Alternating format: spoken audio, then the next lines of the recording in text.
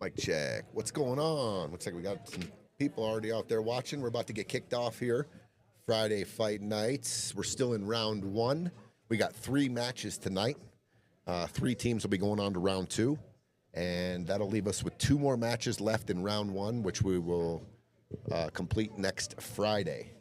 But tonight is 3 matches. Ivan Mendoza, Miguel Anariba versus Brian Webb and Anthony Zapf. Hope I pronounced that correctly. I don't know much about Brian and Anthony. Haven't seen them really shoot. I know Ivan and Miguel play pretty well together. And let's see, we got over on table 2. We've got Eugene Min, my co-commentator, my buddy. And Steve Casados versus James Carlan and Ben K. That's going to be a hell of a match. Ben's been to the finals of this format once, I believe, once or twice maybe. And Eugene has won it. Him and Austin Sutton won it a couple tournaments ago. This is going to be a hell of a match. Our 9 o'clock match is Dan Price, Chris Mary versus Julien Ortega and Kevin Palmer. That's going to be a hell of a match as well. So 3 matches tonight. We're about to kick off. Here we go. You know how we do it. Race to 8, win by 2. There's $36,000 in the prize pool. Winner goes to round 2. Loser goes home. And here we go for the first break. Ben K. Uh-oh. Real good break, but cue ball pops back and spins in the side pocket. Balls are hanging. What a break. That's a hell of a break. Ball in hand for Eugene and Steve. And, wow, everything looks pretty good. Imagine. I think I'm leaning towards solids. Just because the 9, maybe. And you got an unmissable ball in the 6. You can draw it for the 3. Okay, we're underway on table 1 as well. Welcome, everybody. Subscribe and like the stream. Get on YouTube and subscribe, please. We're getting close to our 1,000 mark. Eugene likes to start with the 2 ball.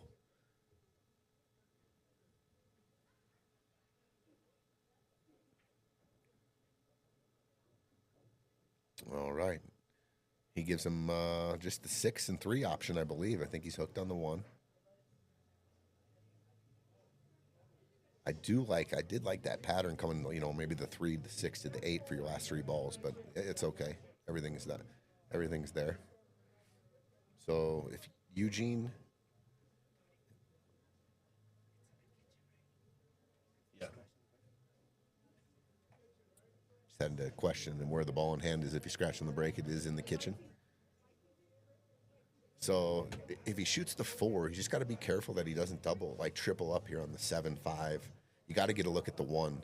Same with the 3. If you shoot the 3 here, you got to get a look on the 4 or the 1 because you just don't want to get doubled up in a weird spot here. You want to be able to shoot the 1 straight in and come back for the 5. Okay, so Ivan and Miguel scratched on the break, and Anthony and Brian have ball in hand. Your top screen to start that rack off. Anthony pockets the stripe. So those 2 guys are newcomers to this. First time, Brian and. All right, Eugene hangs the 3 ball. So good opportunity here for Ben and James on game 1. Wide open table. It's always good to get started like this. The 11 and 15, little funny. I think I might try to get position on the 15 first here. I just don't. You could shoot the 13.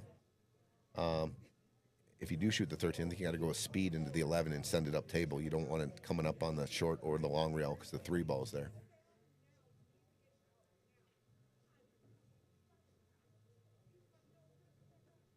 Maria Finley, what's going on? You got a long message there for me.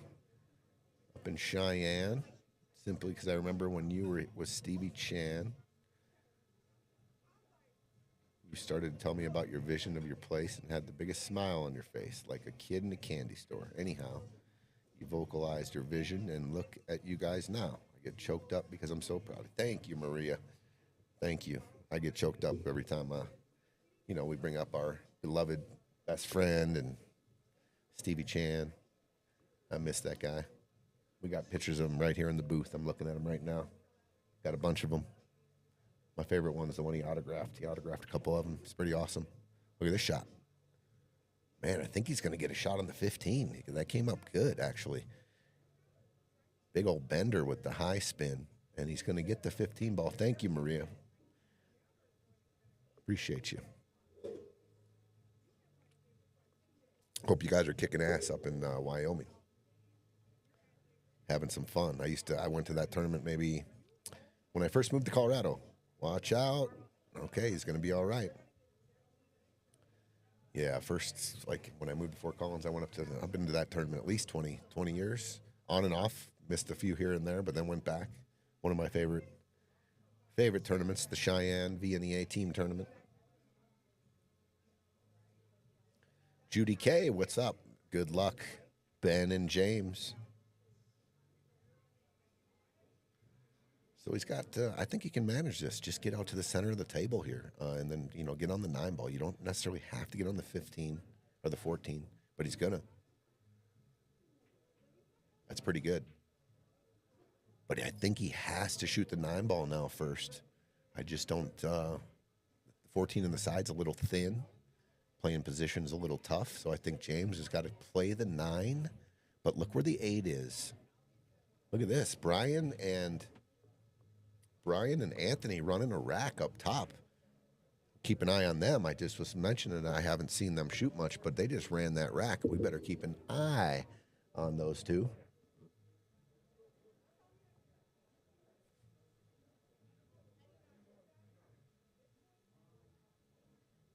One zero, Brian and Anthony, the rookies, so to say, or their first time here. Rookies on Friday fight night, and out the gate like veterans playing a break and run here.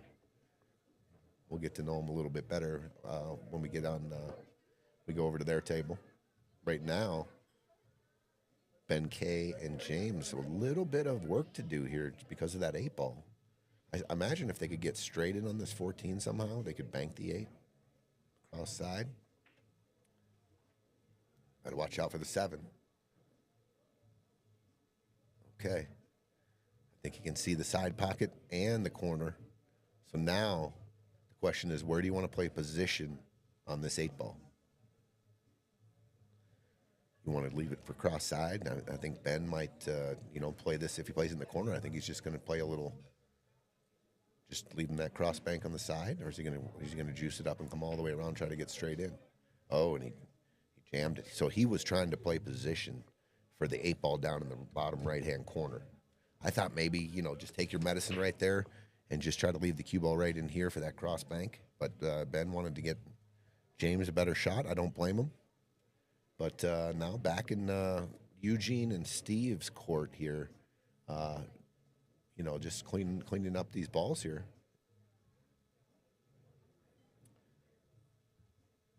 And I always talk about when you're running your patterns, I always like to start with those underball. I call them underballs, whatever you want to call them. The balls that are kind of blocking your other balls from making it in the same pocket. I mean, there's probably other names for it, but the underballs, I like to take those out of play right away, open the pocket for my other balls to be pocketed. That's a good shot. It's a good shot because he's got options. He's got great position on both balls. I think, he got him on this 4. But what's your plan? What's your plan? What kind of position, or where do you want to shoot the 8 ball? Do you want to shoot the 8 up in the bottom right? Do you want to stop shot on the 5? Do you want to shoot the 8 in the top right? So that's the plan here. You got to be thinking about where to leave him. That's pretty good. So I think Eugene will just pocket this 5 and come straight back out. Just like this. Cue ball. Play the 8 in the same pocket. Meanwhile, Brian and Anthony have broken make a ball, and they are still shooting, and I have not got over to their table yet.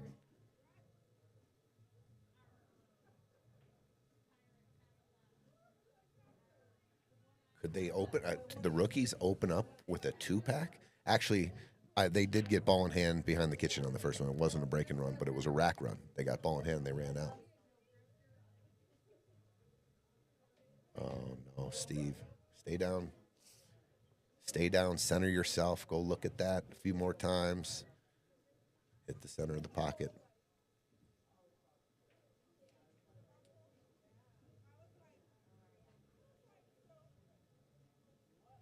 Those are those shots like on the 8. It's my go-to best stroke. So it's gonna be a little little like just below center and a little draw. I'm coming draw off the rail. It looked like he kind of just did a flat cut, and it can be a little more difficult sometimes when you don't have the plan with the cue ball, even though you're just shooting the 8. So I like to dial in a little bit of the cue ball and then put my best, most accurate stroke on it. So Ben James to take a 1-0 lead.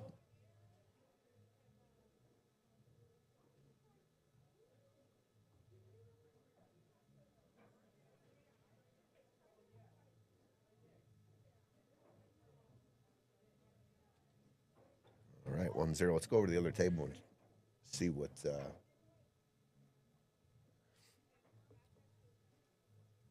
we've got. Anthony and Brian, I believe, trying to put a little 2-pack on it. A little a table run, and then following it up with a break and run here. Got the 3-7 and the 1. Okay. Got a little assistance from the spot there. What's going on, Jeremiah Gage? Robin, what's happening? Go Brian. We got a Brian fan in here. Robin, thanks for joining us. Jeremiah, you should come down, dude. Hop in the booth, dude.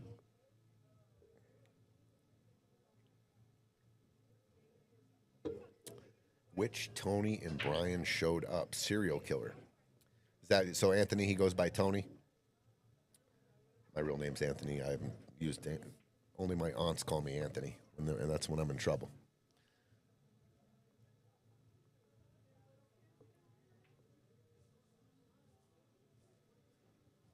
It's like Ben, another good break on table 2, made a ball. And looks like James and Ben are going to choose stripes. He's got to swerve here a little bit, looks like. Look at this shot. What? Oh, this is perfect. He's asking it to stop, but it's got to go. Maybe he wanted that angle, but what a shot right there. I'm going to give Brian a little fire with the swerve in position. Wow, that was nice. That was nice work right there. All right, Anthony. Yeah, that 8, does the 8 go by the 15? Maybe off the rail, off the bottom rail, off the back of the 15 if you hit it nice and easy? Or can he go forward here and bring the cue ball? Can he go forward here and kind of, coming down into here and get some shape? I think that's what I would try. This is for a break and run, too.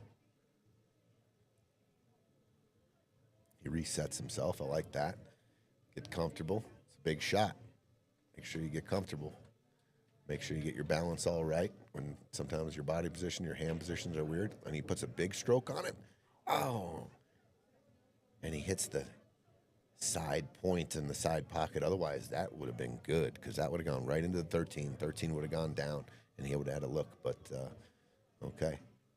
I think both one rail back banks are covered here. I think the 9-10 got it covered to the top right, and the 14 has got it covered to the top left. So let's see what Brian's looking at here.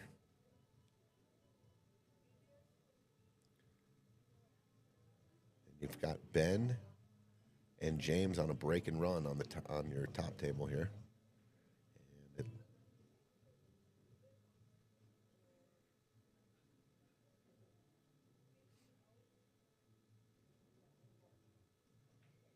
Oh, Ben got a stroke it.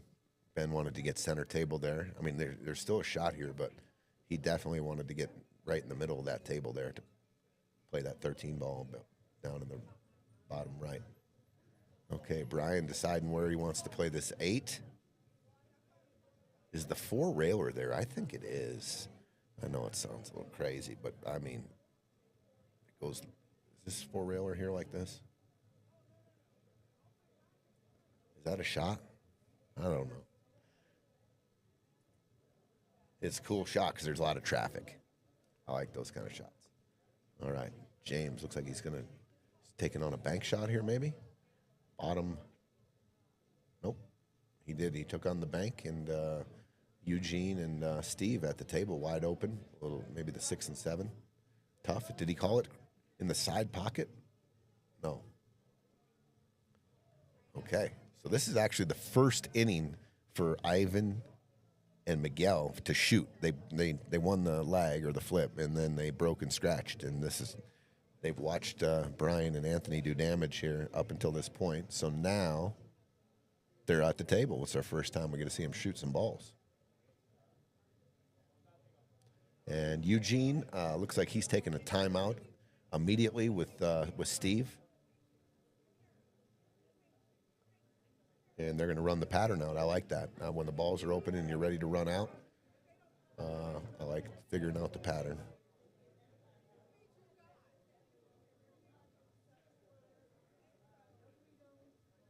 Little bump there. Good shot.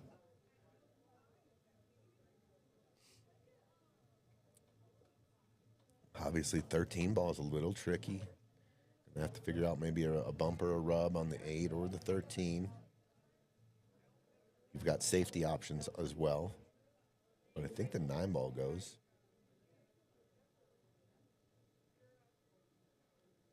Good shot. Eugene and Steve have started their run. First ball down. Looks like the 6 and the 7 might be tied up just a little bit. So if Miguel if Miguel's going to shoot this 11, he's playing safe. He's definitely playing safe. And he's going to give him a cross bank on this 8. I don't know about that. I would have liked to. I might have chose to come off the 12 with these 2 balls here.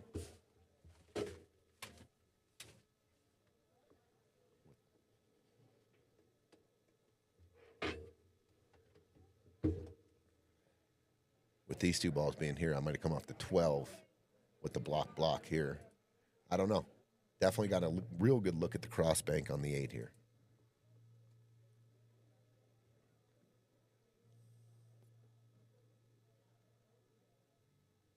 Got to hit it kind of hard. It's a thin hit here, very thin hit. Look at this shot. Look at this shot. Oh my God, what a shot by Anthony. What a shot that was. That guy must play one pocket or something. I'm going to ask him later. Match up playing some one pocket, you bank him like that. 2-0. What a shot. 2-0 lead for the rookies of Friday Fight Night. Yeah, Miguel's letting them see that. Letting them see that much of that cross bank, because that's the only shot they have, right? Like, I definitely want them kicking there. I just want them kicking. The 13's covering the kick up top. I might have chose a little bit something different. Well, now they know. Now they're on alert. Like, you can't just roll down and let them see half a ball, because they're capable of coming with a great shot, and they did. Let's go to table 2. They're in a little bit of trouble here. I think if I'm Eugene, I'm going to go look and see how much block I got on this 8-2, and see if the cue ball is safe up in this little area right here. It's going to leak out. All right, so that was a little tough. I know he wanted to leave the cue ball probably over here, where that was the spot, but it was difficult because he had a weird angle on the 7 and the 6. So now, great opportunity for Ben and James to take a 2-0 lead here. Just got to get the cue ball back to center table.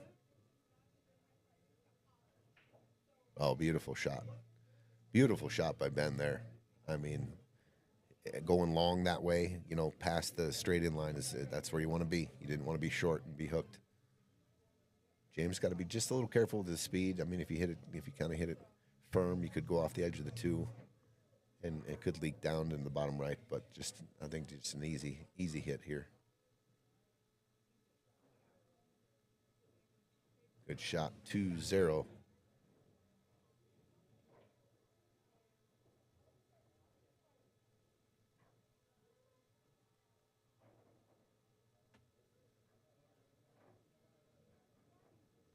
2-0 on both tables.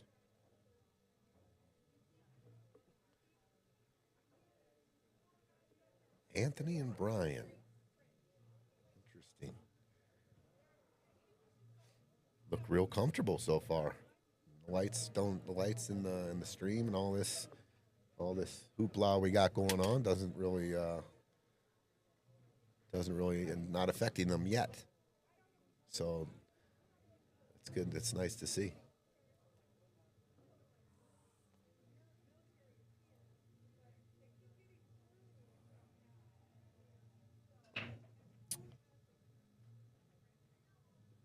Another big break by Ben. Wow, he's had 3 great breaks. The first one he scratched on was, nothing touching in that rack. And he's making, a couple balls each break, and he's controlling the cue ball. So that could be a huge weapon for Ben and James going forward. And, if they were to move on in this tournament. I mean, Ben, I've seen pretty much everyone that's played so far, and Ben so far, it's only 3 breaks into the tournament, but real controlled and nothing touching and just really good spreads. So these guys could hit a gear here with breaks like that. Ooh, Anthony. Kind of jammed it in there. Okay, Miguel. Miguel and Ivan here looking to get on the board. We got 2 teams that are up 2-0, and the other team's desperately wanting to get on the board here. Neither team looking to go down 3-0. That can get a little nerve-wracking. What's up, Disco Bobby? What's happening, buddy? Everyone up in Cheyenne, if you're watching, good luck to all the teams up in Cheyenne, especially the teams that play out of here. Represent, kick butt, have fun. And so everyone that I haven't seen in a while, we were up at the Manuel Gonzalez tournament last time, saw a lot of old friends up there, and but there's, such a great pool community we have, and up the Front Range and Fort Collins and Loveland and Greeley and Longmont and Colorado Springs and Denver and Aurora and Lakewood. I mean, they're all up in Cheyenne, so I know they're having a good time.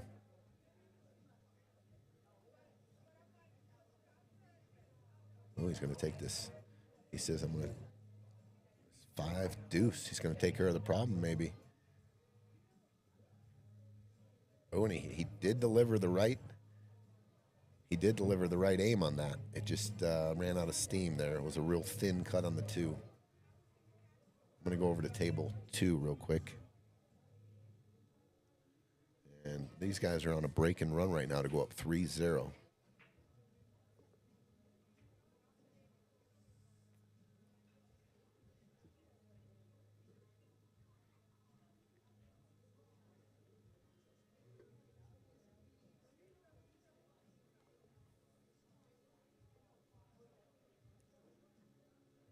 Looks pretty good right here if you're Ben and James. A couple of ducks and the 8 ball to take a 3-0 lead and a break and run, too. Those break and runs can accentuate the errors made in the game before. And it's almost like getting punished, penalized the game you possibly could have won, and the next game, you don't even get a shoot because they break and run.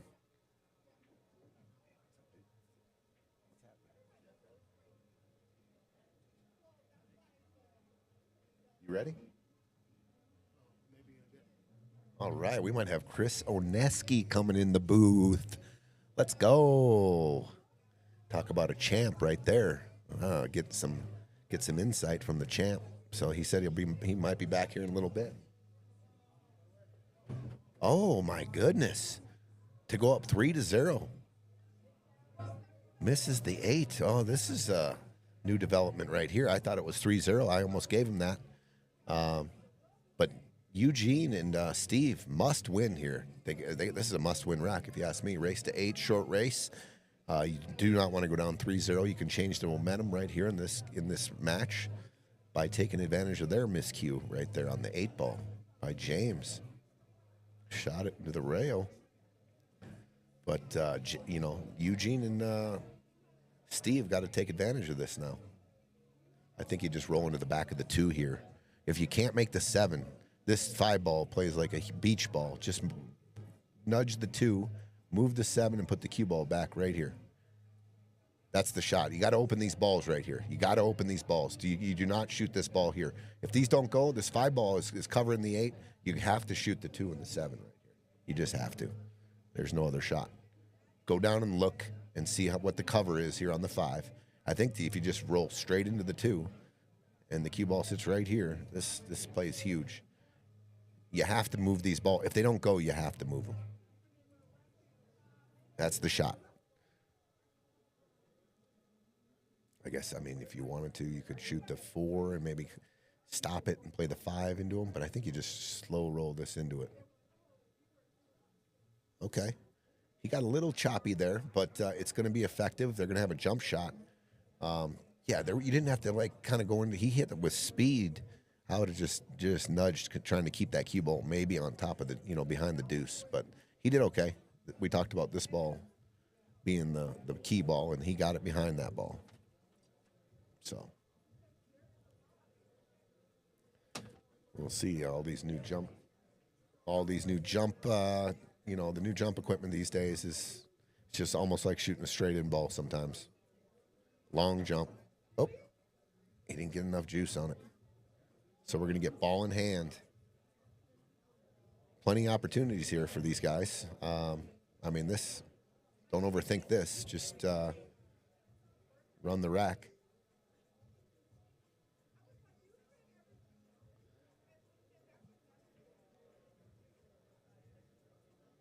They're talking it over. Let's go to table 1, where Anthony and Brian have a 2-0 lead, and they are solids. So, all right. We've got a nice treat for everyone coming in the booth. I surprised to me too, but a very nice surprise. Chris Oneski is hopping in the booth.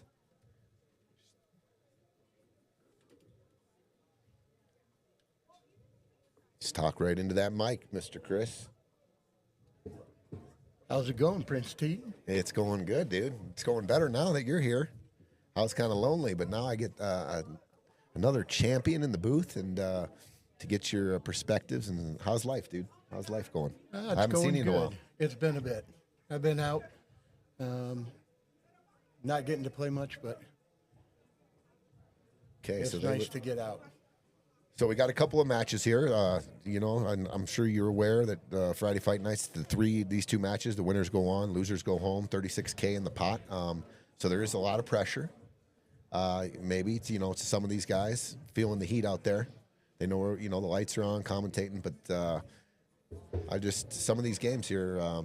There's been plenty of chances already. It's 2-0 on both tables, but this is a must-win game.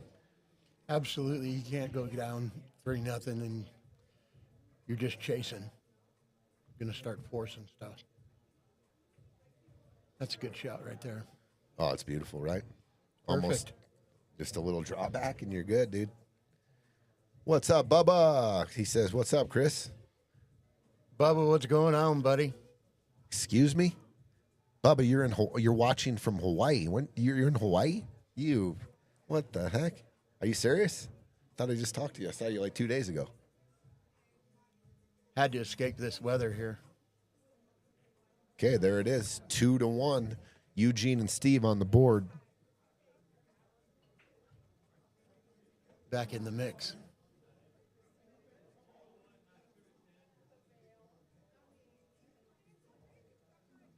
Okay, that's the right score. 2-1. We'll go to table 1. Anthony, they're at the table again. They're shooting solids here. Trying to go up 3-0. He should just bury him on this 12 right here. Lock him up on his own ball. Shoot the 5? Shoot the 5. Make sure that it bounces a little bit off the rail so that you can shoot it in either pocket. But leave him buried on the 12. you kind of slow roll it to the 5 into the rail so it just Yes. nudges up? That way you block the 9 as well. Yeah, block the 9. That's what I was thinking. Because if you shoot a stop shot, maybe you can sell out the 11. You kind of gotta.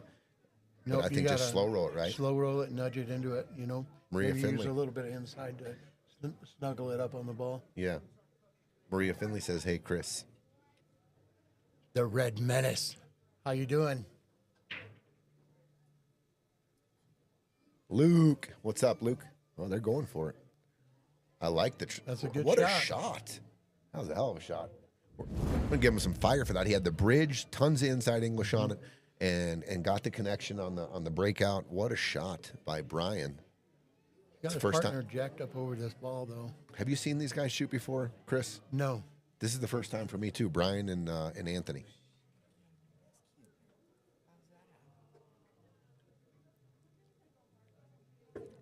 And they're handling it pretty good. Yeah, you just got to watch skidding this cue ball to that 5 ball. By stroking down on it too much. Just go straight back and forth. Yep. Don't touch anything, and you got probably 4 pockets. Look at this. It's pretty good right there. Absolutely. I mean, get your man a stop shot in the corner. Great shot right there. Yep.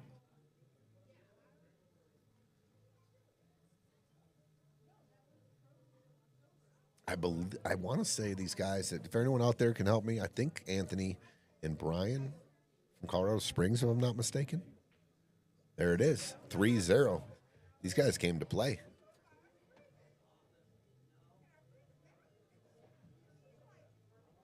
The risk reward was there. Took the chance on the breakout and came out on the good side. Yeah, with the bridge. That was a hell of a shot. Using all that inside English.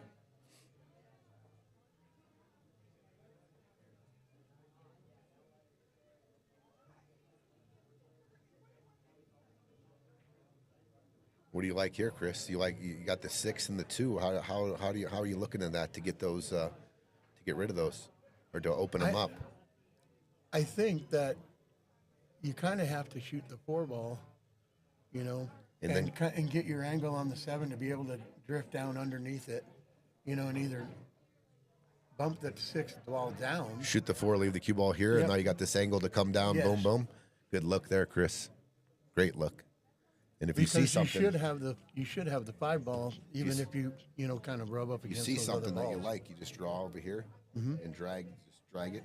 But Chris made that call right there. That's beautiful. Angle on the 7. Are you going off the back? Are you going rail back 6 and then taking the cue ball on the 10? Do you see any which way you want how you want to break this out? I think from the backside it's going to be okay because you should drift into the. Oh, he's got that 2 ball in there as well. Yeah, that's what. Yeah, I think you come on the backside and bump it good. You know what I mean? Run this ball through. You want to go into the 10 ball, or do you want to miss the 6 here and go into the 10? Yes. Yeah. Okay. Go deep into the rail there. You see a lot of people are trying to get a lot of action, and they hit right about 3/4 on the 6, which cuts the 6 this way, and the cue ball misses the 10 altogether. Right. It comes off and misses the 2. So Chris is saying, bring it down through the gap and go into the 10-2 gangbusters. I like it. Yeah, you got to get that deuce out of there. Yeah, it's too hard to control a kiss off the 6 here and get connection with the 10-2, huh? Unless you go to the top side of the 6, let the 6 come down into the 10, but then you're going to, maybe bury the 6 and open up the 2. Good You know point. what I mean? Yeah, yep. So, I think you got to get underneath it, and if you barely graze the underside of the 6, then you're all right, or you come off the rail, off the 6, back into the 10. So they were talking about taking this 1 ball off. You're perfect right now. Would you ever shoot the 1 to get rid of it? I want that kind of as an insurance ball. Yeah, I like having it that I can pocket something down here in the lower left-hand corner here. And did you see? That's what you were talking about right there. But he's going to get lucky right here because he's still got a chance to come back into this ball. Yeah, the 6 laid up in a good spot for another breakout shot. But he did do kind of what I was talking about, coming in the top of the 6 and not getting anything on the 10-2. Now you just got to rip here. Got it way too thick. Yeah.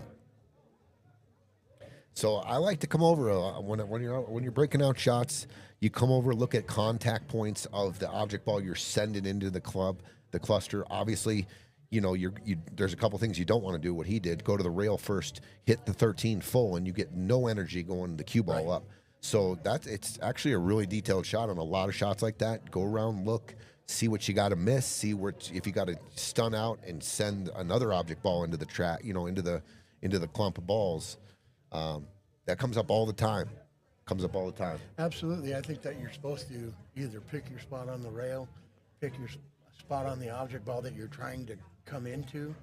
You really need to press that angle. You need to find it, shoot your ball on the angle that allows you to get there, and allow the energy of the cue ball to do what it needs to do, instead of forcing it so much, and then you make it run right into the face of it. Sure. Good point. I like that shot. Gino stopped. They can't run out, and he put the 5 in a great spot now next to the 210 for a possible, connection on a breakout down the road. But I definitely like him passing on shooting that 5. All right. Yeah, because you force him to shoot this 11 ball, because if he takes the shot on the 15, he misses that ball. Now he gives him the wide open shot on the 1 ball. Yeah, I agree. At least if you shoot the 11 and you miss it, you're kind of going up in the corner by the 9 ball. Good point. And you're going to give him an off angle where he doesn't have the breakout shot on the 5. Good point. Ooh, I don't know. I don't do that. Oh, he's going to get lucky here, But, I think. Yeah. I mean, it's still there. And now it's a breakout shot for them. Yep.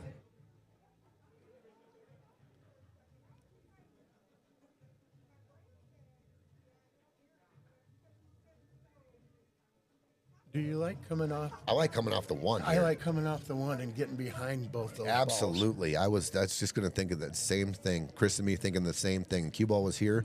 Coming off the 1. Let's just start. We're going into full chess mode now and spin it down here like this. And let's just start playing chess, right? Absolutely. Yeah. This is, this is a long-term game. It's, I do like where he put the out. 5 ball though. He did come out with a positive, I think a positive inning right there with moving the 5 in front there. Mm-hmm. You can take something from that inning or that shot, something positive. So he's going to come off the edge of this, or is he going to pocket it? There we go.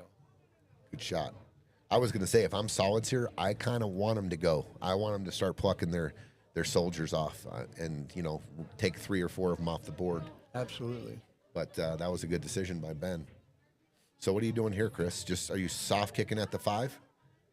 Or are you coming off the 1? It's a weird kind of an angle coming off the 1. I think you can cut the 1 down towards the corner pocket here, and you can spin with right-hand English to try and come into the cluster over here.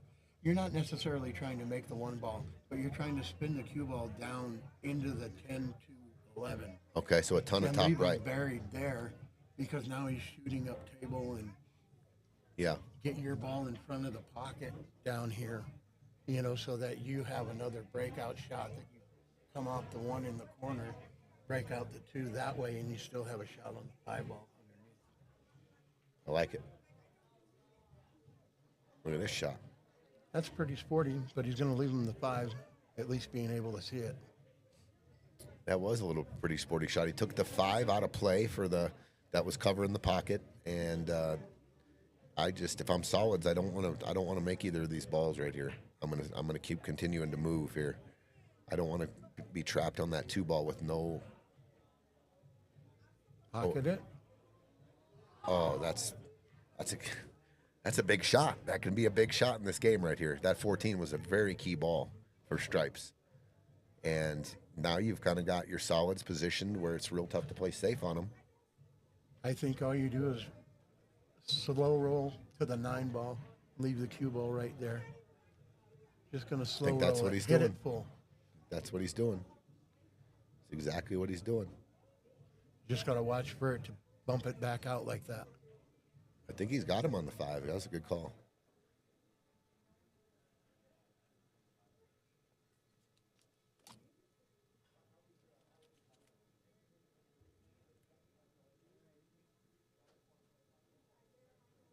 we got going up on table 2 here.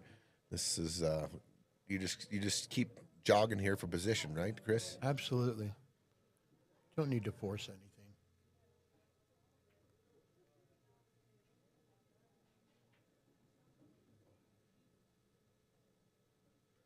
Yeah, they get right down. They already know their game plan. They're going to play some safes. That's too firm. Well, they gave you a shot here. If you're you were playing in the Masters, let's say in Vegas or something, we're shooting this 5 and going Absolutely. after the 2. 100%. There's no more safes here. I'm not doing this safe. I'm going for it. Yeah, they gave you a chance. You don't know if you're going to get another chance. Absolutely. You do not know if you're going to get a better chance than that in this game. So I would have ripped at it too. Cut the 5, go into the 2. See, I like banking the 12 here up to the corner by the 1 ball. You can try this safety, but you're going to give him that shot again. Now you give him a shot to just bury you down here. Well, or you're tempting him to take the 1. I do not want to shoot the 1 ball in here yet. I do not want to take another guy off the field here. If he's off the rail, you see him. He was jacking up there. If you're off the rail there, you can definitely go after that 2 ball. But you're frozen on the rail. There's no way you can shoot this and go for it. He's jacking up, maybe. I think he's going to shoot it and try and break out the deuce. Let's go over to table 2 real quick. Table 1, excuse me.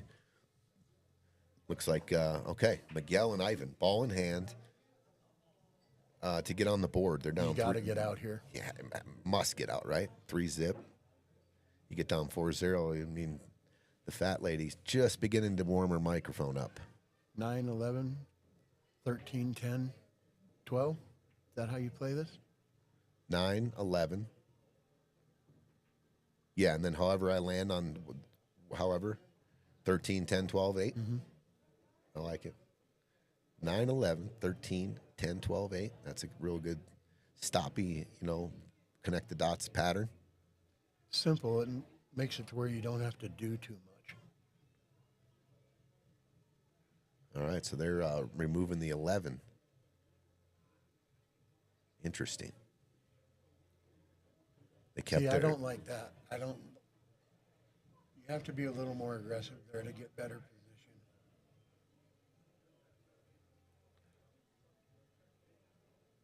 Absolutely. You just leave here you go, partner. Right. Yeah, I got you on the rail, dude.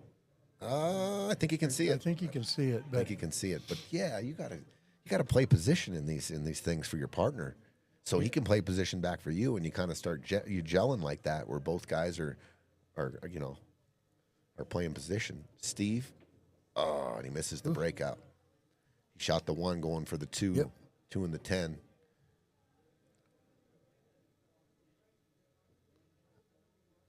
Well, they played your pattern, Chris. Let's see if they can connect and get on the board. I think they can. I think they will. Kind of left himself a little funny on it.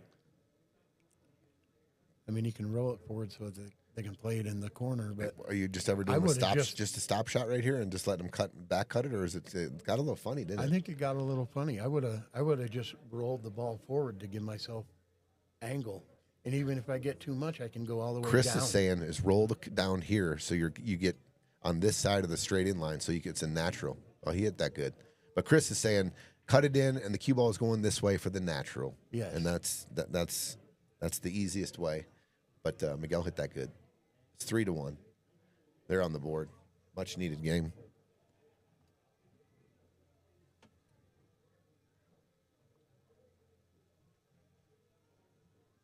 All right.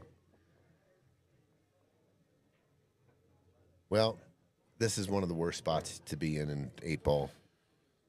At least for them, that 12-15 makes it kind of weird. It's an easy safety position for the other team. Do you ever just start shooting their balls in at any point when you get to that? Are we there yet? If that 12 isn't easily accessed from the backside, I probably would have shot the 9 ball in. That way I take the breakout away. I take the breakout away from there. Gotcha. And then they can still play safe from there. I mean, they just shoot it straight. He made a really good hit right there. He made a good hit. Are you ever? I might have just moved the 10. Look at this. Look at this development here. This is a cross bank here. This can be made, Chris. It can be made. If you're going to play safe from there, you got to take it down table. And yeah, he was definitely trying to go down table. He ran into the 13 ball. But here's another thing. If you cross bank this 2, the cue ball wants to go, depending on what kind of English. I mean, you could put it, the cue ball is definitely hitting here and going this way. And then we're looking at this 8, it don't go here. But I think you figure that out when you get there at this point. absolutely, you got to take what you got right now. Is there a 3-railer? Is there a 3-railer possibly right there where you can play position on the 8 too and kind of? Yeah, it's super difficult. Oh, for sure, for sure. He is going for the 3-railer. He doesn't have an earpiece in. We didn't set this up. We talked. Gino heard me. No, he didn't. I still think I'm cross banking this. I cross bank it.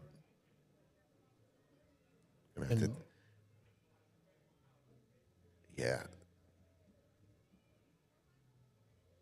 Because now you just bury him on the 10 ball. And you put your 2, like, you always want to hit that long. Well, like, that's another consider and discuss. Like, those, when you're hitting shots like that, you want to go long in the game. I believe you want that ball on this rail. It comes down on this rail, and now all the safeties on this side of the table are that much easier. Right there. There's the safety that I was talking about. Now you're making him kick at the ball. 1 rail kick, huh? Yep. And if he doesn't make it, even if he does make it, now he's got to bank that 8 ball back up to the off the long rail into the corner by the 3 balls up there. Yep. You know, but if he doesn't kick it in, I think the other team's out. He's calling it down in the bottom right. Oh, he's jump. Okay, we got the jump out. He doesn't need.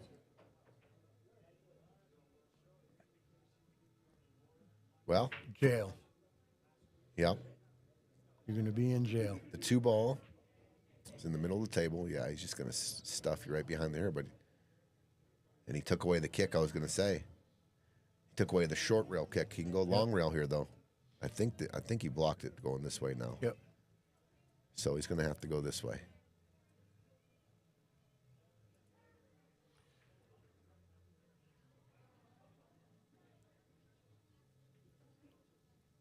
Which he has to hit it at speed to try and get any shape on the 8 ball. Because if he just kind of babies this into the side, you're not going to give yourself an easy bank to the side pocket. You're going to end up at that real funny angle. And it's going to drip down to like right here. Right. And you're going to be like, oh, that doesn't bank or cross. And then you're banking it to the far corner, or you're going to try the crazy cut shot. So Chris is saying hit it with speed. You got to cut it in and get this cue ball moving maybe, and you know, where you can get some shape on the 8. I agree with him. I agree. Because even if you end up on the long rail here by the 2nd diamond, you know, the middle diamond, then at least you have a real shot at cutting the 8 ball up into the corner. Is he looking at going behind the 10 ball here like a 2-rail kick? He called it in the side. Oh, okay. I think he's trying to split that angle, trying to find the angle split, and then. Excuse me. The parallel shift. Is that what this is? Parallel shift kick.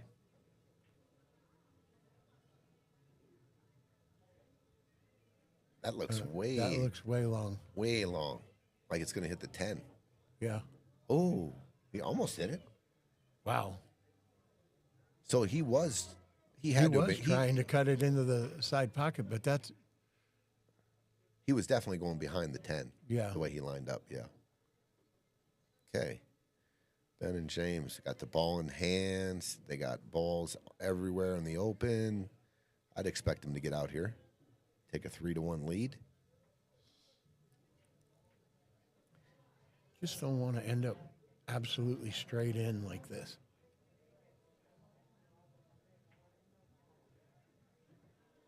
So now Yeah, your this partner's on the rail, and now he's gotta shoot the almost 12 gonna ball. force to shoot the 12.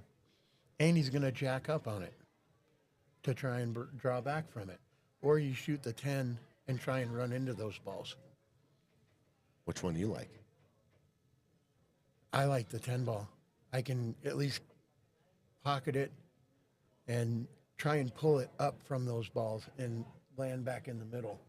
Yeah, because you can get trapped. know what You I can mean? get trapped here if you shoot this. But look at this. Okay, that was a good shot. So he did come off the 15. Yeah, I probably would have cut off the 10, tried to come to the rail and back out. Yeah, with some draw. Yep.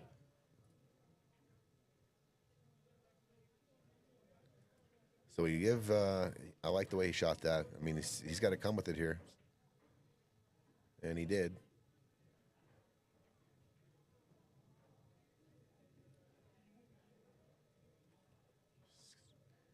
I don't mind shooting the 10 ball here first. I at think all. the 10 ball is the right shot. Yeah. I was gonna say 15 ball and you come back. Things little weird things can happen with the 2 there. Yeah, you can get trapped by the deuce. Pretty good shot there by Ben. Yep. And he shoots the same shot right here. Same shot. Yep. Back and forth. Yep. Enough speed to get back over.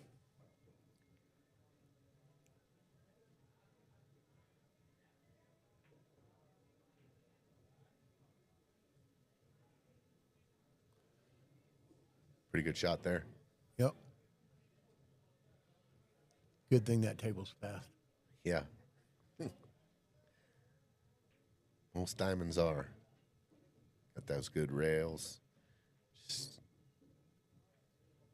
That's a good shot. nice out by Ben and James 3-1.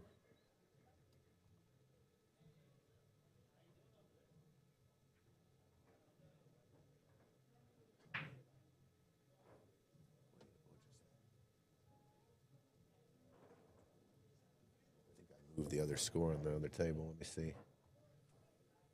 I did.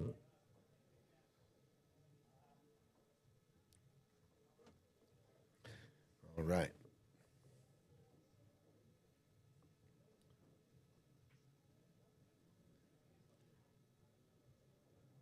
Well, they got stripes here. Yep. Little tweener shot right here. Just pinch draw this 10 ball. I think you can shoot either ball. You're not worried about going into the 2 or the 8? No. Because you're just going to. This is more what I worry about, Yeah. being frozen on the rail. I mean, at the way he drew that back, too, I mean, he could have possibly scratched there, too. Yeah. You like coming back, and there's a big pocket down there by the 4 ball. Are you going to put a little stroke on this and come back and get him on the top left, or are you just going to slow roll this and give him the side in the corner? I think he's going to. That was pretty good. Yeah. If you go that way, you get him 2 options. If you go the other way, what I was saying, you give him 1 option in a bigger pocket, maybe. I don't know. But if you overcook it, then you put him on the rail over here, and now he's doing that shot. But that's a big pocket up there, like you said. All right. Brian and Anthony getting it done right now, up 4-1.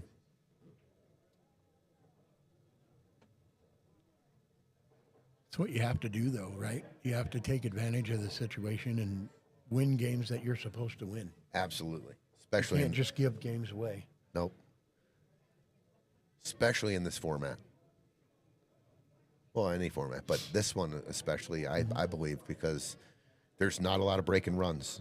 There just isn't, and we've had 7 of these. This is the 7th tournament we've had like this, Chris, and I think you can count on all the tournaments we've had, all the break and runs on less than 3 hands, and we've played a lot of matches. So when you get the opportunity with that ball in hand, and you got 4 or 5 solids, those are huge games to clean up. Absolutely.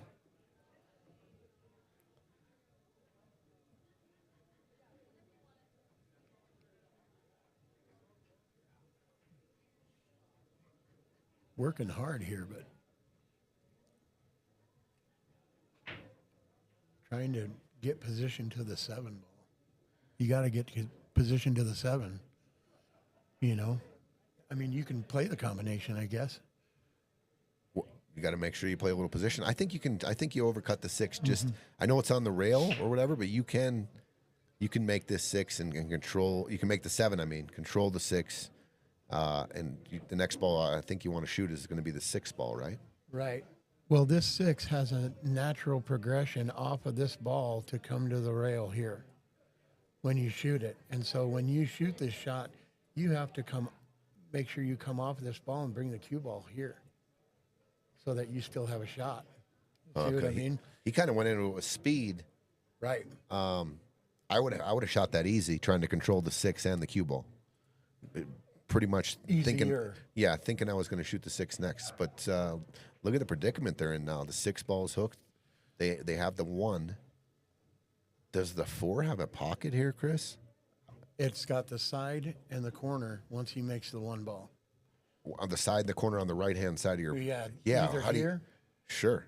or here. On the 4 ball, but right? you have to play this ball strong to get here. You know what I mean? But then you're still trying to land here so that you're straighter, so that you can just float the ball across, get position here for the 6 ball. Yeah, it's a You know what I mean? complicated pattern. It's very here. complicated now. But I think you got to go get shape on the 4 ball. Yep. You're going to end up short, maybe in the side. Ooh.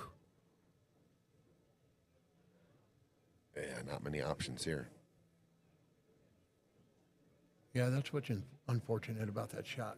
You know, you have to play it a little stronger with a little more inside. Sure, and I think you tell yourself, listen, I'm going to go.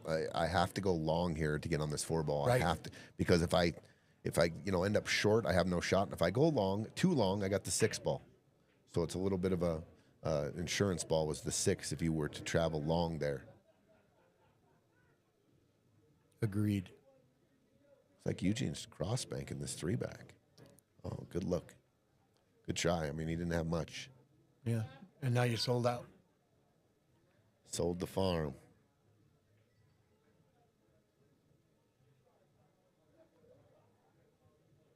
Every ball has a pocket. Nothing's frozen on the rail. Nothing's stuck. I mean, you don't really have to choose your pattern quite yet, right? You just kind of start off and then maybe have a plan for after the 12 and the 9 are gone. I like getting rid of that 14 as soon as I can. The one right in the middle there opens up the table. But you don't have to. You can come back to it.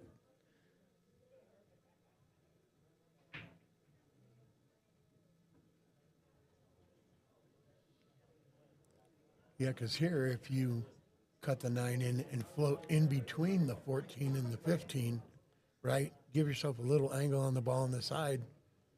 Now you just play natural. Yeah.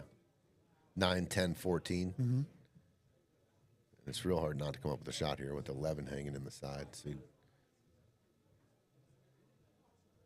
Ooh. Opportunity that I did not think would arise here for Steve and Eugene. Still only have 2 pockets for that. Yeah, brutal here, right? Are you shooting the 6 here and playing position on the 3, or are you going for it right now and trying to get real good on the 4? I mean, you got the 15 and 14. Blocking your way. Yeah, huge balls right there. But can you drop? Are you going for this shot right here, Chris, for just a speed shot and dropping it right here, anywhere in here on this rail, with the cut? You got the cut, and if you get real good, you can go roll it right in there. Yeah, I think you can hit with just a little bit of left-hand English and play the ball to land at the second diamond right there instead of cooking it like that. I didn't like that at all. I think you have to play it soft and try and get to the second diamond. I think you have to play it and try to get here, anywhere like right here, right? Yeah, I'm thinking that even if you get to just the second diamond, right? You have a ball that you can play it up into the corner. You can, you know what I mean? Yeah, for sure. And I mean, that 3 ball cuts in the side. You know what I mean? So all you do is float it up, cut the ball in the side, and you get natural shape on the 8. Yeah. I think he was going for some disruption, maybe. Mm-hmm. I don't know. Meanwhile, on table 1, we have Anthony And Brian, there's a jump shot coming on the 8 here. Let's go to table 1 real quick. Or can they shoot it straight in? It's a half a ball. He's got his jump cue out? Yeah, he's got his jumper out. To take a 5-1 lead.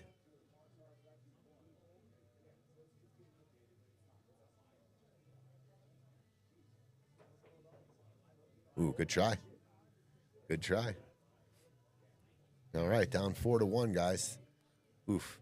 And they get a little bit of a roll there. Yeah, he's got the 12 ball. I think the 12 ball is easy enough to start your rack off here. Let you come up by the 14. You could just bunt the bunt the 14 ball here too if you wanted, but you do give him a one rail kick at it. I think I'm trying to run out here, dude. Yeah, I think so. I'm not trying to play safe here at this point. All right, let's go back to 1 or 2.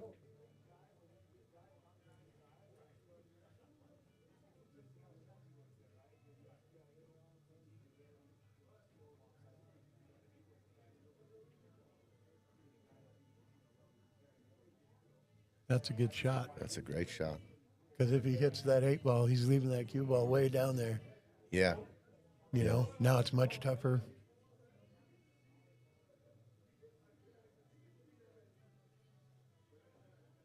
Watch out for the side pocket here. Make sure you draw this ball good. Oh, you hit it good. 4-1.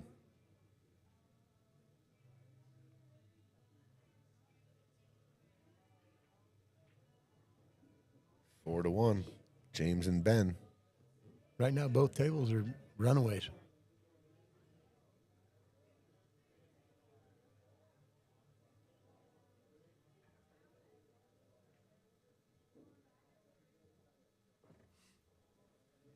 They shot the 13. I was watching that top screen, so they shot that 13 down the rail and made it. So, gotta get shape on this 10 ball, so you can come out for the 15, right? Yep. But if you just stop it right there, I think you're okay. I think you can shoot the 10 right now, and then you got the 12 on the side. I know it's a little bit of a funny angle, like it's kind of flat, but I think you just there you go. Now the 12. Yep. Kind of work your way back to the 15.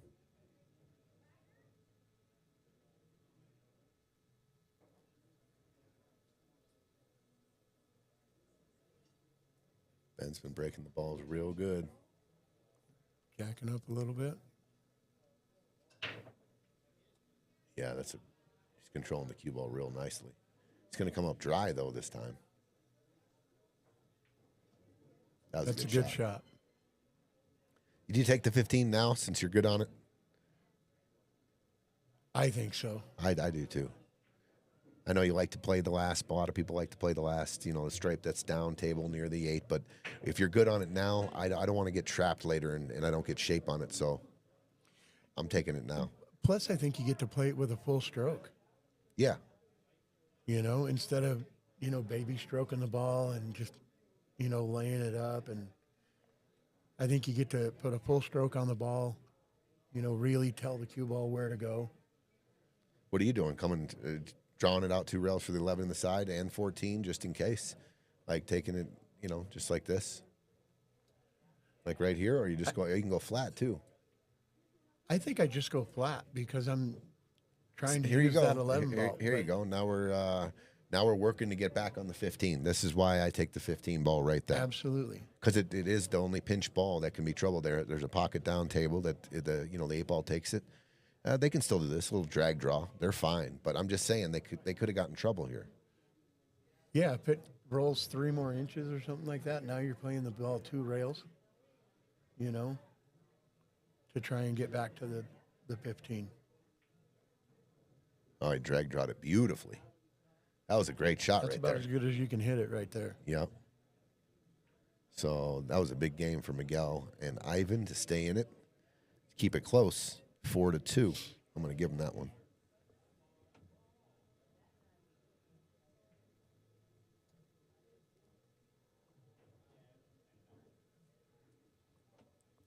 (4-2). That's a big difference from 5-1. 5-1. 4-2, yes. Huge. Indeed. This is we're looking at this game here. This is a must win for Eugene and Steve, in my opinion. Do not want to go down 5-1. Yeah, where the race is 3-7. You know? Yeah.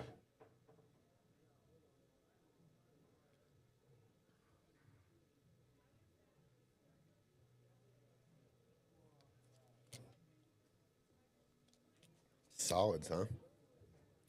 The 7-4 looks connectable with the pocket open. The 6 looks like it goes.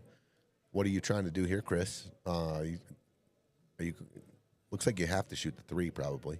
Yeah, I mean, you can shoot the 2 here, but, you know, you're bringing the side pocket into play for the cue ball, you know, because you're having to shoot it so thin and trying to use a little bit of low English to throw the ball in. Little shout out to the chat. April, what's going on? Good luck up there. What's up, Luke? Travis, Don Lane, what's going on? Christine Seeley, what's up? Hello, Christine, down in Florida.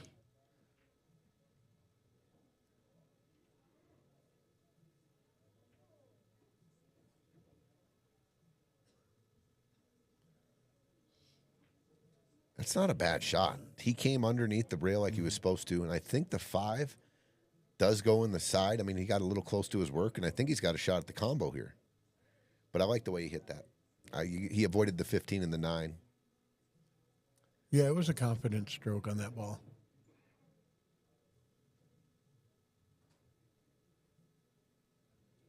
Does the 5 go past the 15 into the corner? Are you shooting this combo if you can see it right now? I think so. And then you're saying, does the 5 go back top right by the 15? Right. Let's take a look.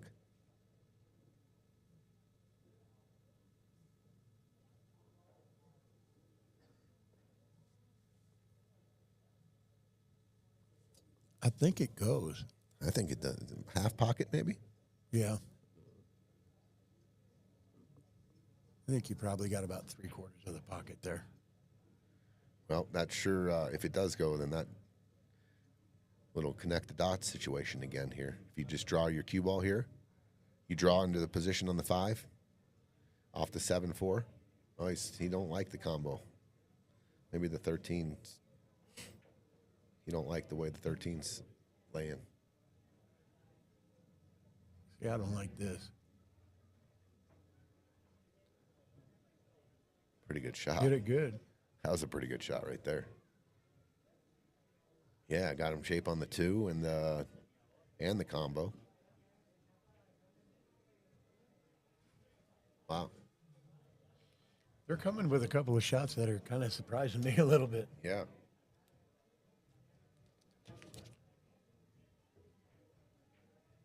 Look at this shot. Straight in. He's going to get shape on the 7. 2 in the side, maybe? I don't know. He'll lose the cue ball. Does the 2 come down to this corner? Because if the 2 comes down in the corner, then he can just stop it right there, play the 7, come over for the 6 ball. Yeah. I mean, if the 2 goes, he's straight in, right? Pretty much. Yep.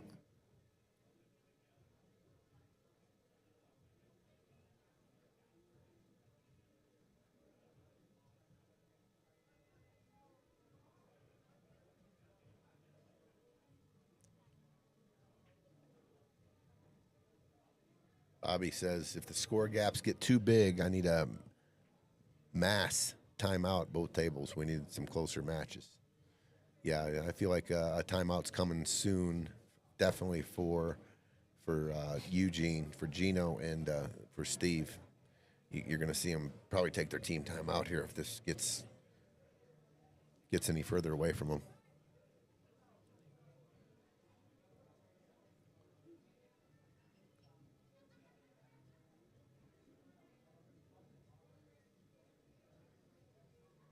I don't know why you would use the 13 here. Maybe thinking that you have to bank the 6 and that you can't really cut it unless you get perfect. Yeah, maybe that's it. Or maybe the 6, he doesn't feel like the 6 goes. Yeah. Let's take a look at the overhead. I think you can spin that ball in. If you had ball in hand, you could definitely make it, right? If you had ball in hand on the 6, but you'd probably have to put it. I don't know. It looks like it goes to me. I don't know. It actually looks like the bank is covered, not the pocket. Like right. Looks like the bank is covered. Okay, so they're going to shoot the 2.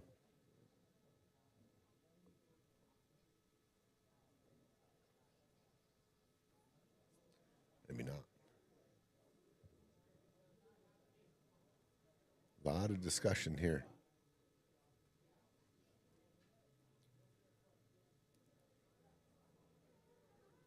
Are they looking at this 2 in the side? Are you ever shooting this in the 2 in the side?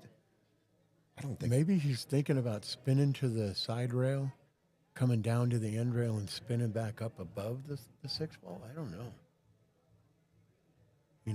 To still give yourself a shot. Sure. I mean, he looks like he's hitting some inside here. Inside draw, looks like. Mm-hmm. And that's what he was doing. He just, got a little lucky here. He got the 14 balls trapped, but it's accessible. It's accessible. The 13's in the I thought it was more in front of the pocket where you could drive the 13 in and draw it over there into the 14, but not from. It's too close to the rail and off the pocket there. So how about pocketing the 15 and laying the cue ball on the rail behind the 9, just calling safe? I don't mind that at all. If you do let them see the 6 at all. So I like what you're thinking there. I think I'm gonna look for, somewhere. I kind of need them to move the balls for me. I mean, that ball's kind of trapped over there with nothing really to break it out with. Yeah, and you're about to pull off. I mean, if you take this 9 in the side here, you're taking another guy off the table here, possibly for a breakout. And everything's over on the left side of the table, and you've got down in the right-hand corner, and you've got the 8 ball, the 2 ball, and the 6 ball kind of guarding your 14 ball for breakout shots. So I'm going to look to play safe here somehow, but it's not easy. What do you do here? I think you have to play the 11 up off the rail there and just follow the cue ball a little bit to get underneath the 12. Gotcha. Make them jump. You know what I mean? Yeah. So you're saying take the 11, just shoot it straight, follow this. Yep. But all cue ball, right? All cue ball. All cue ball. All so I'm playing is cue ball. Cue ball. Park it right here. Right there. Yep. And the closer I can get it to the 12, the better shot that I have at them not making the jump shot. There you go. Closer you get, you hear that, everybody?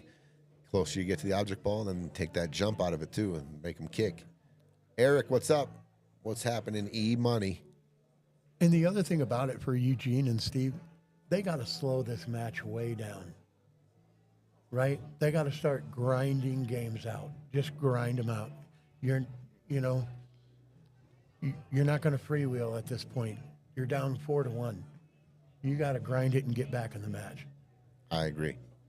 And by any means necessary. If I'm slowing the whole game down, I'm slowing it down. Let's be here for 4 hours. Grindy. Turn it into a grindy game. Make it dirty. There you go. I like it. Claw your way back into the match. But this is an all cue ball shot right here. John Dodson, what's up, dude? Johnny D. Johnny, do you hear who we got in the booth tonight? Special treat. Mr. Oneski.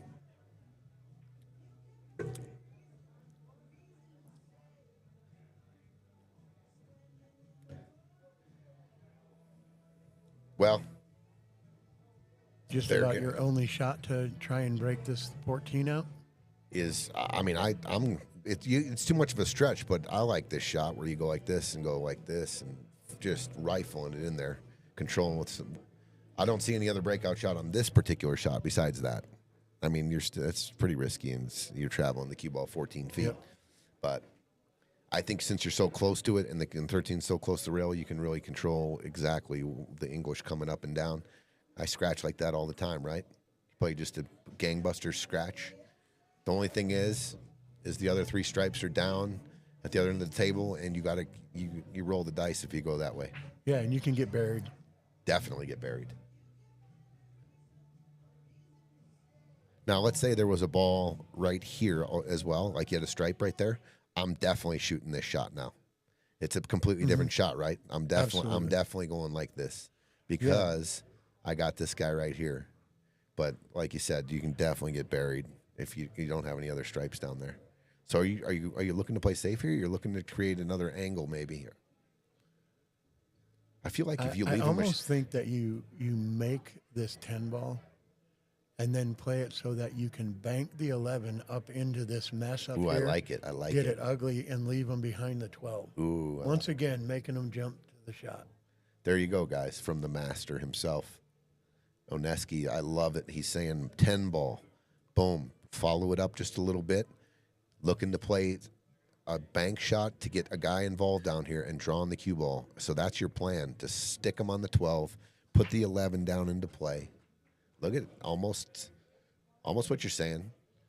This is a really tough shot to draw back and freeze him on the 12. I mean, it's something you sit there and practice a lot. What do you like? Right here, I'm going to play the ball wide, all right, so that I'm getting the 11 ball. When you say play the ball wide, what do you mean, banking it wide? Yeah, instead of banking it short right here, right? Yeah. Try and come. I'm going to use my natural angle off this ball to draw the ball right here and stop it, right? Gotcha. And then play this ball wider so that it comes here and maybe gets involved with the 8 ball. Okay, or something like that. Let's pay attention to his cue ball then, because I like that. I like what he's saying. Cue ball. Chris is saying right here, cue ball right here. Let's just make this the beach ball. And that, if you got right there, you got more options to cover everything, right? Yes. I like it. And you get the 11 involved. See, he's cutting the 11 ball in. I don't like that. You give him the free shot on the deuce to the 7. The deuce to the 7. And he can run into the 13 to keep himself there. See, I was looking at that earlier. If they would have left the cue ball on the rail here, I think you could cut the 6 back into the 7 as well.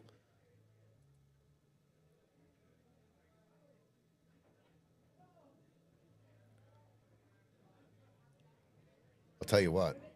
There's one pocket shot here, and it works almost every time, dude. I know it's a bar table, but it's fat enough. You just leak it right off here and hit here and come back.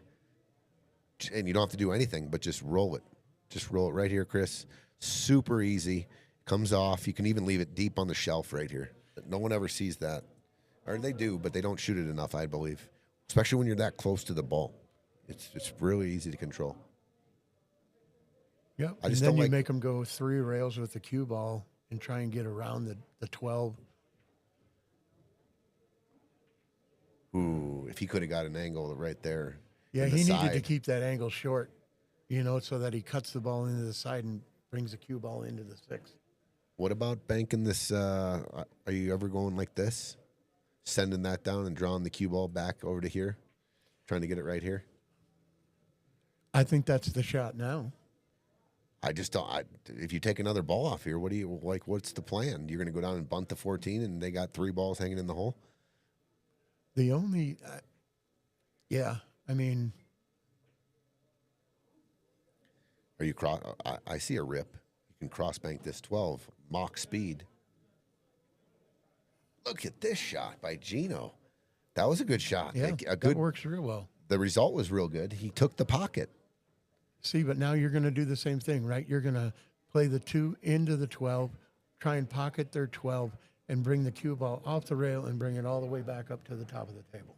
Well, if you hit it with that speed and you cut this 12 in, like coming like that, you got this, and the 2 ball's traveling this way. Yep. Yep, right? What do we got going on over here on table?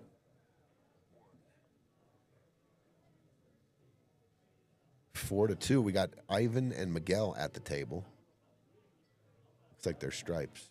No, maybe they're the 8 ball. If they're the 8 ball, what are they looking at? I think they were waiting for him to shoot a shot on the other table, and they were, I think. So clawing their way back into this match. 4-3. We've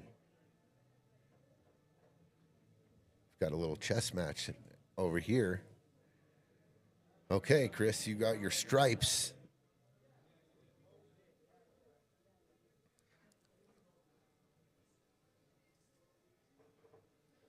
What do you like? Why are you taking the hero shot here? Right? Shoot the 13, make it, give yourself a good bank angle there that you can control the rock. I think that's what he's doing. He was lining it up. Yeah, I think it's do or die here. I don't see many. Well, I mean, you can draw it there and try and run into the 14. Okay. This is a pretty good angle. Yeah, I think it's a great angle. That's almost a straight bank.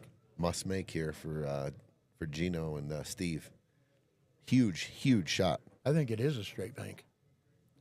Huge shot right here in this match.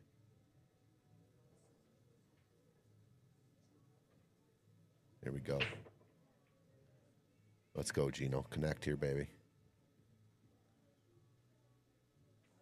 Ah, it's long. He didn't trust it.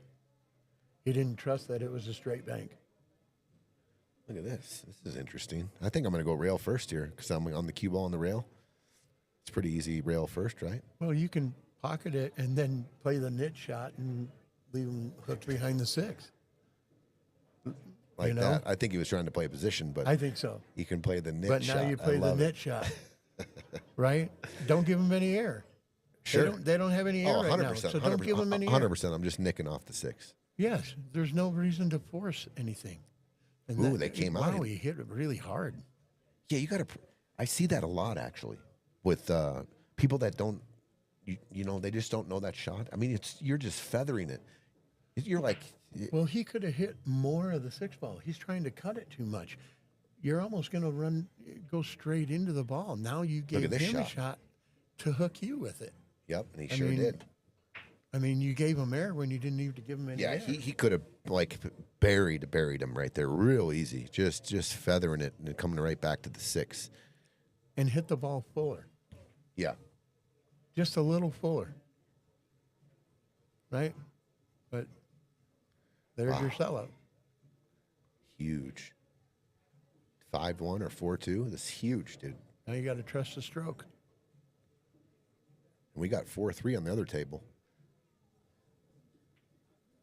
Gino.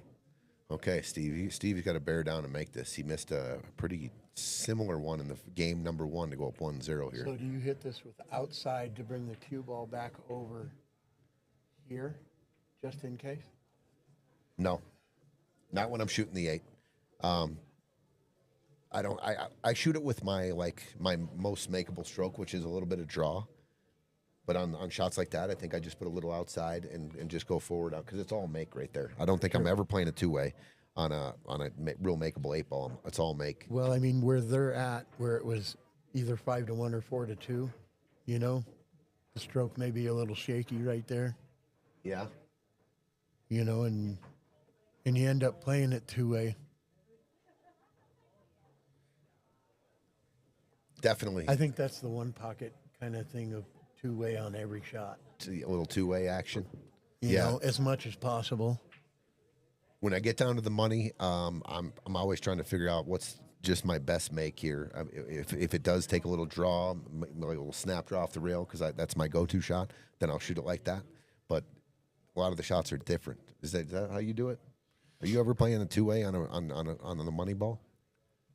If it's super hard, that wasn't very hard. That's what I'm saying. You're just all make right there, aren't you? Yeah. I mean, I think that it's, I just kind of give myself, the option if I want it. Sure. Gotcha. You know what I mean? Because, I mean, that was a natural stroke shot, just to stroke it down into the corner and bring the cue ball above the side pocket on the other rail. I think it's just an easy, smooth shot to hit, and you're not in any danger. You're not going to scratch in this side, and you're not going to scratch in that side. It's a good point. It's definitely a good point to be aware. You're being aware of, I'm going to make the ball, but I'm going to put the cue ball over here. Why? Just in case. Yes. Yeah. And I'm putting a little more detail on the shot, which I like. I like that too. Mm-hmm. I like putting details on the rock. Chris, I'm going to step out for just a sec. I'll be right back. Sure. Boy, this just got interesting.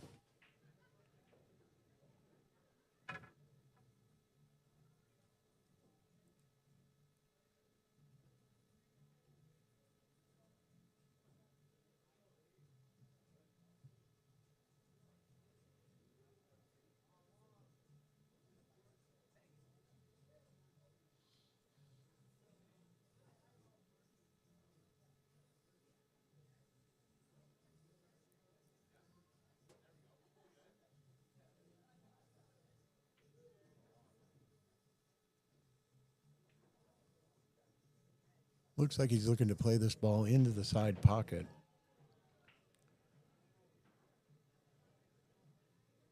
But trying to get shape on your next shot. Nope, he's going to go back to the safety.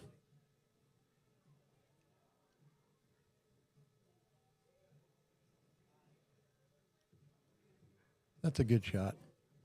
I think he left him the combination of the 9-13.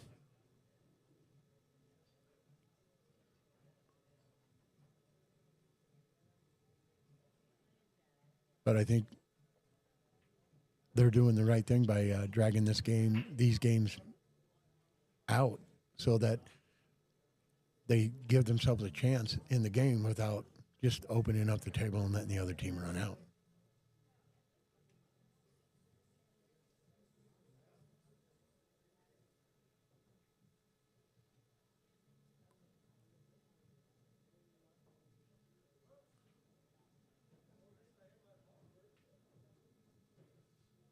Well, he was trying to go around that ball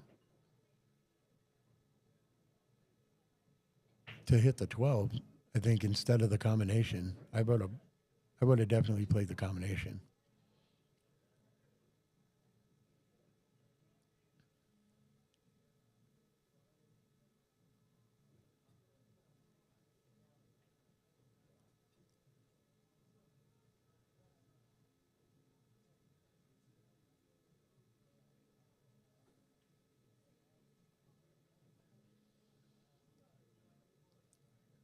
So there is a touch safety here that you can play off of the 6 ball and bring the cue ball up onto the 15 on the a little bit on the backside of the 15, trying to take virtually every shot away. You just have to watch out for the 6 ball coming back and bumping the cue ball back out.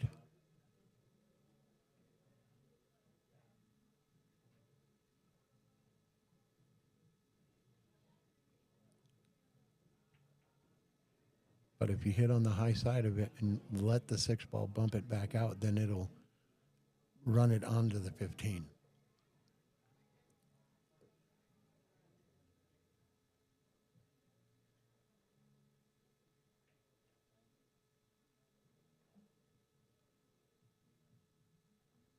That wasn't bad, but now we're back into the chess match.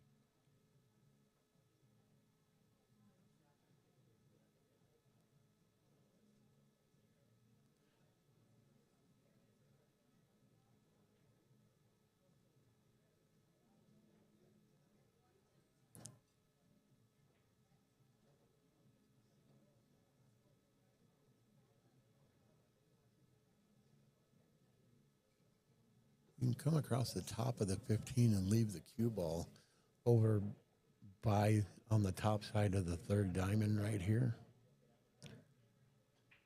You know, but that might give them the 5 ball to cut in to break out the 3. But you're going to put the 15 on top of the 6 ball right there to try and take away the easy run out kind of thing.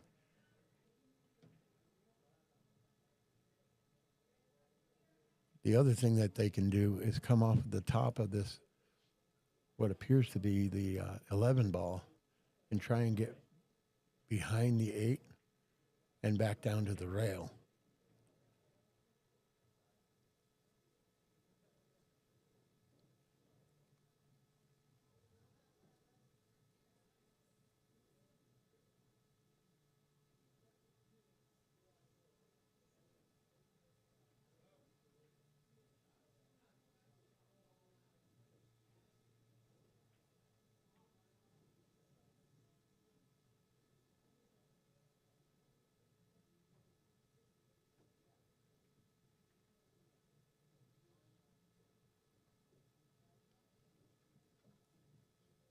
That's a good safety shot right there.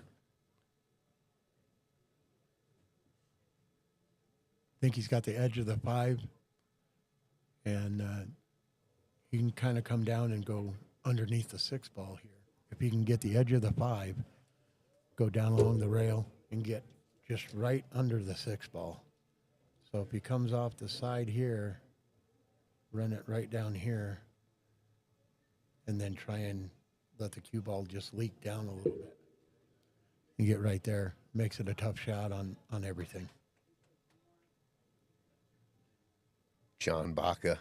Joel made it to the stream. Finally, Joel. What's going on, dude? John's always on the stream. Good to hear from Joel. What's up, L, or is it Ellie? Dennis, what's going on? John Baca. Look at this shot. Ooh, thought he found the net right there. He did, just the wrong net. Yeah. This match is tightened up. This has gotten to be a nice little interesting match here. And over on table 2, what do we got? James is at the table. And are they on solids? I mean, he's taking a long look. Yeah, he's kicking at the 1. So could have both matches tightened up here.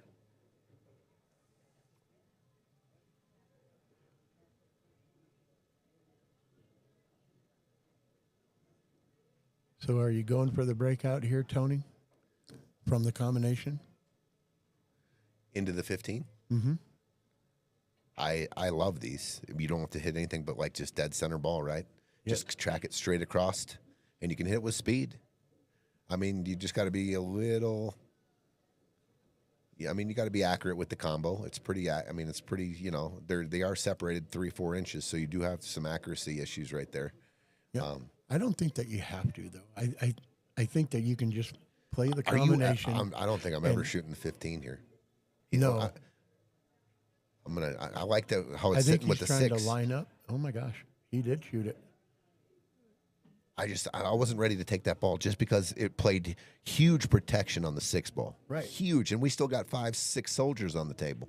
I think you can run it down so that you're leaving that as your bank shot to get on the 8 ball. Yeah. Play everything else, right? Or I think there was enough separation they just that you sold had out a here. Steep cut into the side pocket. I mean, that was the last thing right there. I mean, you just sold out, right? Yeah, sold out, and you didn't have to right then. There was a lot of options. Adam Burke. The 8 only has a couple of pockets. You know, this lower side, the lower corner down here. I wonder if he's going to play this. Do you play this window right here? I mean, it's natural. I know, but you know, you got this little field goal you got to land in between. So I don't know. Yeah, I mean, those balls are big when it comes to this shot. But I think you almost have to. I think you trust it, and instead of trying to get here, I think you play your angle so that you can get as wide as you can without having to get close to the side pocket. You know what I'm saying? Yeah. Don't bring scratch into play, and don't bring running into these balls into play. I'm either going like that or I'm twisting it around 1, 2, 3. I'm going to get down to the 4th rail and shoot this 8 in the same pocket as the 1 or the side. I think that's probably what I'm going to do.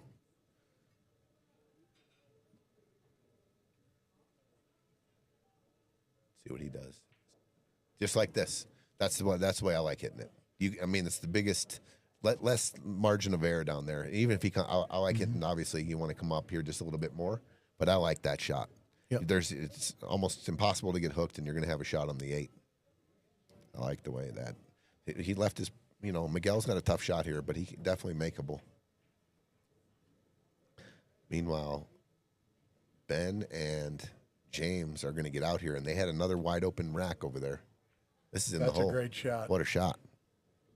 That was a nice little out. All tied up now. All of a sudden, people are getting tight.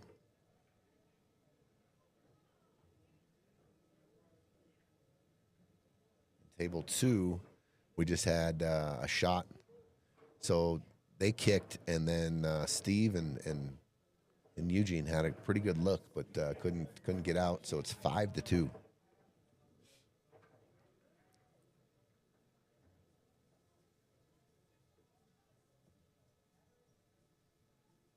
right, both tables racking. We got a 4-4 game. This is all knotted up, and we've got 5-2 with Ben and James running away with it a little bit here.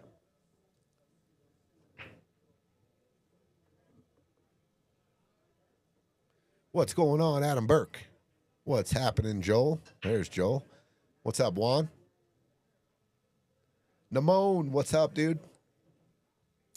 What's happening? All right, Namone's this on is my a run-out table. on my APA team. Haven't seen Juan in a while. Hope everything's good, bro. Got the Bacas next week. Versus Brian Crapes and Dustin Sterling. That's going to be a hell of a match. The defending champs. Next week, we'll finish up round 1. The other match, we've got Chris Bierman and Skyler versus Martin and Greg. Those are the 2 matches next week to finish up round 1. And the following week, we will begin round 2. So 5 more matches, 5 more teams to advance into the round 2 here.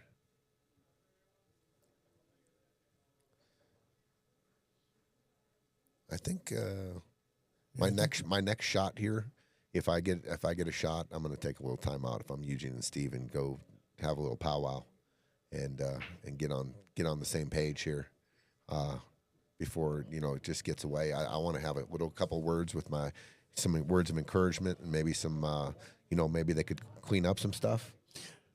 Yeah, I think they have to get back to, like I said, slowing this match down. They, I think they're taking a couple of flyers and just not, tightening things up, And when you keep pushing shots, sooner or later it's going to come back and bite you. Yeah. I like that. I'd slow the match down, grind it out. Let's see if we can. It doesn't have to be pretty. No, it does not. Right? I mean, a win is a win,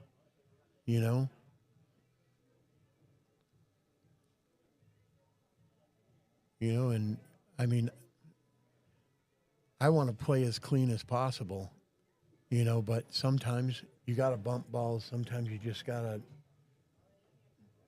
completely screw the table up. Yes. Make it grindy. Make it ugly. Make it grindy. Yeah. Let's go. Let's grind out a game and maybe get the momentum back here. So this is a great opportunity right here, though. Absolutely. Great opportunity. They need to run this out. Absolutely. I mean, these are 100%. These are wide open. You got to take the one now. Got to take the 1 ball now. You would think. Or you could shoot the 5 and then shoot the 1. I don't think so. I think you shoot the 1 ball here. Leads up to the 7 ball. Just pinch draw it. Yep. I think he doesn't like the way it's the cut. Well, either way. Sometimes there's you have a better to be, there's a better angle. But I want to get. I think he's straight in now. I want to shoot the 7 next because the 8 ball. We go down and take care of the 6-2-4, and we're going to be naturally on the 8. If you hang the 7 out to the last ball, it can get funny. Well, yeah, or you do this like this. The previous shot that the 1 ball had, it had a natural angle to get you to almost a straight in shot on the 7. Yeah. Right. Now you take care of the 2 balls that are down here, and everything plays up so that you have the 8 ball wide open when you're coming from that end of the table. Now I think they're gonna. Oh, good! I like. Gino came back for the 7. That was a great shot. Great adjustment of the pattern there. Absolutely. Yep.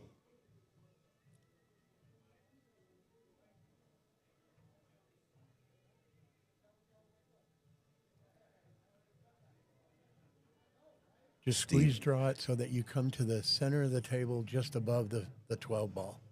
Get straight in on that ball. You get to follow the 6 ball, and you're to the 8. Careful.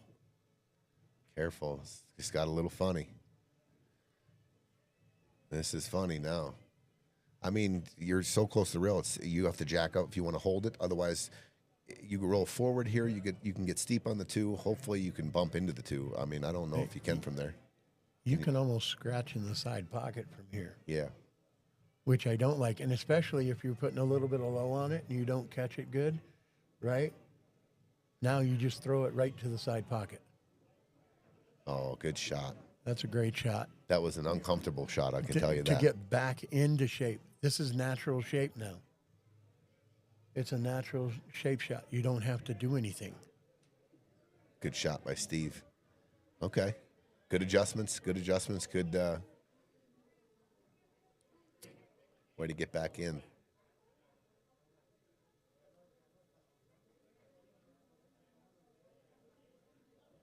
Okay. Good recovery there. That was a great recovery by Gino and Steve.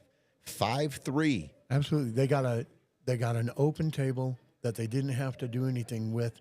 Really, they got in a little bit of trouble on a couple of shots, but all in all, looks like we're taking a break on table 2, so we'll head over to table 1.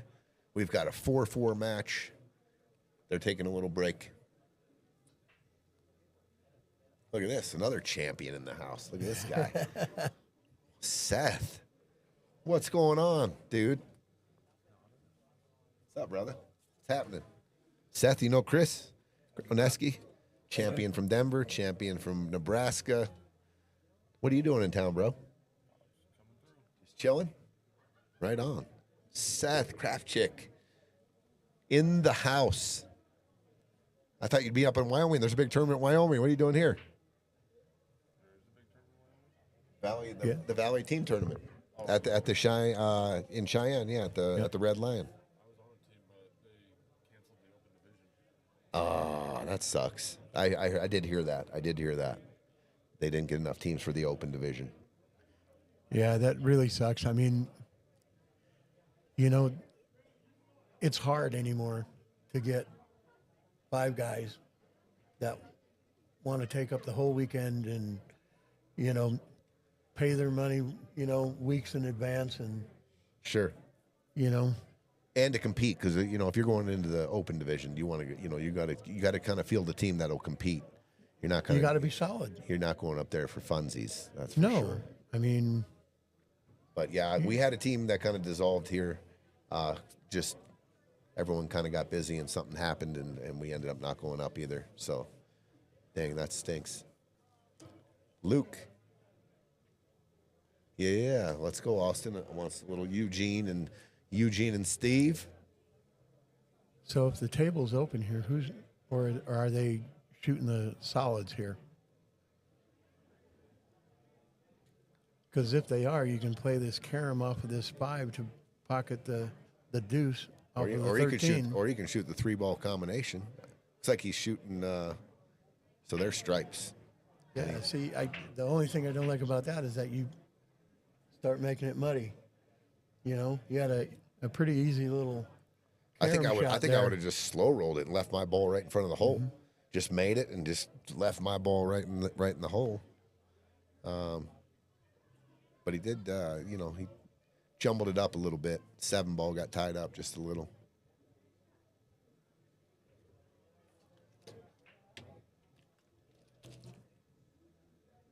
We do have a break on table 2.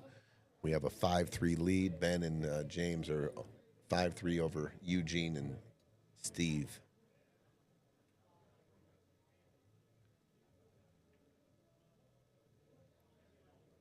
I mean, if you're solids here, you love this, right? I mean, you got the 1 taken, the 5 goes, the 4-1 you could play, the 3 goes in the side, 7-5 combo maybe. Yep.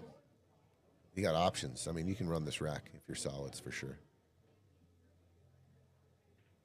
Yeah, you almost run it back to combo. The 4-1, and then set you up for the 7-5, and you're just leaving balls in front of the hole. Nice shot there. Sporty little shot. So I like shooting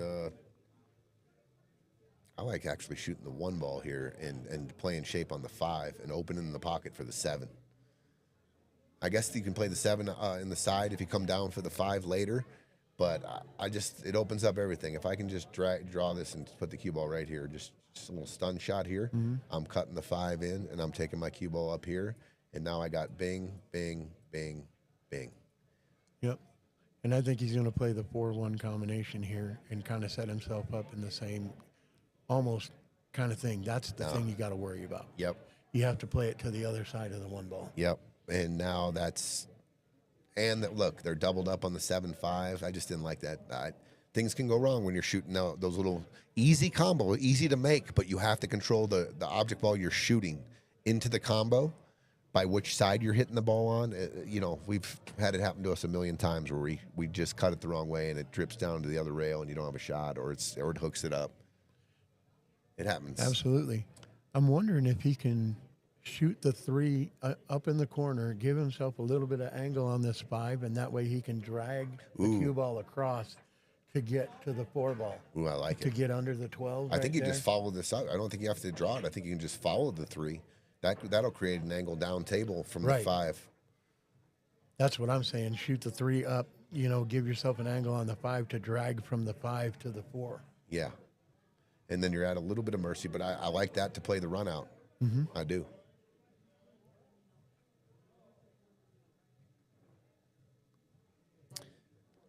I think the only other thing that you can really do is bank the 3 and come off the 4. You know, just nudge the 4 down to the rail, and it leaves you the 5 to the 4 to the 7. Yeah, I see it. I like it. I mean, that's your 1 pocket kind of. Yeah, a little pinch draw, a little, just like a little. Actually, I'm going to shoot that with force. I'm going to try to go off that long rail and go into the 4. Yep. That was it. That would have been a trick shot, playing the 7 off the 14, off the 5. But I think he was playing the combo. I'll tell you what, if I'm stripes right here, I'm going to take this pocket for sure. Yeah, you have to take over the pocket with the 13. You can leave the cue ball all the way down on the rail. Yeah, and give him a shot, right? You're not going to try to hide anything here, but I think you got to take the pocket. You can even call the 13. I would call the 13, I guess, right? No, he's playing safe. If he hits it soft here, he's going to leave the. Yeah, I want to, like you said, I want to take the cue ball all the way down the end of the table. Yeah, I actually want the cue ball, you know, just on the edge of the, you know, coming off the edge of the 15, you know, getting real tight by where his thumb is, you know, in between his thumb and his forefinger right there. I mean, this is where you want to be, right here. I like it. Right, because now it forces him to play the 3 off the rail and off the 4, or off the 4 into there, you know, and create some type of bank or something. Yeah, I don't like just hitting this soft. Okay, so he did your shot. I think I like it. And he took the pocket.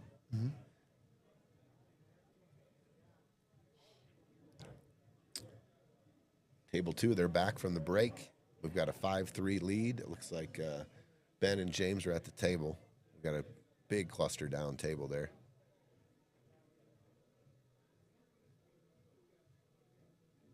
Off the rail, off the 4, and try and get the 4 to shoot over. I mean, play it firm. Yeah. You know what I mean? Rearrange the furniture. Yeah. Bobby Newis says, grateful for the wisdom, Chris. You remind him of an old school shooter that says, I've forgotten more shots than you will ever learn. Yeah, that's probably That's about how it is. That's probably true for sure. So Chris wants to go 3 off the rail, off the 4, with some rearranging of the furniture. Yeah, and rip it. You know what I mean? Give it some juice here. You can just stop, you know, stop the ball right there. You know, and if it comes off, you know, you're going to have a shot either to play safe or try and make some magic happen. I mean, are you ready to go now, though, with the 5 being tied up and the 4? I know the 4 kind of owns the 12 still. Is it one more move before we try to get out here? If the cue ball, if the 3 goes off the rail off the 4 and the 4 hits it in a way where it hits the rail and hits the 12 and kind of leaks down towards the 10 ball, I kind of see that maybe. There's some things that could be tied up again. I don't know if I'm ready to go here yet. Well, the thing is, they still have an out ball with the 15. You can just about not get them hooked on that ball. Right. You know what I mean? And either you put the 3 down in here, in amongst the trees down here, right, and really start making it muddy, and then your next shot, you're going to put the 8 onto one of their balls, or try and put the 8 onto the 15 down here, right? So that there's nothing to break out, nothing to help you out, you know? They're discussing something. I'm not quite sure. You know, because, I mean, you're either going to do that or you're going to come off the rail to the 5, pocket the 5, or pocket the 13, leave the 5 on the rail right in front of the 15, the 10 ball here. Yeah. Right? And, you know, that way they can't necessarily, they're still going to have the 15 no matter what. Yeah. You know what I mean? And then all they're going to do is pocket your 4 with the 12 ball, take over that pocket, and go up underneath the 15 with the cue ball and play safe that way. So you're saying go for it. Go for it on the 3? I mean, I don't mind it. I don't mind playing safe and trying to drag the game out. But if I'm going to drag the game out, I take and I put the 8 ball here. Because he can shoot this ball and he can try and break everything out or whatever, but this pocket is still being held by this ball. Right? Yeah. Make this, you know, make it as ugly as you can. You know, or just cut the 8 ball here in front of the 10. What about going rail first on the 5 and trying to possibly make the 5-13? No, and that's what I was saying. And that way you put the 5 in front of the 10 ball. Well, he right? nicked it. He did nick the 5 here. He nicked the 5. The 5 did move. That's a good hit. I don't know if anyone else saw it, but I saw I saw it clearly that the 5 moved. It rocked. Oh, yeah.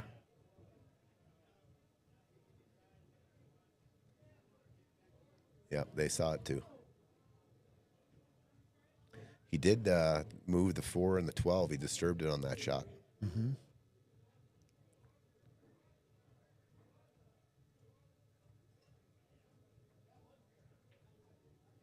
Ooh, James is going to draw this into a hook. They had just a stop shot. Let's go to table 2 real quick. So James just shot this ball. He only had to draw it back like 4 inches. He might be able to still see the 13, but all he had to do was draw it back, and they had the nuts. The 13 side, 8 in the corner, and this might be a huge break for Eugene and Steve. Kind of overstroked it. Oh yeah, big time. He just had to drop back like 4 or 5, and the game was over. And he is hooked. He's going airborne here. Oh, good try. And going to scratch from it. That's brutal. That is brutal. Look at the 2-5. Might just have to start off there and play a little safe. You don't need breakouts, guys, on this. When you got ball in hand, you can just put the cue ball right here, nudge the 2, and just take the cue ball and put it right behind the 5 and just nudge. You actually might even bump the 5 forward, so you got an even easier time. I'm putting it right here and going off there and back here. Just nudge the 2. He's going at a different angle here. I hope. I think he's going real thin. Okay, that works. Ended up okay. I like when I'm that close to the ball and I have ball in hand. Chris, I'm going to try to leave you frozen. Absolutely. I'm going to try 100%. to freeze your ass on the ball, especially if you're shooting next. Especially if if Chris Oneski's shooting next, you got to freeze him up. Otherwise, he's got too many tricks in his bag here. He's going to figure out how to beat you from this spot. But he came out good. He separated those 2 balls. So pretty tough shot here. This is going to take a lot of right in glace. Yes. Like a medium hit too, so all the right in glace takes. And I think you got to be, where are we over here? Oh my cursor is going crazy here.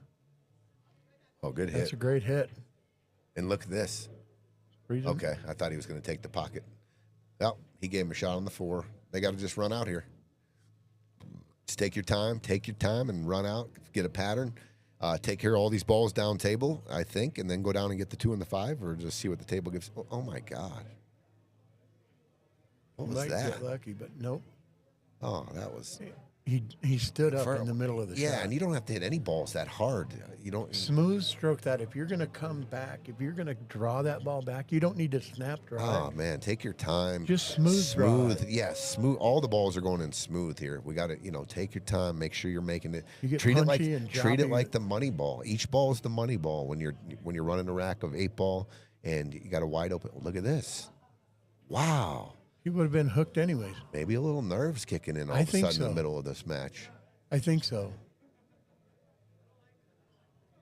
Yeah, Chris, the importance of every single shot when you're down and you're trying to climb back into a race, like every single ball is smooth, and it has the importance of a game-winning shot. Every single shot is a game-winning shot.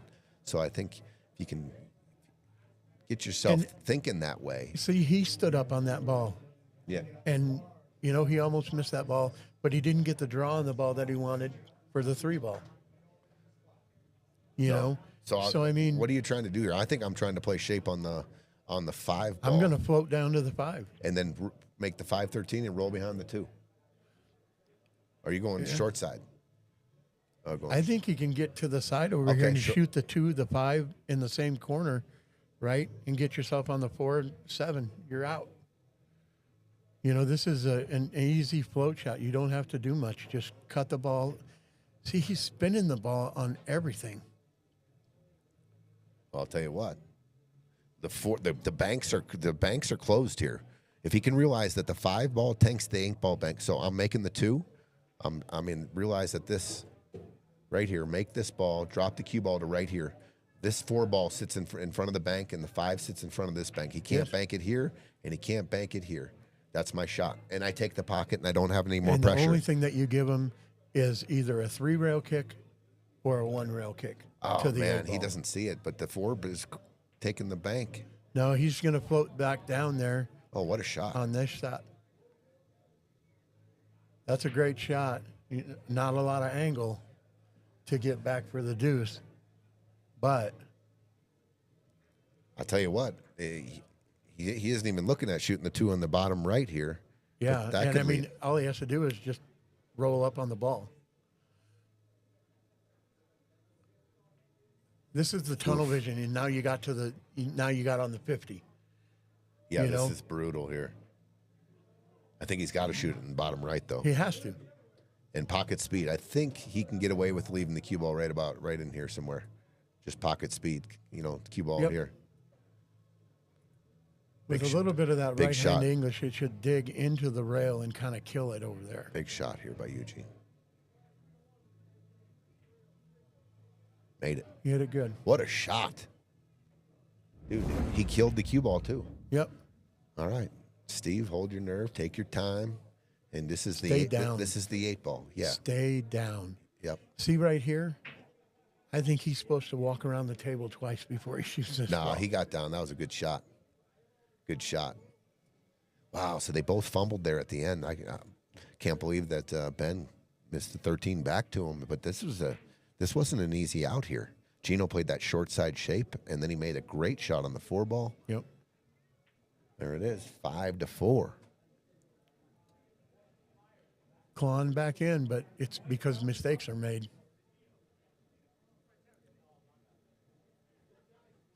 Let's go to table 1. So we were at 4-4, and this was a chess game, and this is for the first lead of the match. Ivan and Miguel for their first lead here, 5-4. They've won 4 games in a row. Yep. If he pockets this 8 ball. Miguel and Ivan up 5-4. Ivan's a pretty good little shooter, man. No doubt. These two have played many, many tournaments in here in our bar together. So they're I think they're really good friends. On top of they've played a lot of pool together. So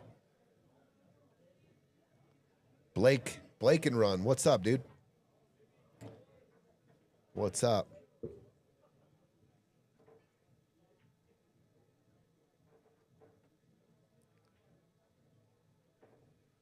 Okay, we've got a match. This looked like a runaway. All of a sudden, it's tightening up. 5-4. We've got 2 5-4 matches now. Second ball break, didn't hit it real clean. Well, that was the old adage that you say, hey man, if I do the second ball break and I don't make a ball, usually there's a couple clumps tied up on one side of the table. This just happens to be in the middle of the table. Looks like they didn't move much. Looks like a smiley face right there in the middle of the table. Yeah, it does. So a little bit of the pressure, we talk about this a lot, Chris, in these races to 8 and the Scotch doubles and single elimination and playing for all the money. But the team that's losing the match, that starts staging that comeback, the reversal of the pressure. The team that was out there in front kind of, doing their thing is now getting tracked down, and the tables can turn right here, and they can tighten up, the leader can tighten up a little bit. That's why, slowing the game down, getting it back to a manageable position, and getting the freewheel out of those guys, right? When everything's going their way and they're able to freewheel and they can just shoot shots and not worry about stuff because you opened up the table for them. Now, once you get them having to fight for the win instead of just freewheeling and getting easy victories, now they're having to work for tables. They're having to work for games, right?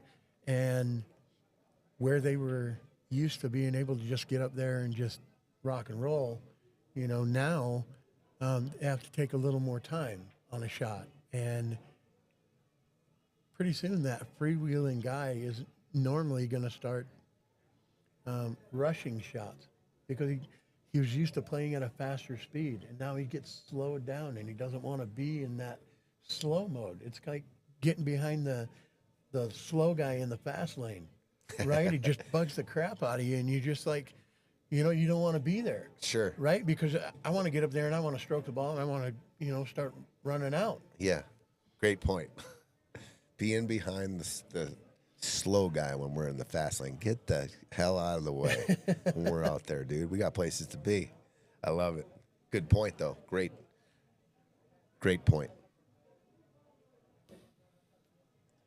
Dave Shelton agrees with you. Slow changes the momentum.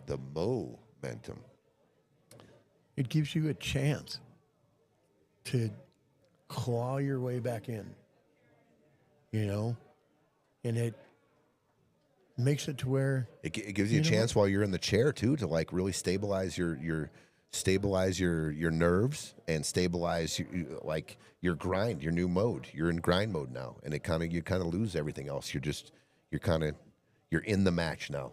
Well, you start thinking, right?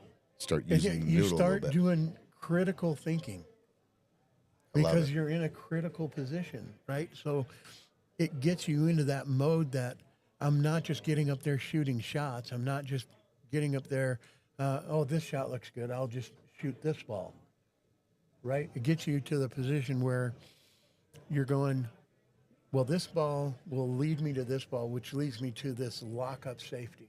Boom. Right? I love it. Put him in jail, right?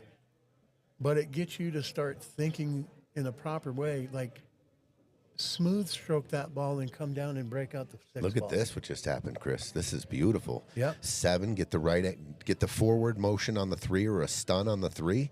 6, 4, 8, and you're tied up. Oh, man, that opened up like the Red Sea right there, parted. This couldn't be any more perfect. 7. Now go pay attention to where you got to be on this 3 to get on the 6, because that's the game winner right there. Yeah, if he can't slow this ball down enough, and get that almost straight in angle that just barely above the top of the ball, you have to give yourself the angle on the 4 to drag it down, which he just did. Wow, that was He hit that good. If that's what he was trying to do, he hit that ball real good. He hit it really But this good. is critical now. Get you, like you said, draw the 4 ball into the right side of the 3 ball. You do not want to have to back cut this 3 ball. Go over here and find this angle that you absolutely have to have for the 3 ball, right? I got to be here, Yeah. right? Now I'm going to run into stuff. Yeah, they're at the mercy of some. Right? I mean, the cue ball is going full into the 14. And if it does go through the 14 here, I think it goes right into the top of the 6, and the 6 goes down. You almost have to give this a little pace, don't you? I almost think that you have to hit it with like low inside so that you come off the 14 and drag back. Oh, look at this. Look at this. What with a shot. That right hand English. Yeah. What a shot. All right, it's up to Steve to get him some shape here. Are you going 2 rails forward, just out in the middle, or are you stunning one rail like this? I hate putting balls in between me. Or are you going like this? And my object ball, but sometimes I think that this is the right shot to go 2 rails with, because you can get real steep and all of a sudden. Oh no! See what I'm saying? You can, you can get yourself in a bad spot. I mean, that was just. You get on the balls like that, yeah, you got to make those. Right there. You're right there to tie it at 5. Yeah, you just got to make that ball and play shape. Once again, it's a smooth stroke shot, right? Not a punch shot. Yeah. Right? Smooth stroke the ball, go 2 rails, come back out to the center of the table, and you're golden. You know? I agree. I mean, they worked their rack together right there to get there on the. I mean, you couldn't ask for a better situation, because that was a tough rack. They both made some critical shots, and then they got dead perfect on the last 2 balls. And you know, you're thinking about your shape. That's exactly what he was doing, and he took his eye off the ball, which was an easy shot. But I like going 2 rails there, just smooth. They want that to fall. I was going to say they want that ball to fall. Makes things a little more tricky. See, I mean, do you play this ball into the side or do you play it into the corner? I like playing it in the corner with. I like playing it in the corner with a bunch of left hand English. Yep. And to get over to the other side. Just in case. What we talk about? A little 2-way. Yes. A little 2-way. 100%. 100%. 100% 2-way here. You have to keep. You don't the slow game in control. You do not slow roll this in the side, because obviously you dead sell out, and then. Well, the other thing you can do is that you could play the cross face bank, use left hand English, and spin the ball down there and still come over on the side rail. But you're playing. I would. You're definitely playing a bunch of cue ball on this shot too. Yeah. Looks like that's what he's doing. Ooh. Oh, I think he hit it too tough, and I think Chino has a shot here. Oh, this is doable. He didn't use enough follow. Here's the deal, though. Do you see what I'm looking at right now? Right away, I can just see traffic. So guess what? It's all make here, Chris. I'm just going to, whatever the table, wherever I lie, I want my guy to make the 8. I'm going to try to play, if I run into a ball, it's okay. I'm just going to give myself a little leeway here, but I have to make the 6 to keep this game going. You have to make it. See, and I think it's okay to spin that ball in. Oh, he jumped up. Because if he spins the ball, you can bring the cue ball over to the second or the third, the 2 diamonds down here. Yeah. If you would have spun that, because you're taking the side pocket out of play, that you don't have to worry about that. But you spin it here and play for here. Sure. I like it. Instead of nuking this at 100 miles an hour, right, and trying to go back up and forth because you kiss off the side. Next thing you know, you're behind the other ball and you're right here. Yeah. Now you're jumping or whatever. Oh, that was a big game. Huge game. 6'4" is a whole lot different than 5'5". Yeah, and Gino and Steve both had a shot at that 6. And they both got to be feeling that they let that one go. 100%.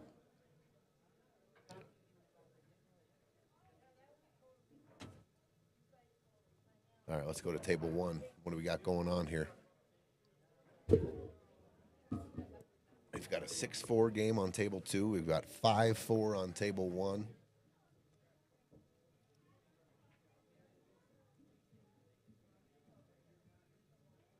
Brian and Anthony jumped out to a 3-0 lead and then a 4-1 lead, and Ivan and Miguel have rattled off 4 in a row to take up their first lead of this match. Looks like they're shooting solids here. Brian's going after the 6 or the 7? 7. 7 ball. But that was the right shot. I'll tell you what, he played position. He was still going to have to do a little bit of magic off of that shot to get shape on the 8, yeah. But that was his only shot. That was the only way he was getting there. Look at this. Stripes is in a little bit of a spot here. Nothing easy. Mm-hmm. Nothing.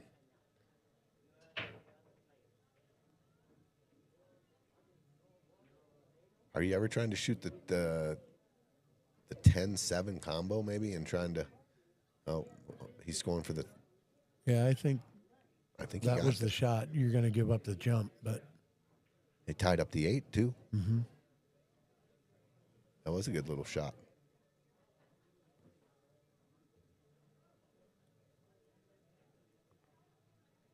All right, James and 6-4 lead. They're trying to get on the hill. Eugene and Steve trying to keep them from getting to the hill.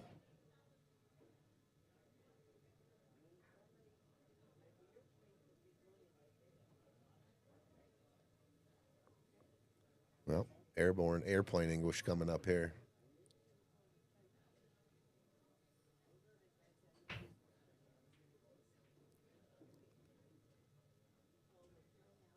Flight 45 getting ready for takeoff.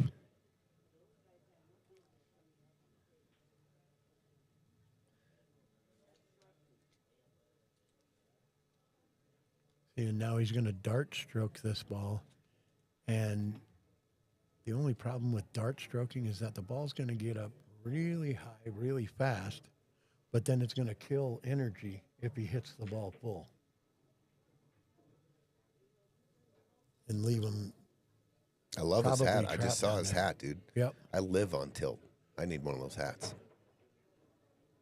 He got pretty Great good shot. You got to hit the 14. Wow, that was a hell of a shot right there. Absolutely.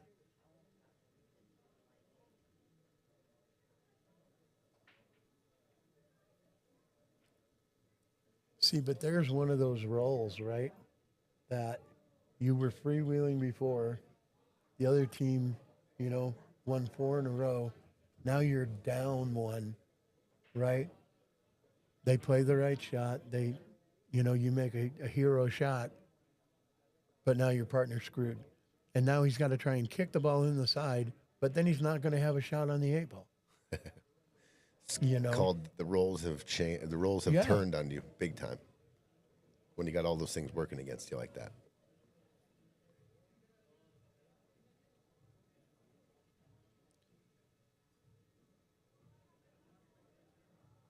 That's the other part of slowing down, is that if you're not shooting well and you start playing some good safeties and start playing some really smart shots and you execute, all of a sudden you start pocketing balls again because you get back into the fundamentals of the game, right? And so I agree. And I think that's what's happened for Ivan and Miguel, right? They slowed the game down. They got it to where they could make some shots, make some really good safeties. That's a foul. Oh, that's the last thing you want to do. You wanted to keep that, at least keep Where the do you eight ball start? stuck. You start with the 15 ball here? Yes. All day, every day? All day, every day. I got to get rid of the trouble. Yep. Got the 14. Yeah, you got to start with the 15 ball. 15, 10 ball, 14, 13, 9 ball, 8 ball. Sure. Bam, bam, bam. Okay, Steve and Eugene at the table. We got the ball in hand for Miguel and Ivan. They're probably going to start on the 15. Let's go to table 2. Eugene and Steve trying to hang in this game here. They got solids. Little 50-yard line on the 2 and the 1. I think the 5 ball is pretty good. I like the 5, 1, 2. Right? 5, 1, 2 in the side, 8. He's got a little bit of an angle here. I think he can hold it though, can't you? Yeah, I think he can just play it, just high center ball, take it down to the rail and bring it back off the rail. And that way you can have either the 2 or the 1. Yeah, I agree. So they did end up taking the 15 ball up top, Miguel and Ivan. Let's go back to that. See, like this you is said, perfect. 10. Stop, float. You're there. Maybe a little roll forward here.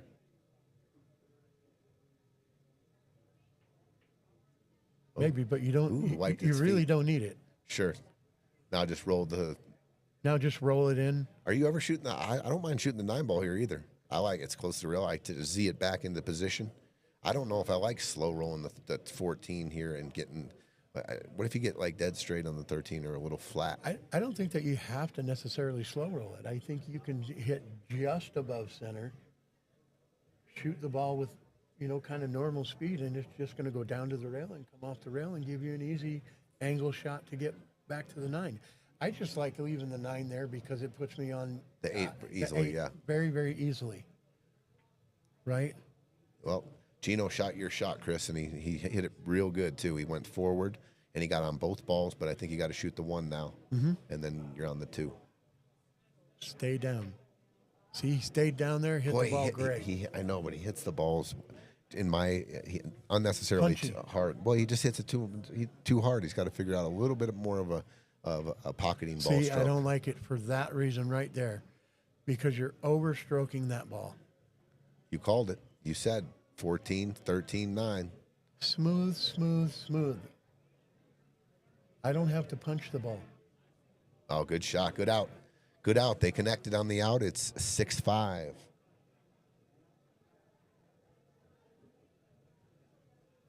Eugene and Steve. Yep. Nice out by the boys there. That's that's who usually is in the booth here commentating, Eugene. Rooting for Eugene. I told everyone for weeks I was going to be biased on that match. Yeah. So it is what it is. I sit next to the guy every week, commentate. He's my homie. Rooting for him. Not to take anything away from Ben and James, just rooting for my guy.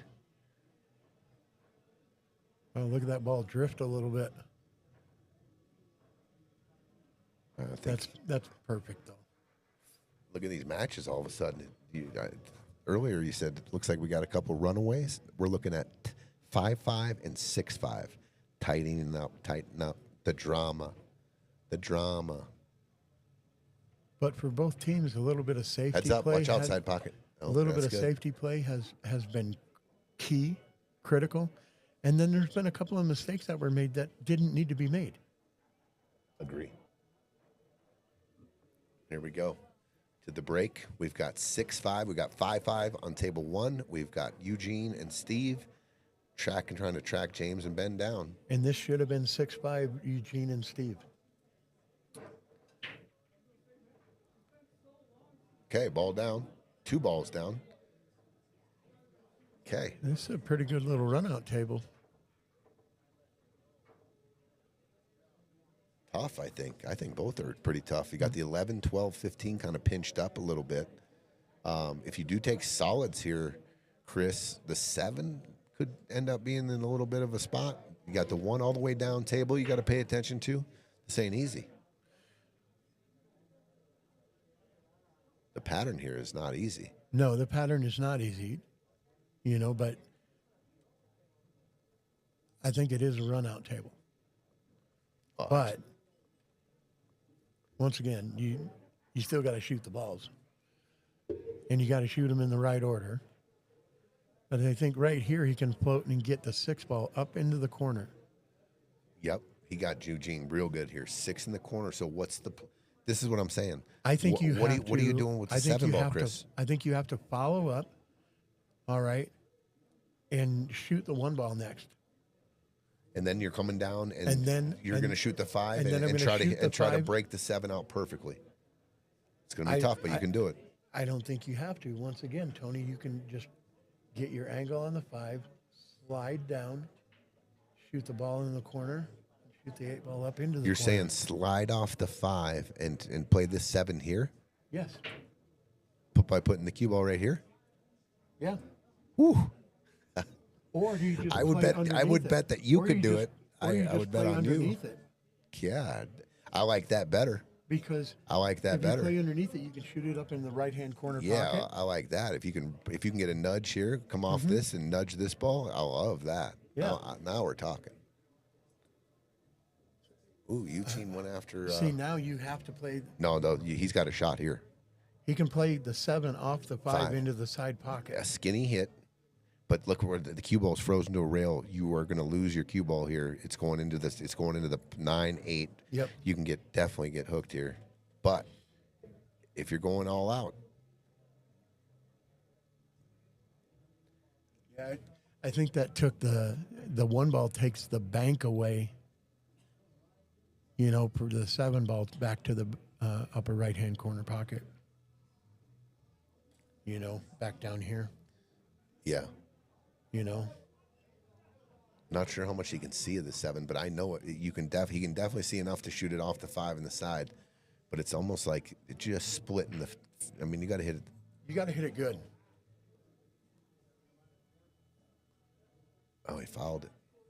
I didn't even see that. See, but now the stripes are tough, right? I'm going to try to open him up my very first shot. So, what are we looking at here? Well, how about this? How about this, Chris? I mean, if you wanted to, you could just put the cue ball right here, shoot the 14-5 in, and play your cue ball right here. Yep. Right here. I like that shot. Easy. I think it's. And I don't even think you have to do anything. You don't even have to get perfect. You can get right to here, the 9. Everything's hooked. See, I think you can do this shot as well. What is this shot? Pocketing the 5 with the 11 and snuggling up the cue ball. That's not an easy shot. 15. Shooting the 11-5 combo when you could shoot the 14-5. It's really thin, but he did. Great shot. But I thought it was way harder that way. But he gives him the jump shot here now, which I don't like. He gives him the jump to the 7 ball, right? And all you have to do is pocket it because then you have a bank on the 1.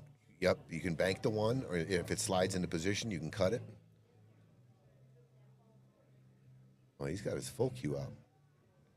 I think you got to hit the jump cue out here. Oh, I think he's massing to try and cut the ball. Oh, I like the jump there too. Yeah, I'm jumping that ball every day, twice on Sunday. Blue chalk only on table 2. Who's using? Oh my God, I didn't even see that, Tyler Depew. I see it now. Oh my God. There's steam coming out of my ears right now. Look at all those green marks everywhere. Mm-hmm. See, getting tight. That's a tight shot right there. Yeah. Bingo, bango. I might have to call a foul on the yellow chalk. Look at it's all over my table. Oh my God. We have blue chalk signs everywhere. I'm just kidding. Of course. That's a good shot to get it back in the ugly portion. Yeah, for sure. So now just play full into the 12 right there. They want that to fall. They want that to fall for sure. Danielle, what's going on, Danielle? What's happening? See, before you knock that out, if I would you have gone play into the 12, 12, 15, 100%. right? You lock them up. Yeah, you lock them up, and you open up those balls, and Exactly. you're ready to run out next shot. Now I get to run out, Instead, I end up giving up a shot here. But he should have the 14 in the side, I think. But he might be playing that. I think he's playing safe. Yeah. Now he's going to roll But there's into the not 12. a safe there. Right. There's not a safe there. Look, they're trying to get the cue ball back down here. I don't like it. I think this is still a runnable rack. Shoot the 14 ball, right? If he can see it.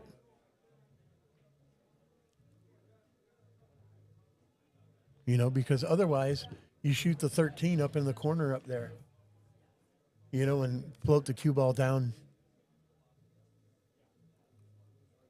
But, now you're you're definitely opening. They're not even talking about running out here. I don't think. I think it's all safe. Why the tunnel vision here? So if you're going to play safe, right, you have to hit the edge of this ball and drag the cue ball here and over to here. Okay, it looks like, yeah, exactly. Right? You have to play it 2 rails. The 13, the 10, the 12, 15 is a little tough, but I mean, that combo isn't impossible. And you can play a 2-way. If you just roll up here and get on top of this. Right. You can't really roll forward because this ball will be stopping this ball. But you can stop what about it. this? What about this? Yeah, just rolling this right here and then coming off the edge of the 12 and just dropping your cue ball down here and then moving the 12 over here like this. I like the 14 up in the corner and breaking those 2 balls out. You know, because I'm going to come off of the side of it. See, now you got your breakout. If you can cut the 13 into the side, 2 rails down in the corner in a natural breakout shot. Yeah, Chris saw it. He says this, if they can see it, it's just a natural into those balls. I don't know if they can see it, though. That's ugly green chalk. Looks like he's playing safe. I don't play that shot. Yeah, that's a double kiss. That's too close to the rail. Mm-hmm. Okay, guys, looking at a 6-6 here. Ball in hand, 2 balls in the 8. Does the 7 go by and go into the side pocket there? I think so. I think it goes. If it goes into the other side. I think it goes into both sides.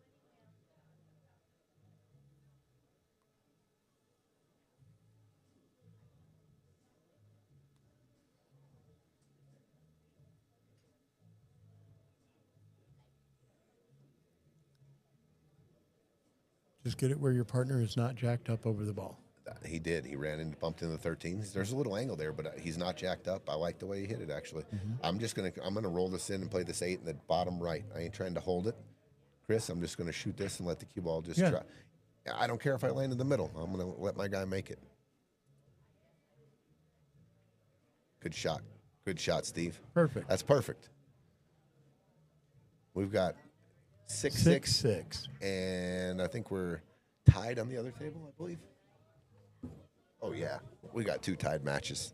6-6 and erase the 2. Win by 2, though. Here we go.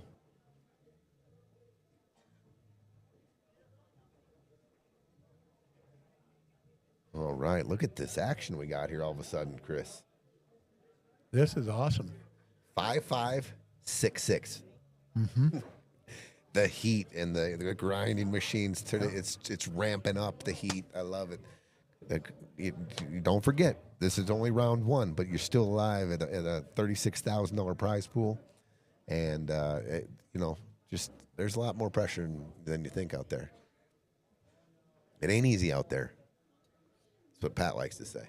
It ain't easy out there. So the 1 pocket shot here,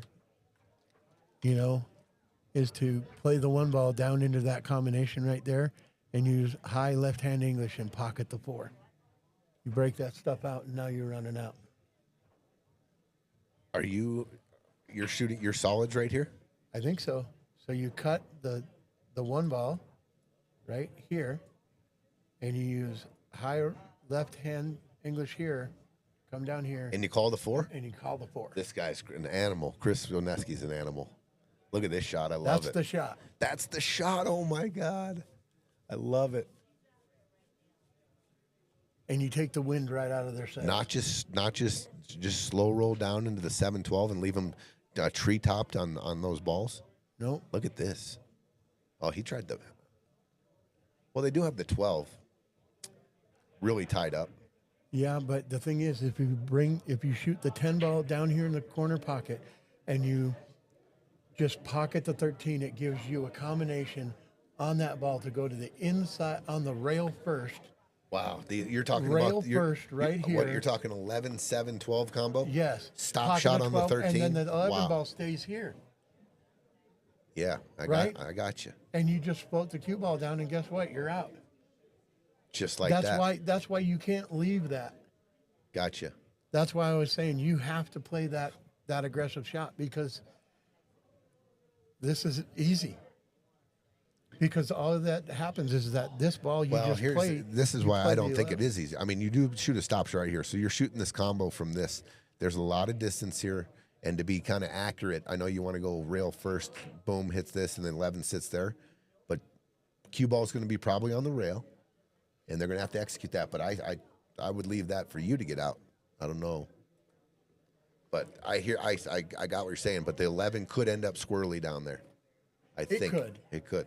There's no question, but I mean, But I like it. I like your vision. I love it. I didn't even see the 11. I was thinking more like trying to rip off the 9 in there, but it's a dude, just roll the 10 in, shoot a stop shot on the 13. You have the 9 on the side, shoot the 11, follow it up to the 7-12 combo. exactly. And your insurance ball is the 9 just in case.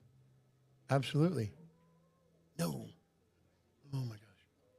Now you have to play the 13 and bump the 11 ball up to do the same shot. But he's not going to do it. He's going to play the 11 into the corner and then play 2 rails on the 13, or trying to come off and break into that ball. Yeah.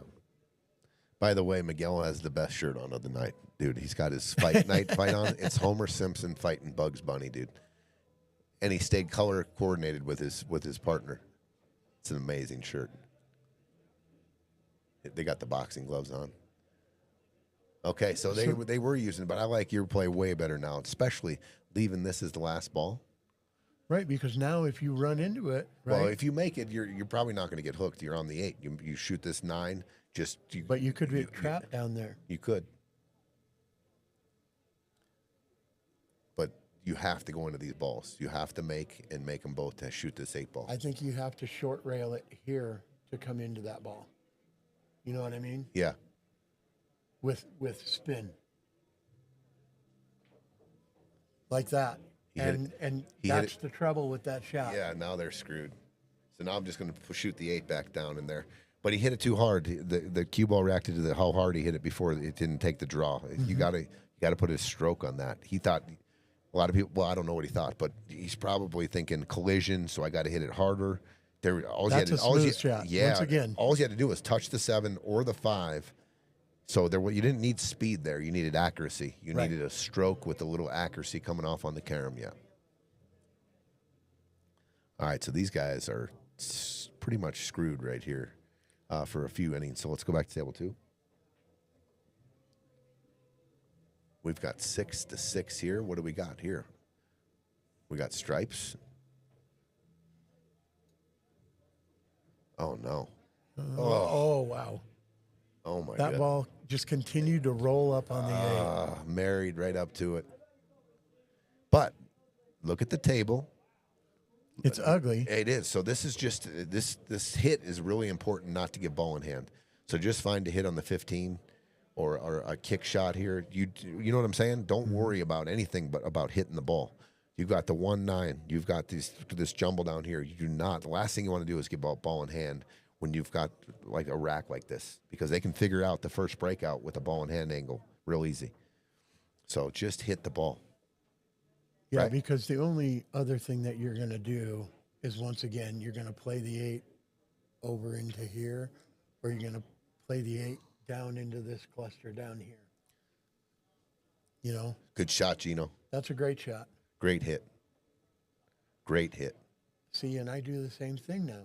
I just lightly tap into the 1 ball and Just leave them off frozen. the 1. How about going, or what about this? Just nick the 1.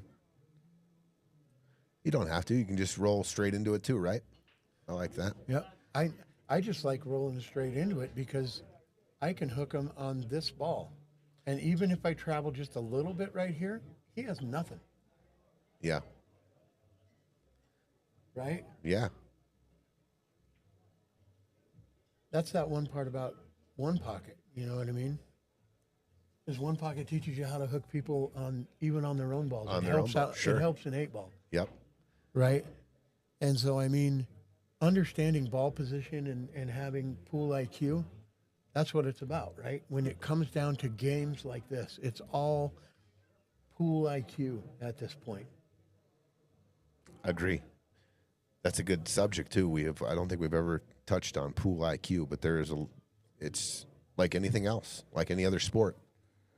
Having a knowledge of what they can do and what they can't do from where you're leaving them. Yeah, and the thing about it is once you get into tight matches like this, it's all about not giving that guy any air. Right? Yeah. You got to choke the life out of him, and you keep them kicking at balls. You keep them frozen on the backside of balls. You keep bunching up their balls, freeing up your balls, right? Yep. And and Dave, you're right. It is tough to know when to be aggressive and when not to be, right? You have to choose your spots, right? It's like choosing your hill to die on, which, where am I willing to take the chance? Sure. But when is it the right time to take the chance? Steve had a good shot right there. That's the one time I would have said, Steve, let it go. Let it go. Yeah, let it rip. And if we want to go separating all those balls, but I think they're better off that it didn't, because the 9 is still real tricky. And so here's what I like to do. I got 4 stripes and they've got 5 solids with 2 packs of balls. So in my opinion, I always just give the advantage to whoever has more balls on the table because they have more options. Mm-hmm. So what do you like, just skinnying off this and coming right back into the 7? Underneath the 7. Underneath it. I want to come off thin and come right here. I don't want to come down to the rail. I don't want to give him a 3, give him the 5 ball. I want to come right here. It's about shooting the ball soft and, once again, understanding where the ball, if you could place it with your hand, where would you put the ball? Well, this is the best place to be, right? So if I'm thinning off of that ball, even if I nudge this a little bit, I'm not opening up the 11, and I'm leaving the cue ball here. Yeah. Now he's having to shoot off of it, and maybe has to break up my 11 for me. Yeah.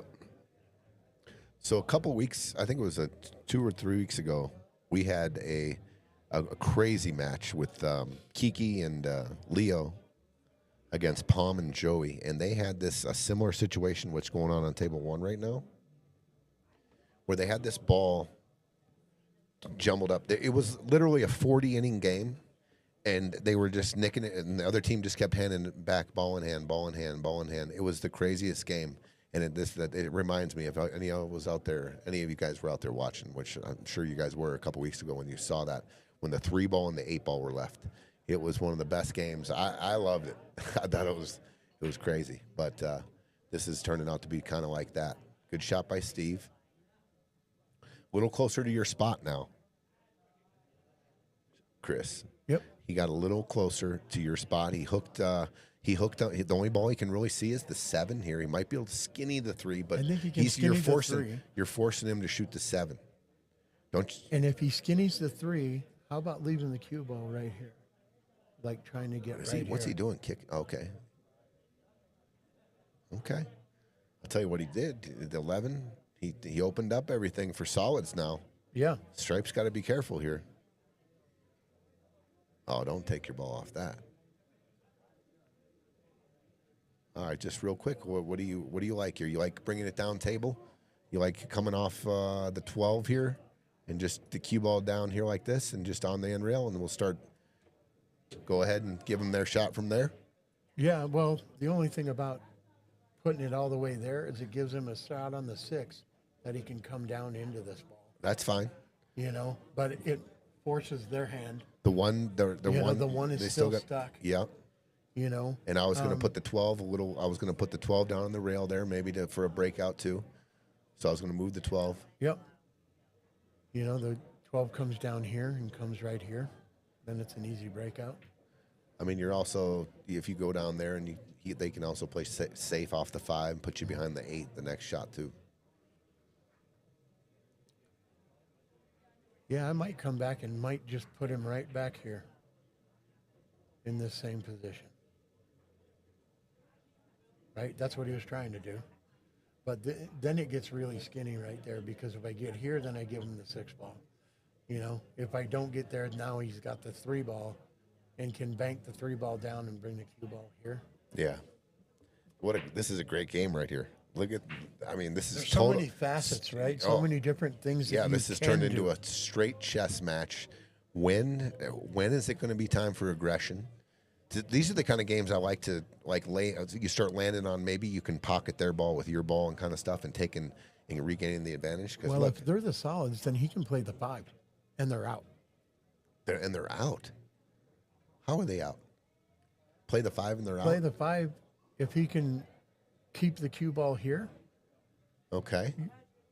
You have your breakout On the 3 going forward. Yep. And then what are you doing with the 7? You got to get back. You're just going to come over here and get back on the 6, get perfect, and then shoot the 7 in the corner. Because even if you can just stop right there, you can still shoot this ball here and get out. Yeah. You know what I mean? You don't have to float all the way down and get perfect on the 7. No. You could actually stop right there and make that shot from there, and come back out for the 8 ball. Gotcha. I think that angle from the 3 to the 1 is tough. So I'm glad that they shot. If I'm Eugene and they called safe, and they just called safe and shot it in. I disagree with that at all times. I mean, now the game's even. Now we got 4 pawns each, and they had another option on the table that they took off, and I don't mind that at all. I just don't mind it at all, Chris. I don't either. A guy shooting, and he's doing work for me. I believe at that point, you shoot a ball, your own ball in, and call it safe, unless you're, it's one of those stop shots, stone cold lockup. Right? Are you here? I mean, from what you said, you got to cut the 3 back in the side and go after the 1 ball here, don't you? I don't know how else you're going to get back to the 1. Well, that's what I'm saying. That's why you play safe here and here. Oh yeah. So he didn't. He elected, but he puts his 3 ball down. See, now he can follow that ball and get on the 9. I'm not shooting the ball in here, Chris. I'm not going yet. I like the way the game's going. I like that they made a bad decision on shooting a ball in and calling it safe. So you're going to try and leave it here? I am going to probably back cut this 10 ball between the 11, 7. I'm going to back cut this ball here, or try to get it just tracking through here, not to disturb it, but thin it. Might catch a little 12, but I want this something right here. I got to grab this phone call real quick. Okay.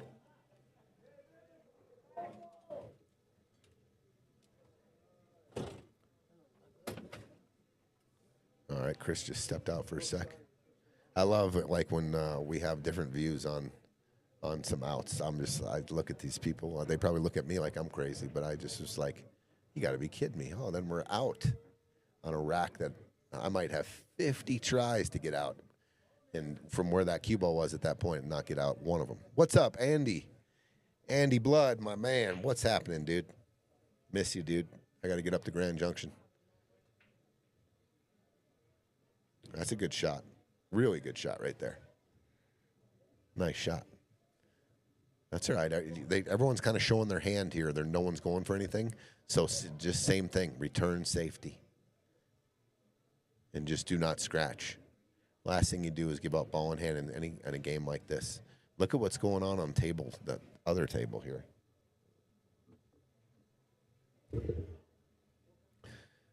They have finally knocked their ball in and hooked them real good.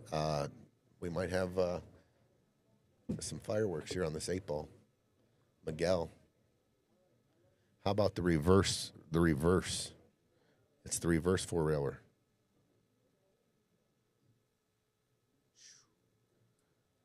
I don't know if you've ever set this shot up, but I mean we all kind of have variations of it. But he's going 2 rails. Okay. Flat 2 rails. Looks like he's coming. Yeah, I like he's getting a little more. Yeah. He's adjusting. I don't know if he's frozen to that 7 or not. Oh, he put a ton of English on it. Tough action there. He's going to have to shoot. Yeah, he's probably 7, draw back for the 5. Back to table 2. Where it has turned into an absolute chess match here. Just intense, too. 6-6. Eugene and Steve clawed their way back in. They tied the game, and now we've got just a dead lock-up chess game here going on. It's the first one to get to the hill. I love it.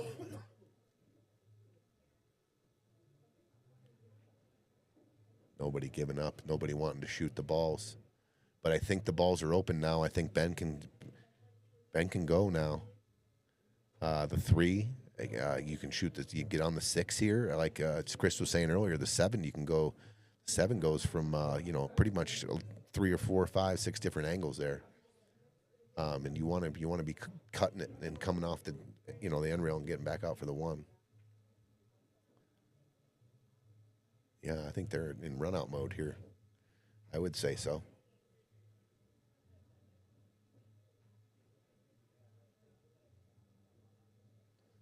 Anthony and Brian tied up. Shooting the 1 here. Interesting.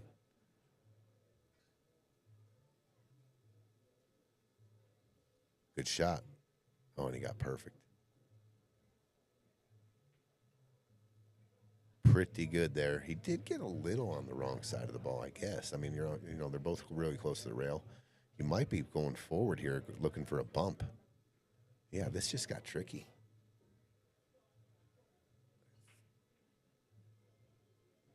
Yeah, it's got a little tricky. He wanted it straight in. He's got this little bit of an angle here.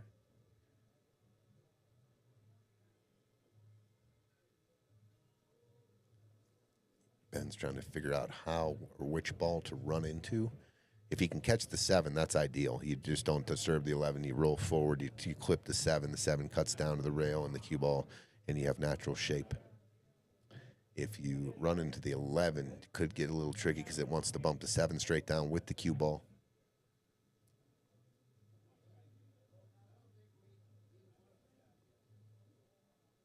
They got funny up here on 2 from that 5 ball to the 2 ball. Big shot by Anthony, and he overcut it. Oh, they're going to lose that game. And Miguel, that was Brian, excuse me.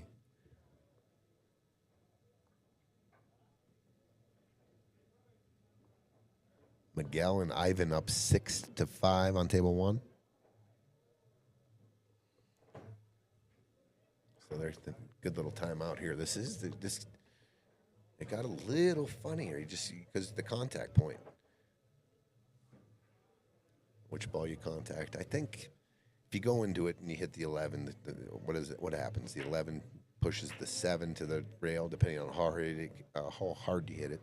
But the cue ball could, I guess if you stun into the side of the 11 shoots to the right, 7 shoots towards the pocket, cue ball kind of follows the 11, and you got a shot that way too. So maybe not as hard as we think, but if you possibly overthink stuff like this.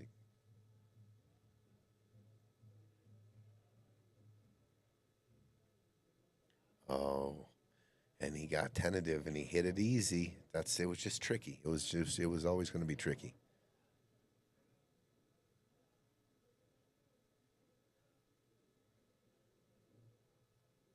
Well, advantage, big time advantage, stripes now. You just don't want to scratch here. That's the only thing you want to do here. Don't scratch.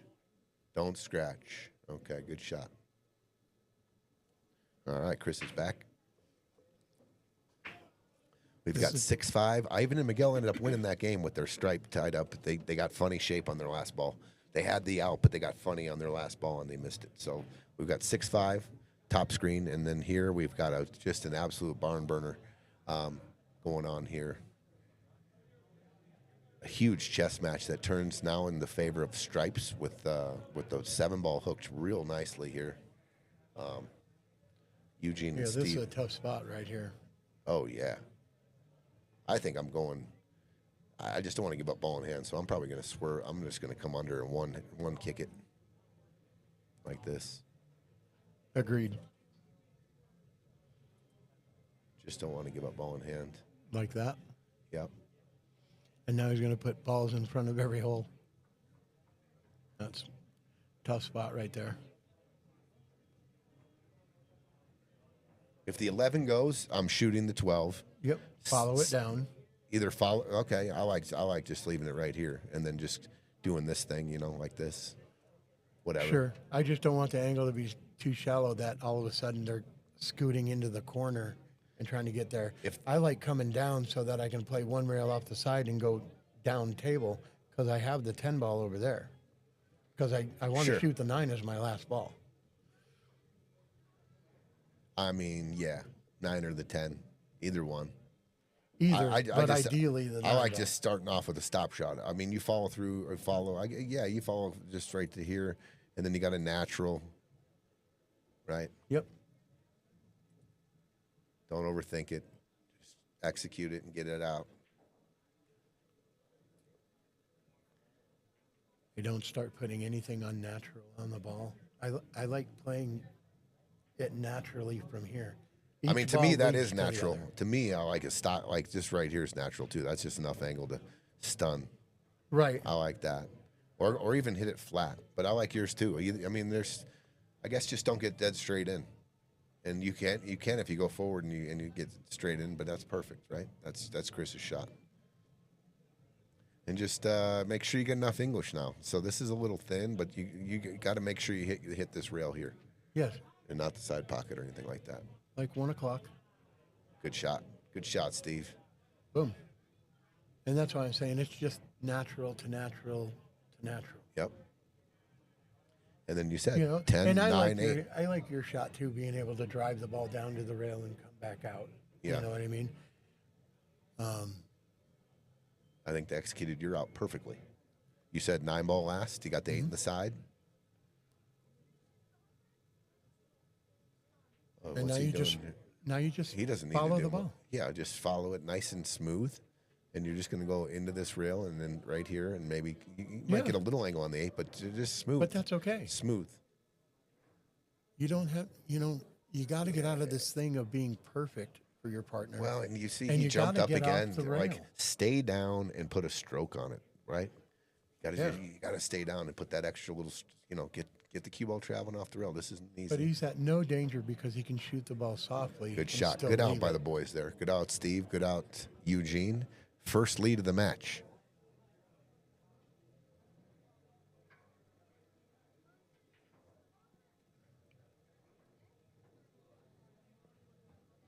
First lead of the match for Eugene and to Steve get on the hill. to get on the hill. Huge. That's got to feel real good. Mm-hmm. And you feel After fighting for the whole match. You Yep. know, that's the difference, is fighting the whole match.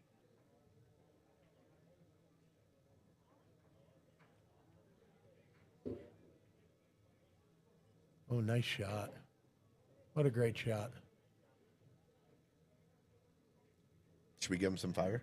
Was that It was a good shot, that's for sure. But have you hit the fire button before I yet? have not. There it is right there. Get it, Chris. Boom. Let's go. That was a nice shot. It was I'm gonna give difficult. What is this button here? We haven't even hit our buttons. So if it wasn't fire, it might have been a good shot clap. Yeah. Let me see what we got here. Here we go. Okay, there it is. These are buttons. So this is from the last shot. Good shot, right? Yep. All right. So now, how are you going to break out the 15?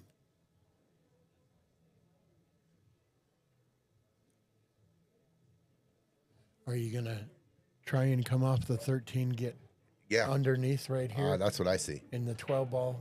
13, stun down here. Yes. Get you an angle here, cut this in, come off and into that right there. I like it.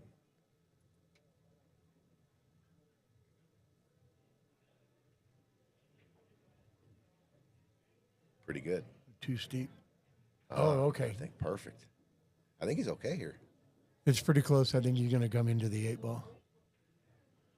But if he comes into the 8 ball, he has to make sure that he's on the back side of the 8 to still run into the 15.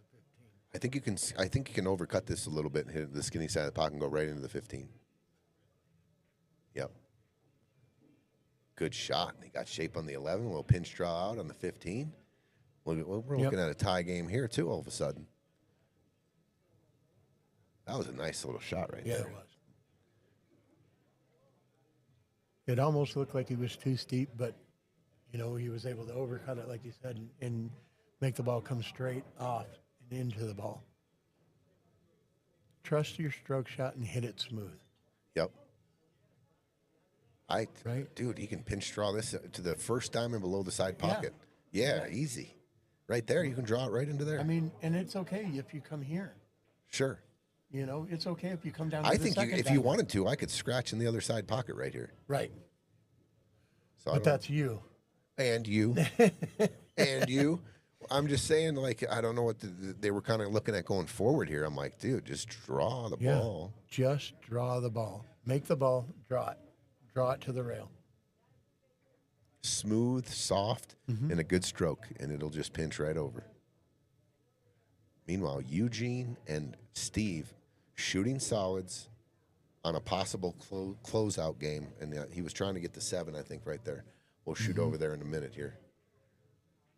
This shot here by Anthony on tilt, the best hat I've ever seen on Friday Fight Night. I got to get me one. Stay down. Yeah, nice and smooth and easy. Yeah, Like that. just like that. And he could have caught way more of the ball. He could have caught more of the ball, but that was a good shot. That's what you were saying. He can even go down there. Now just draw out, right? Just draw your ball. On tilt.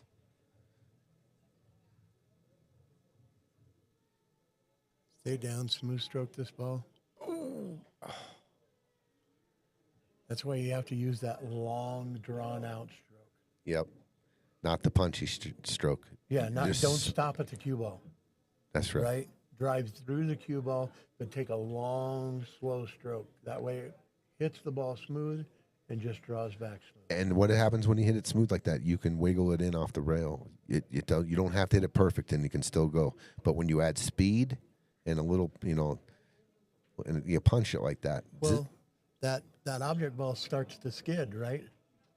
Yep. And if it skids into the rail before it starts to roll, Jaw City. Jaw City.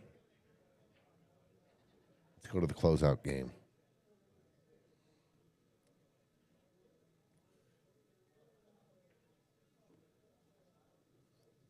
That's a pretty good shot right there. That was a pretty good shot.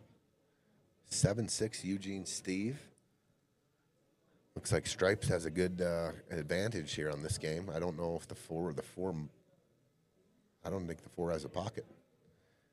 Maybe the top left. The side and this bottom left are blocked. But the 7, yeah, I think they're just in a good spot here. They got many options. Well, the 4 can go here. If you Oh, get behind from the 7 ball here, There you go. right there, you Good can call. shoot it in there. Good look. But then you're still going to have to draw it back to the rail to have the shot on the 8 ball. Right? Yep.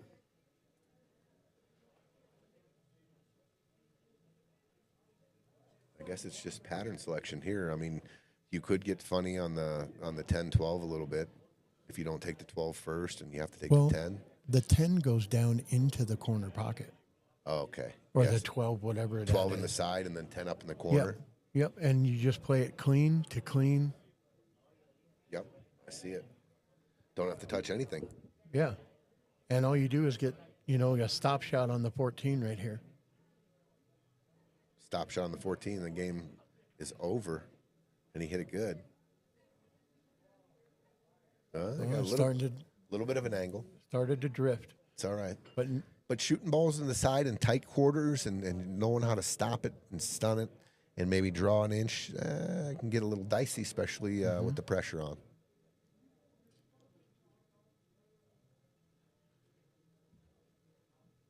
yeah, the biggest thing is that he wants to stay on this plane right here.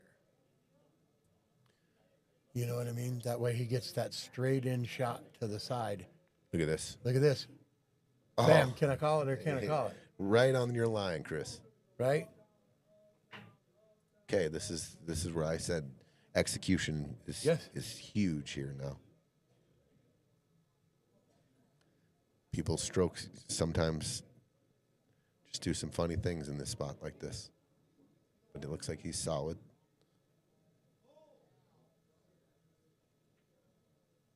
Oh. Once again, punchy. All right, Chris. I'll tell you what. I want to leave the cue ball. I'm going to find out how I can get the cue ball right here.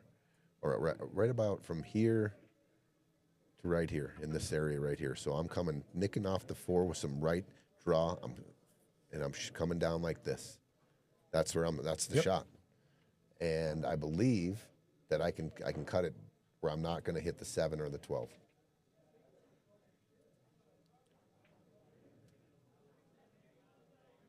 And just like that, I think it's going to be effective. Oh, and he almost got. Yeah. Ooh. That's what I thought would happen. That would have been a game winner if he gets behind the 4. But they're in a real tough spot here because they got to shoot. They can't see the bottom ball. They might be able to see a hair of the 10 ball or the 12 ball. I mean, which moves the cue ball out of the way on the 7. Yeah, which you don't want to do. Which you don't want to open the 7 for the. That was a great shot by. That was a great shot by Steve. I mean, he almost double did him there. Yeah. Ooh. So, we've got action. He could slide underneath. I think he down might to the have the edge of the 10. Slide down under the 10. So now you just 4. Now you're playing on the 4 to the corner, right? Yep. Make them do something. Leave them stuck. Stuck like Chuck. Stuck like Chuck. I wonder how stuck Chuck is after everyone's life is over. Chuck's pretty stuck, dude. I mean, we just want to come there, off the side here. I'll leave him right there. Right yeah, there. I'll just leave him right where the 4 is. I don't want to leave him this 12. I don't think he's got the full 12, but he might. I think he does. He might.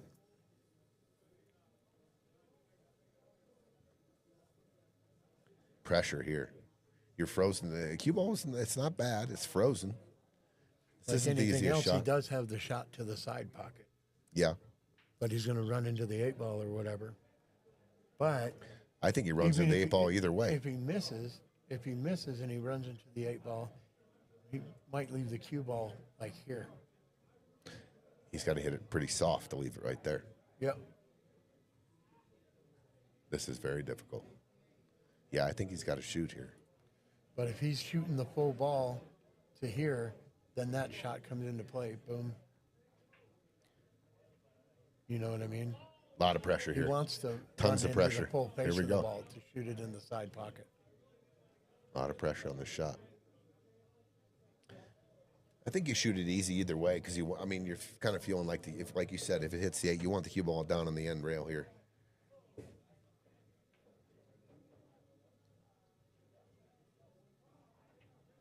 Oh, and he fires it in. What a shot, dude. Dude, what a shot. Wow. That was fire. Did you hit the fire button, Chris? Boom, Chris. That was fire. That was fire.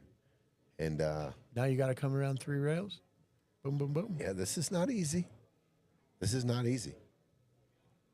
I guess And he has to if you're play shooting, it a little tighter, right? Yep. Jumped up, Okay. kicked his feet. Here you go. You've been trailing the whole game. You took the lead on the hill, and now you got a really, really good opportunity to close the match. And I do not want to give them another opportunity. No, you got to close out right here. Close it out. Put some right-hand juice on this, nice and easy. You don't want to go 2 rails, just nice and easy. But he jumped up. Yeah. He jumped up and So the cue ball came this way. He on his last stroke. I imagine he was trying to put cross-stroked it. Yeah. Because he jumped up and cross-stroked it and hit it with left hand. He was So I'm just right. I'm playing the cue ball off the 4 here, Chris. I'm just gonna drip the cue ball right here. Hopefully I can hit the speed where it comes back and plays that. You know what I mean? Blocking the 4. Yep. But I'm just gonna hang the cue ball over there. But if I he still doesn't feel like all hit the it thin pressures enough, he scratches on that shot. on this one. Yeah, because if he doesn't get to this edge right here, and he actually hits it just on the face right there. Oh, he's goes going for the right in. cut. He's going for it. Oh no! Wow. Wow! I don't think I would have gone for it there. I just don't think. Maybe I don't know. Gino felt pretty confident. Maybe the shot was there. I mean, he overcut it, and he would have had good action on the cue ball. So I think, yeah, maybe I do go for it there for the kill. If we're on the hill, yeah, I got to pocket that ball. And once again, it's like just pocket the ball. It doesn't matter where the cue ball goes. Sure, give us a shot. Give us a shot on the 8 ball to win the match. Okay, that was a good steady shot right there. We're going to overtime.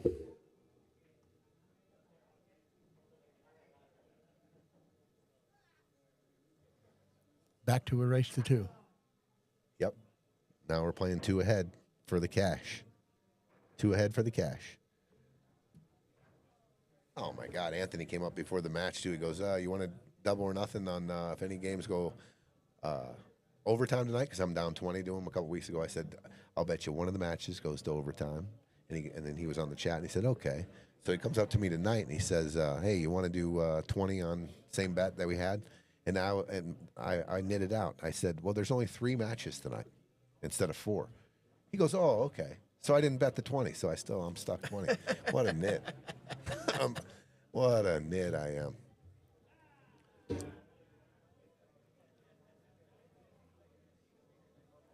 We're in overtime on table 2. And we got action here. 6'5", Ivan Miguel.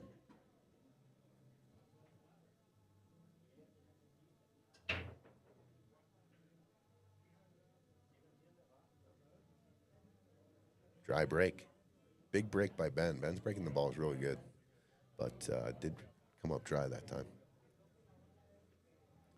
What's going on here in this game? Oh, Anthony. It's Anthony's shot. Anthony went to the bathroom. Okay. Is he shooting the 8? I don't know. Not sure if he's shooting the 8 or the 5. That 5 got a funny angle to it?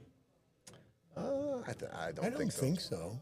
I mean, no, I think you can go 2 rails out, hit it thin, whatever you got to do. I don't think so. I think it's okay. I think he's on the 8 ball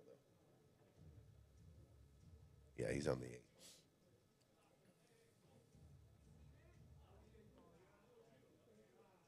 Big shot here.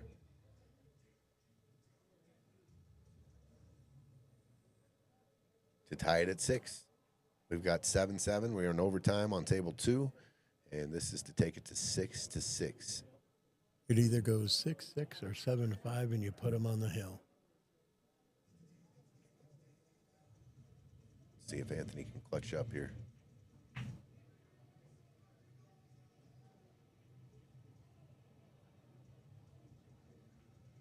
Oh man, that's clutch. Yep. I mean, when you're clutching up late in the games here, you're going to get some fire. Did you see that little double pump air at the end? Yeah.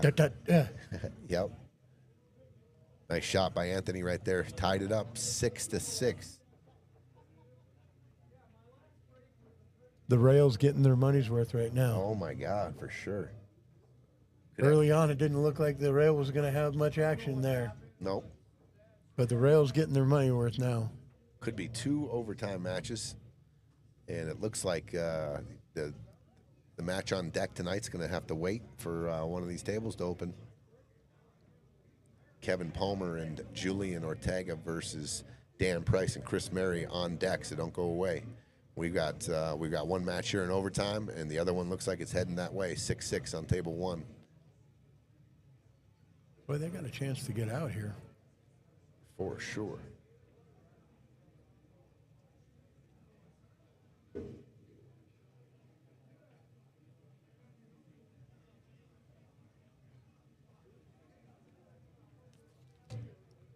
I'm wondering if that 9 goes here in this corner pocket.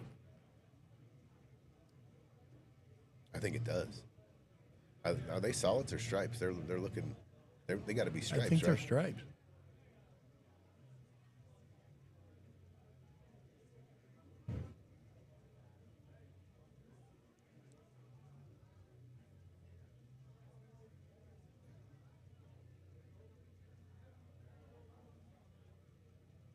I think it does. I think you can definitely throw it in there, and I think you have to shoot the 9. They're looking. If you I got a think clear shot at it right now, absolutely. Yeah, I think they were looking at playing shape on the 8, maybe. So if the 9 goes, I think you got to go 9, 14, 12, back to the 11, and the 8. Yeah, because ideally God, the so 11 ball is your out ball. Maybe the 9 doesn't go because looks like they're coming. They're starting down on the 10 or the 11, whatever this ball is. The 9 must not go, Chris. Otherwise, I think it's tight, and because it's tight, and the the pocket match looks is tight. smaller. Yeah.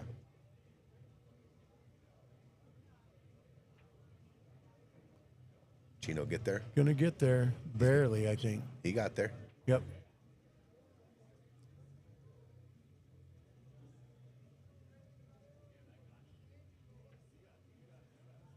See, I don't like not walking around the table to see where you have to be. Absolutely.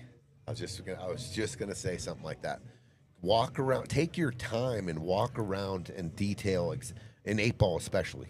Absolutely. You don't see a lot of these matches go through, and that's one of the themes is go around and just look where you got to be, because an inch or two it makes the difference, the world of difference on a certain angle or the next shot, right? Yep. And just thinking you know where the ball needs to be is not how you play 8-ball. You have to be definitive. Absolutely. Especially it's different playing on the big table, right? Because you have so much room and you can play 8-ball, and it's like a wide open shooting gallery, right? But you get on the bar table. This is what makes bar table 8-ball the best game on the planet. Wow, here we go. I like it. I love bar table 8-ball. Just because your cue ball has to be good. If you don't have a good cue ball, you will not win. You just won't. I agree 100%. Like, just you should allow yourself to walk around the table and just look where you got to be and where you can't be, right? Yeah, it's as important to know where you can't be as to where you can be. Oh my God, Gino. Man, he hit that so good. He hit it through the 9. He got the perfect angle on the 9 to get on the 8. Oh, what a try by Gino right there. Good shot, Gino. Oof, that would have brought the house down right there if that would have found the pocket and with that shape right there. Absolutely. Hell of a shot. All right, 7-7 here, 6-6 on table 1. Don't go away. After the conclusion of one of these matches, we will be putting up the next match.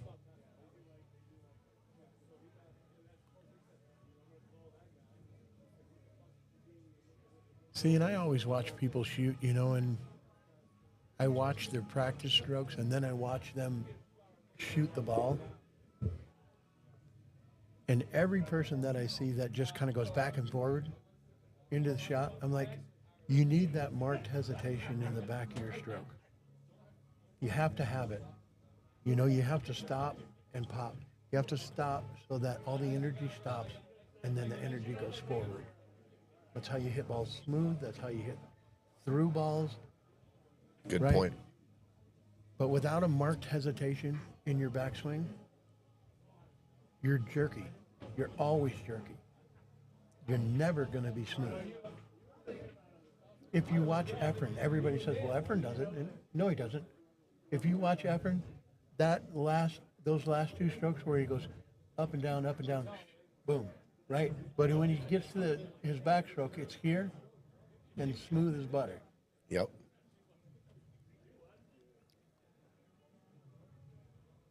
Oh, good shot by Ben right there. Excellent shot.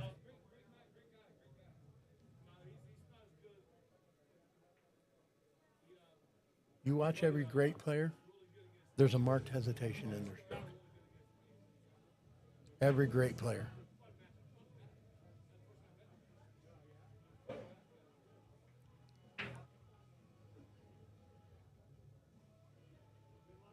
It's just shot mechanics. That pause is huge. Huge.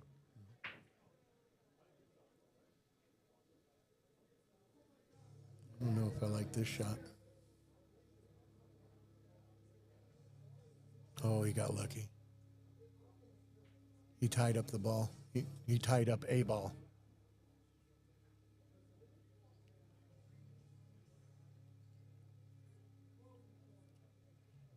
Now we're going to grind it out again. We've got ball in hand. Yep. Shoot the one ball in the corner here, break out the three ball, get out.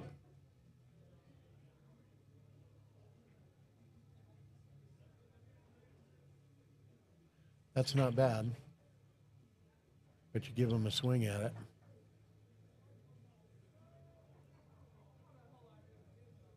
I think I'm going to do my old little bit of one pocket shot here. I'm going to kick two rails at the bottom of the 14. Yeah, yep. If I can't see it, then I'm doing this kind of business here. I do not want to give them ball in hand, though. That's the other thing. Do not want to give them ball in hand here. You got a clear look at the 9. Do you just cross bank the 9 down by there, maybe? Bring it back down table. Yeah, so bring the 9 back down 3, 4. And you have something to play safe off of. Yeah. Underneath the 14. I like that shot. I don't pocket this ball.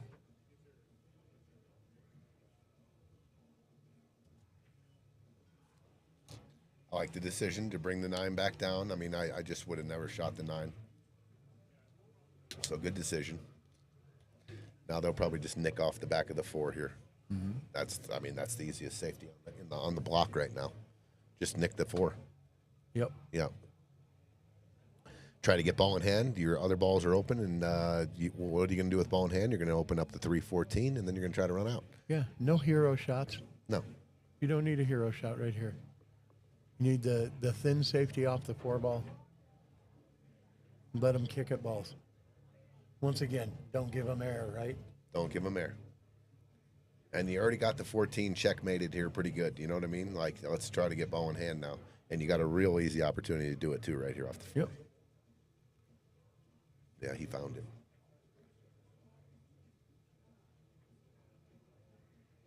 Good shot.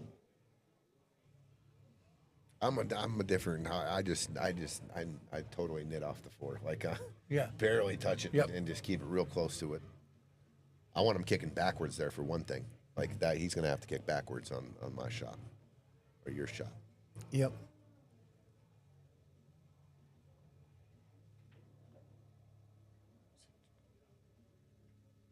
Oh, he went after that kick on the 9. Okay, ball. There it is. The ball in hand now. What do you do with the 3?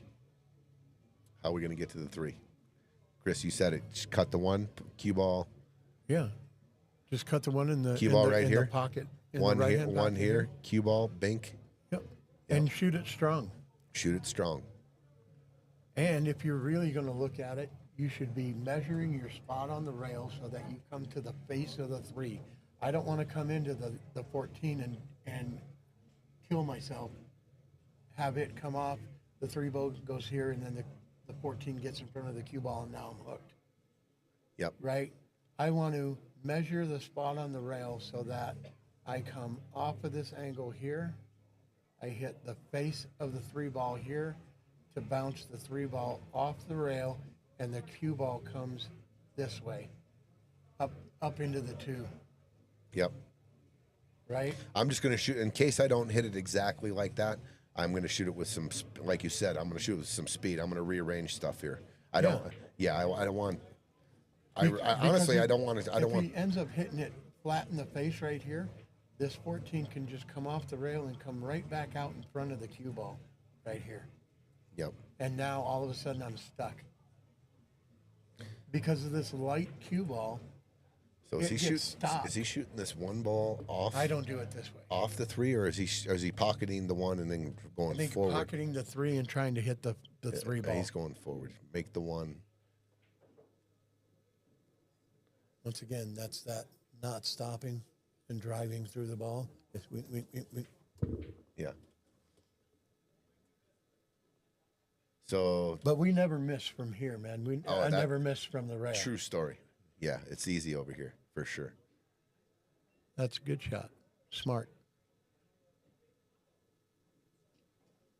That was a real good shot by Ben. But I think he can feather the side of the. What's going on here?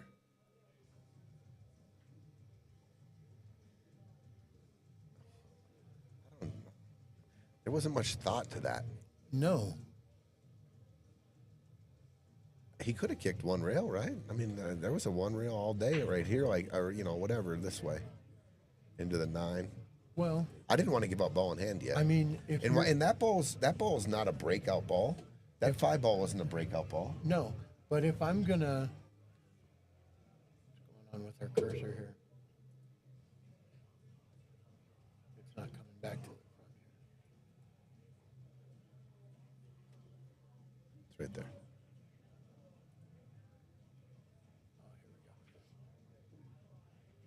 See, if you're gonna give them ball in hand, you play the 8 ball over here, and you put it in front of the 7, the 14, and the 3, and you put it right there.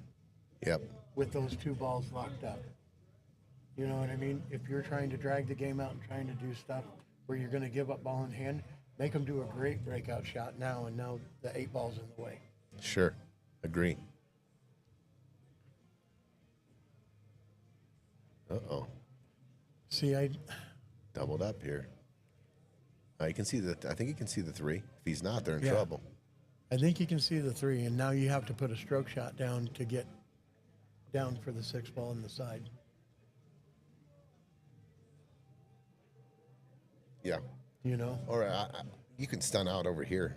Yeah, I like putting the cue ball right over here off this shot. I don't mind going here like this. Right here, I got options on. Let me see both of them. That way I don't have to demand a huge draw stroke. I can stun more. He looks like he's loading up the draw. Oh, And miscued. Miscued. But part of that was jumping up in the middle of the shot. Absolutely. You know? Well, 9-14-8, and they got another 1-game lead here. Yep. Things are getting tight. There's no way. Oh, okay. I was going to say there's absolutely 0 chance he shoots the 14 ball first. But you never know. No, he could. You never know. He could. I mean,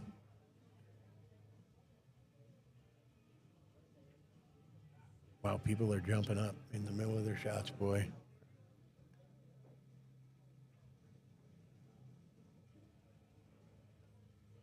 I'm just gonna put a stroke on this ball with some right.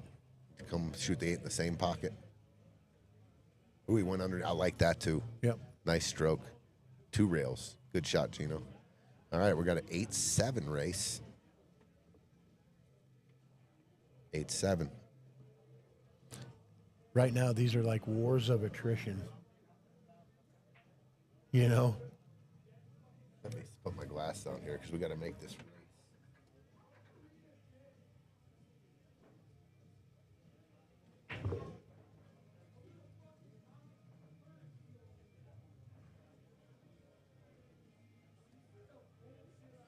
Let me see real quick.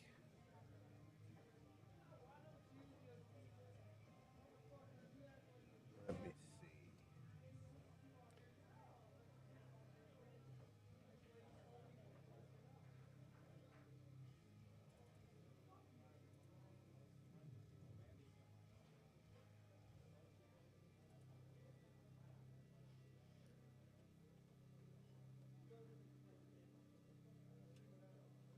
All right, so we got to float down here.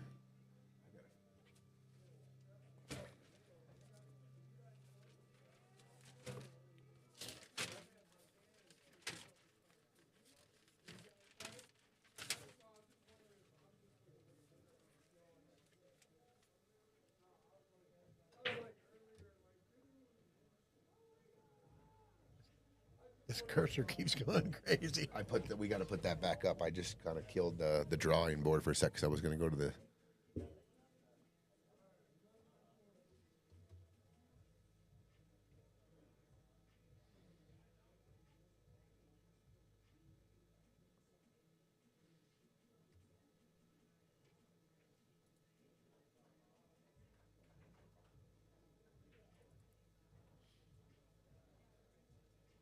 Try and get perfect.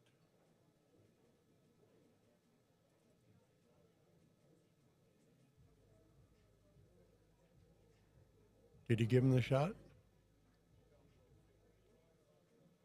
Looks like it. Looks like you can see it here. Might have to swerve it a little bit. Oh, what a shot.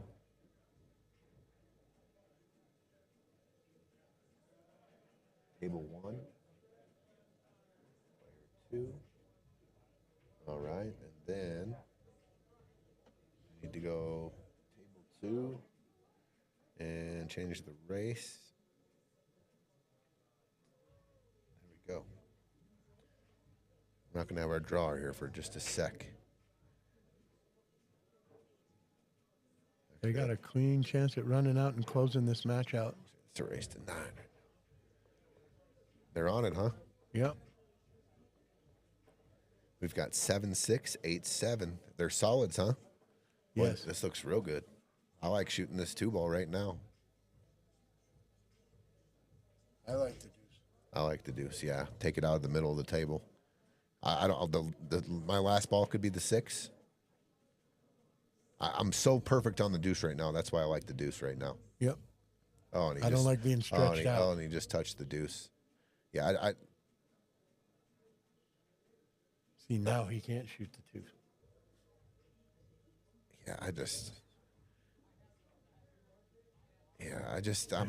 You're perfect on the deuce right now. You got to shoot the 2.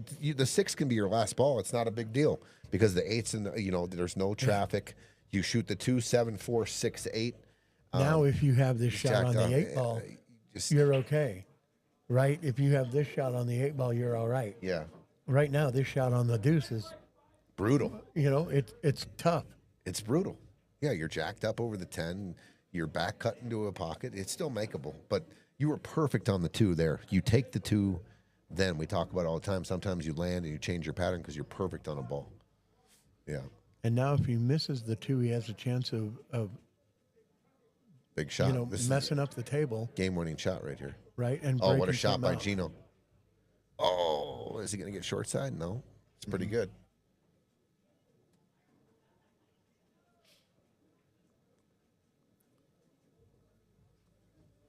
It's a tough angle right here. I'm trying to run into the 10. Big J in the house. What's up, dude? I think he comes way up by the side pocket. Heck, he might even run. Yeah, he's looking to go below the 10 now. I don't blame him, but this is all speed and feel. I think he could go all the way around all the way around the table. Yeah, he's going to be hooked. Why don't you just extend your rail there? Extend your rail and go all the way around the table. Yep. Yeah, just hit that harder and the cue ball comes up. Oops, I'm muted. You go ahead. I got to hit watch.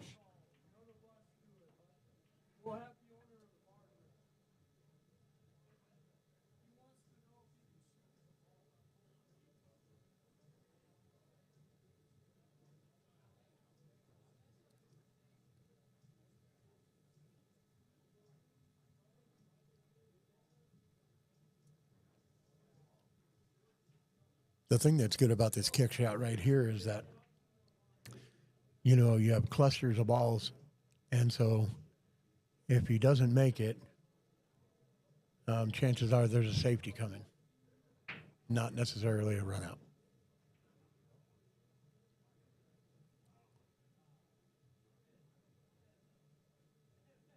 But you can't give up ball in hand here.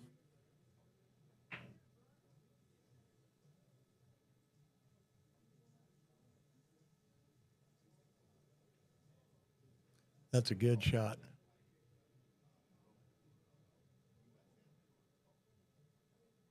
But now you just feather off the 13 and go underneath the cluster down here. Don't pop out.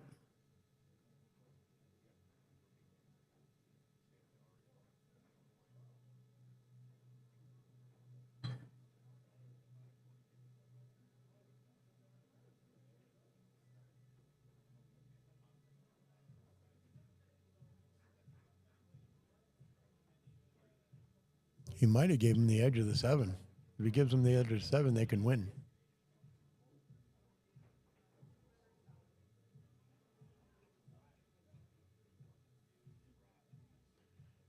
He had more than they thought he did.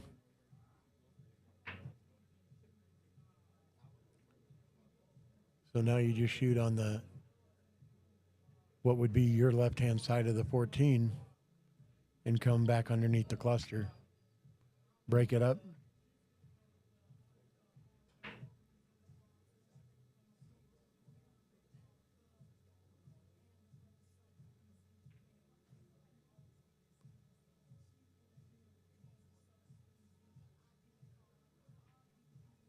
You might have taken away the bank, but there's still the kick to the side pocket, which is a good shot, which is a shot that you really don't want to give up, but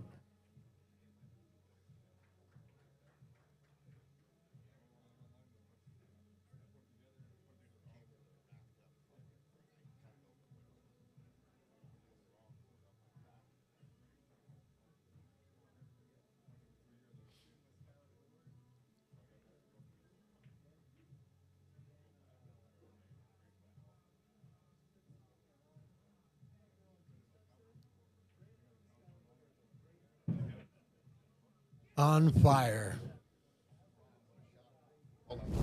You see this? That was a winner. Did you see this? That's a winner. Winner, winner, chicken dinner.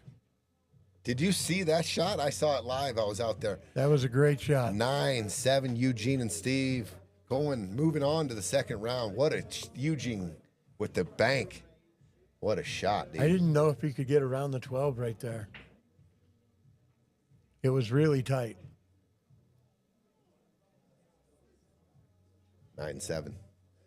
What a match! What a comeback! That was a great match. Let's get over to table. Let's get over to table 1 and the conclusion of this match here. And I got to get the scoreboard built up here for match number 2.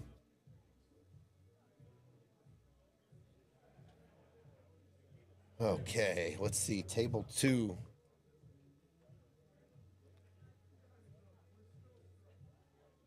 Well, it doesn't matter which set of balls they are. Somebody can get out here.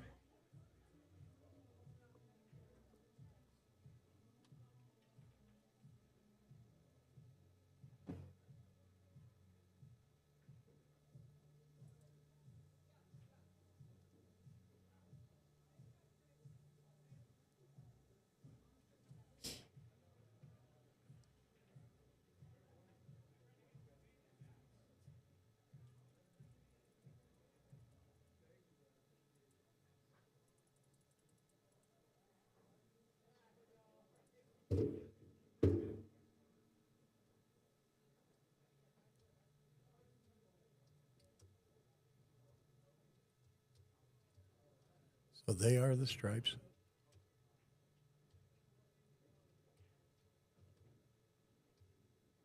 Good job.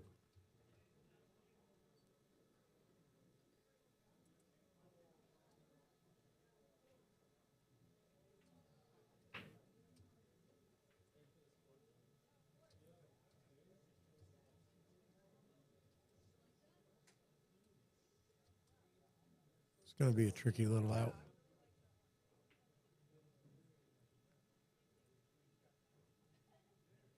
But I think they can shoot the 11, get back out for the 12 ball, shoot the 15 in the side, and then come 2 rails off of the 9 ball to get shape for the 8 ball. What do you think, Tony? Shoot the 11 here, get your shot on the 12 instead of this combination? Or is that ball open? Yes, sir. Yeah. Just might have sold out right here.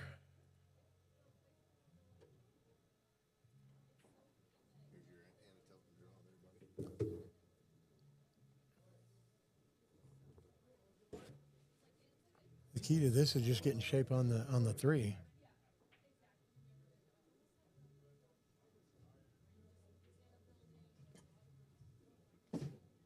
Hey, must win game for Ivan and Miguel here. Obviously, they're on the Brian and Anthony are on the hill. They're solids, huh? Yep. Yep. I mean, are you ever shooting the 4, the 2, then coming back for a better angle on the 6 to stun over, so. to stun into the 8 or stun over for the 3? Yeah, because you might be able to even bump the 8, just a touch to open up the 3 ball. That's what they're doing. They're changing the pattern here a little bit. I don't blame them.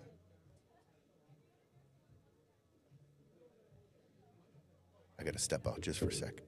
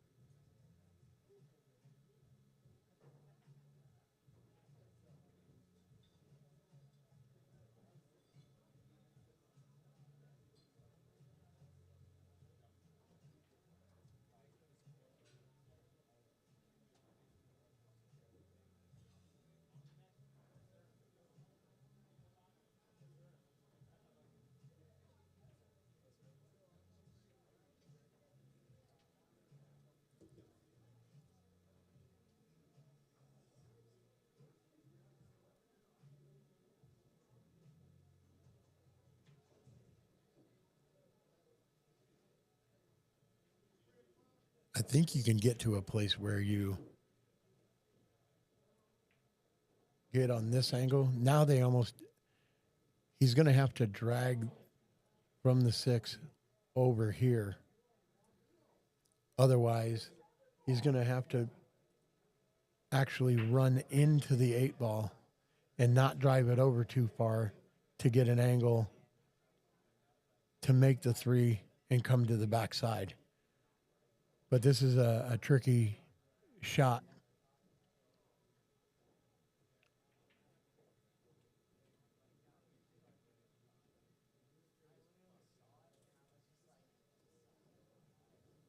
They could actually cut the 3 ball in and come around 2 rails for the 6 ball, but they aren't looking at that.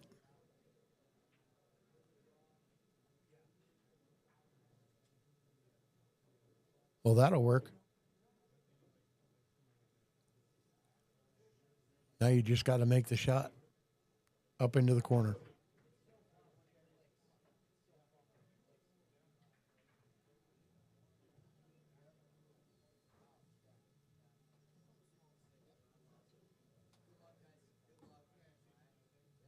Jumped up out of that one.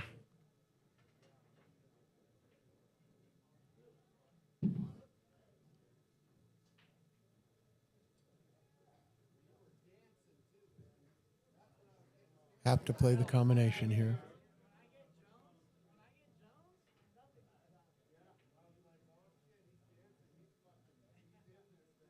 And kind of open up the pocket.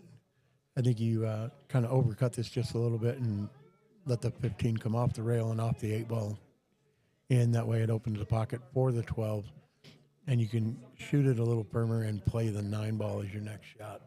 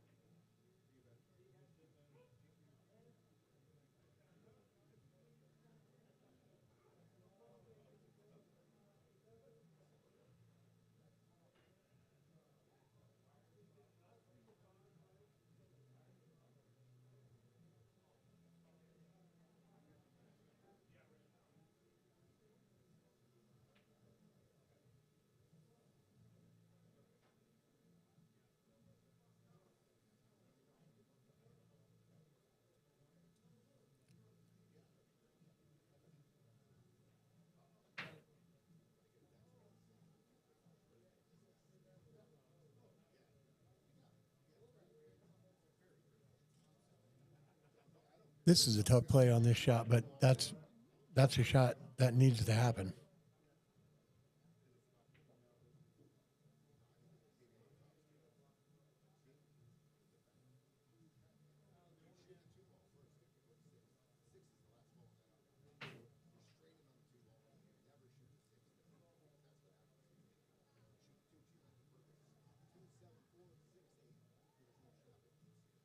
They need to look at it coming off the rail and off the 8 ball.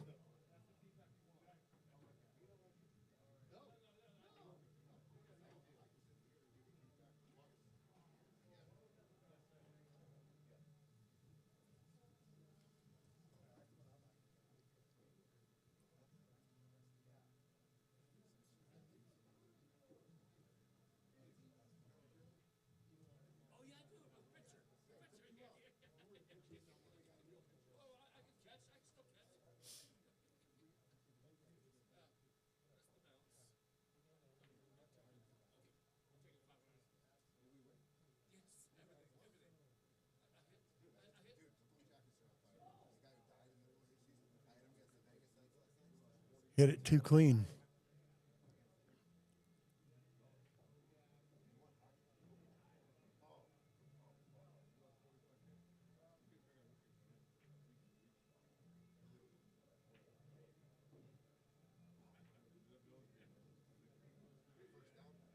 I think you almost have to play the 9 ball here, and if you overcut it a little bit and take over the pocket, it's okay.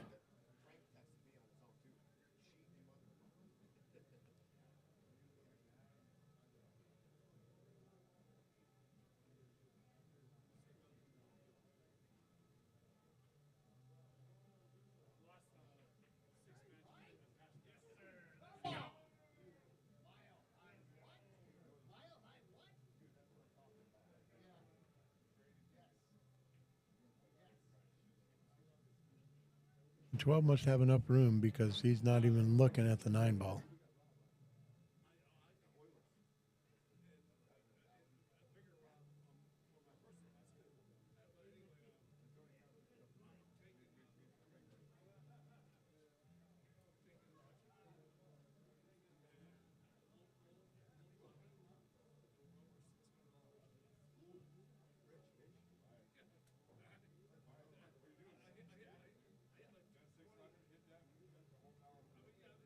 Well, now you can play the 3 and get to the bank and bank it up in the same corner as the 3 ball and use the cue ball to make the 12 and leave it buried down here, take over the pocket up there.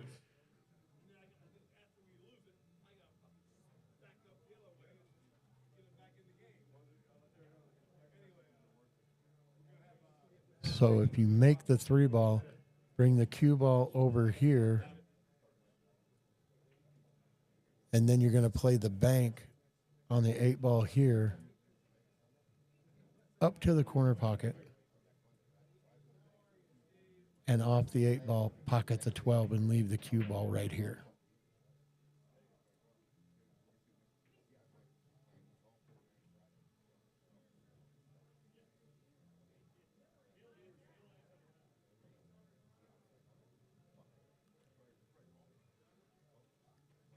This would be a tight bank back to this corner pocket.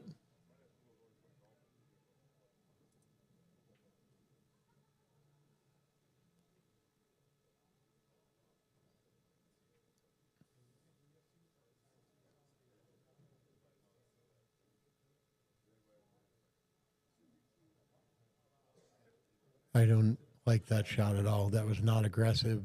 It didn't put your opponent on their heels.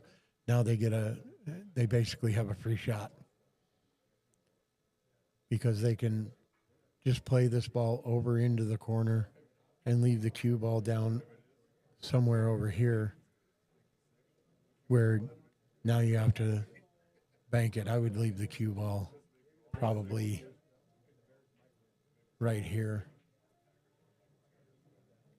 or try and get it here.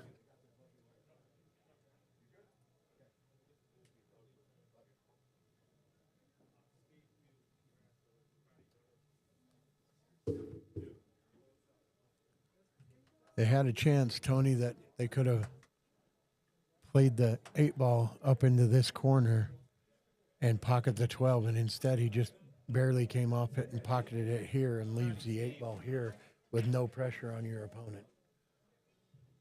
Now it's just overcut this ball and leave the ball.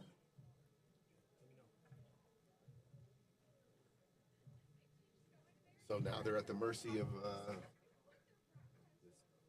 And now if he makes this shot, then they're almost guaranteed to have a shot on the 11 ball.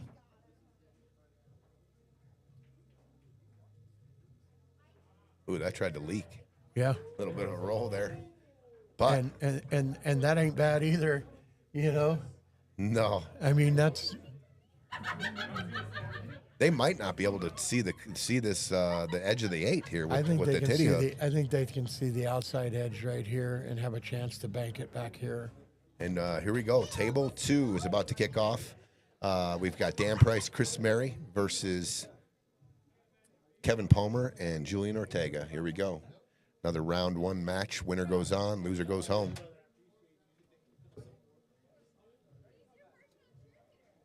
He's kicking. I think that's why he's lining up like that, kicking. Gonna go 2 rails? 1 rail or 2 rails? He's doing the parallel shift, so 1 rail.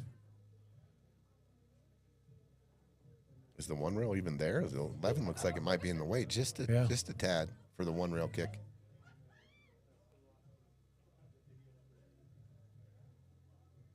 Wow, brutal leave. Mm-hmm. I mean, if you scratch your heel. Need a hit here for sure. No ball in hand. Yeah, because if he doesn't make this, I mean, Brian. Oh, what a shot! What a shot, Huge. Chris! Huge. What a shot! That was disgusting. Ivan with the kick to get it to Hill. We're going to overtime on both tables, and I'm off the overtime bet. I'm sick. Wow. What a shot by Ivan. Oh, my God. Gin.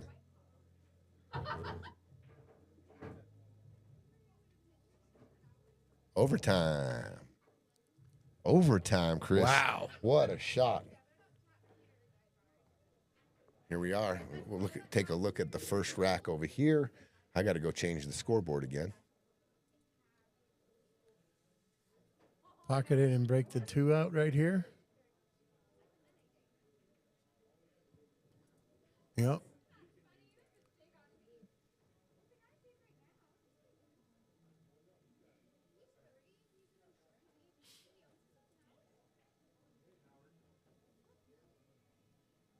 Race to 9. Win by 2. Wow, what a shot. That was pretty amazing. Yeah, that was amazing. If they end up winning this match, what a shot. That's one of those momentum stealers right there. Ooh, no scratch. That's good. Oh, pocket in the ball. Made a ball. Austin Sutton. Let's LFG Eugene Min. Let's go. Great comeback for Gene and Steve. Yes, sir. Jeremiah Gage. To get out here, Mike Brown. Let's go, Gino. Gino's got a lot of fans out there. He's in the booth with me most of the time. That's the guy I was rooting for him myself. Him and Steve made a great comeback. And then we got Amber. What's up, Amber? Let's go, Daddy. And Uncle Dan from Joel. Yeah, you have to play this combination to play the run out right here, right, Tony? Yep. He's going to come up empty, he's though. Going to come out short. Hit wash. I think he's still got the 5. Got it? I got it.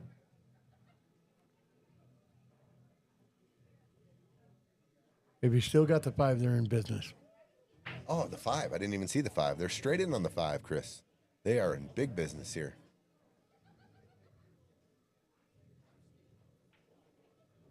Good shot. Put a nice little stroke on that. All right, Chris, little pattern play here. Overcooked it a little bit, but that's all right. Little pattern play? What do you just Do you roll? How about do you cheat the pocket, roll the 2 in, and play it into the 14 Bump nicely? it into the 14, and then yep. just soft roll the 4 in? Yep. Or do you take the 3 now?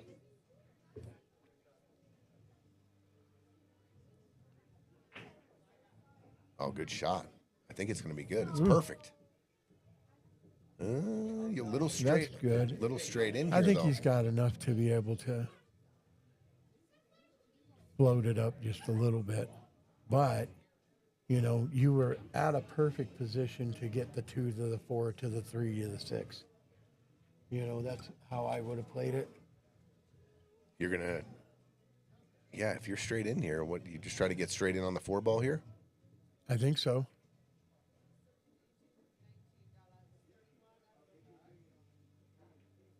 Good shot.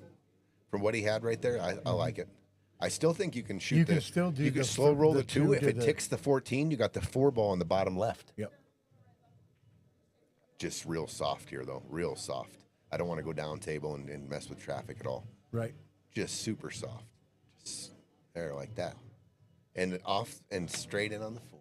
Yep. Now There you it just is. float down and shoot it in the side. Now you go to hill. You go to the hill, and this would be the first break and run. First break and run of the match. No, What I think. what did an those- opportune time. After kicking in the 8 ball. and answering it with a break and Huge run. momentum swing. Huge. Good call, Chris. Oh, overcooked it. Overcooked it. Overcooked it. So those are the Oh. nerves right there. That's the stuff. I remember years and years ago we were playing at the BCA Nationals and we were in the finals, and Gino Cox, he was dead out. All he had to do was draw the ball back like 8 inches, and he drew it the length of the table because the nerves Adrenaline. just got him. Adrenaline. It was brutal, man.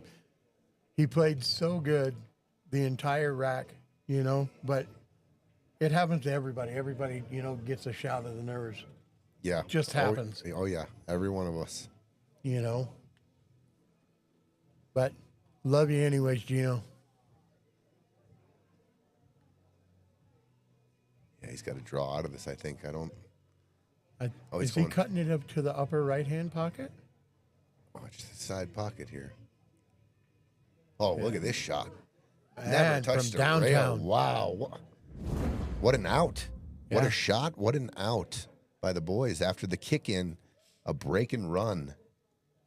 Answered with a break and run. That was And now they're breaking on the hill. Scoot Err. in the booth. 8-7. Right there, we sounded like the Budweiser frogs. Scoot. Err. Let's go to table 2. Let's go to table Somebody's 2. looking for action on Chris and Dan, saying they'll take Chris and Dan for 50.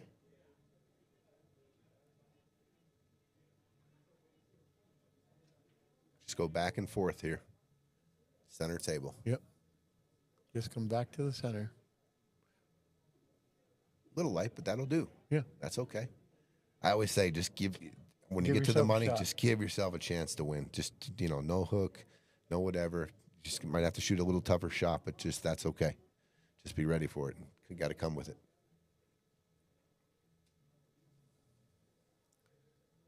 All right. After the kick in by Ivan, they break and run. Could they end 2 in a row Put a 2-pack on them to win after the kick? after the kick in, Oof, that's cold-blooded. where they went from no air to having all kinds of air. 13's ricking in. They made a ball. Oh, and look at this table, Tony. Look at this table.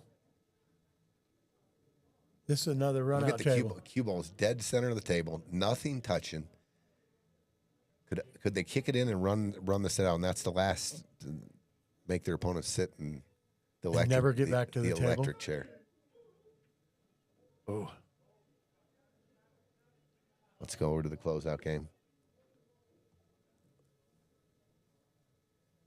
For a 2-pack, for a kick in, for the kick 2-pack, game over. Possible right here. And look at this setup here. He got funny right away. Yeah. I mean, I thought he was going to get to where he can shoot the 12 down, or the 10 ball. Is that the 10? Down into the corner pocket, get on the 9, and play back up table and get out. Now you just got to roll the 11 ball in and, That's what you got to do. Play for down. Sure. Yep. instead of playing up, now you got to play down. Yep.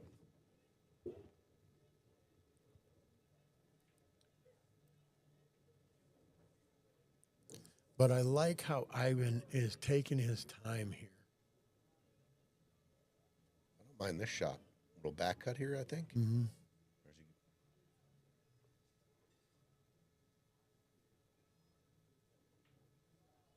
What a shot. That was a good connection right there. Mm-hmm. Now you got options. You got options. I think if you can draw out here and get the cue ball.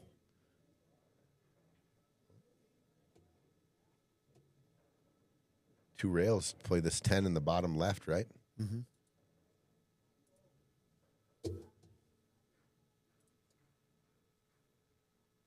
I think it's going to take a little bit of a draw, though.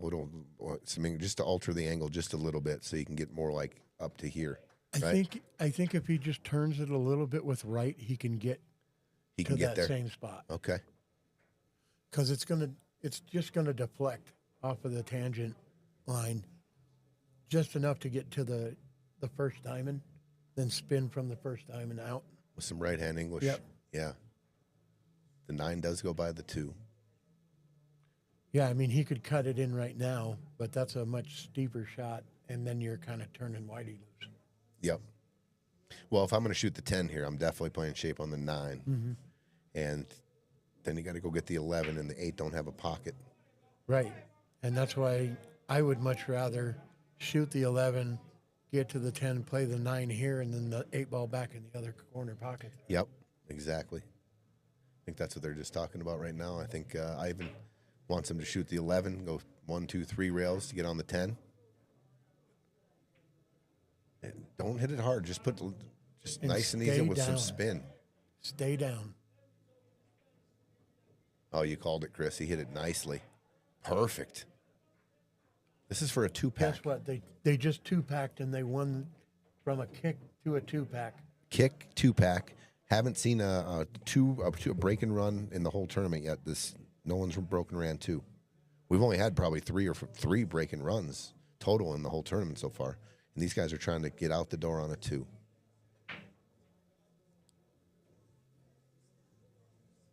I mean, that's just stone cold killer right there.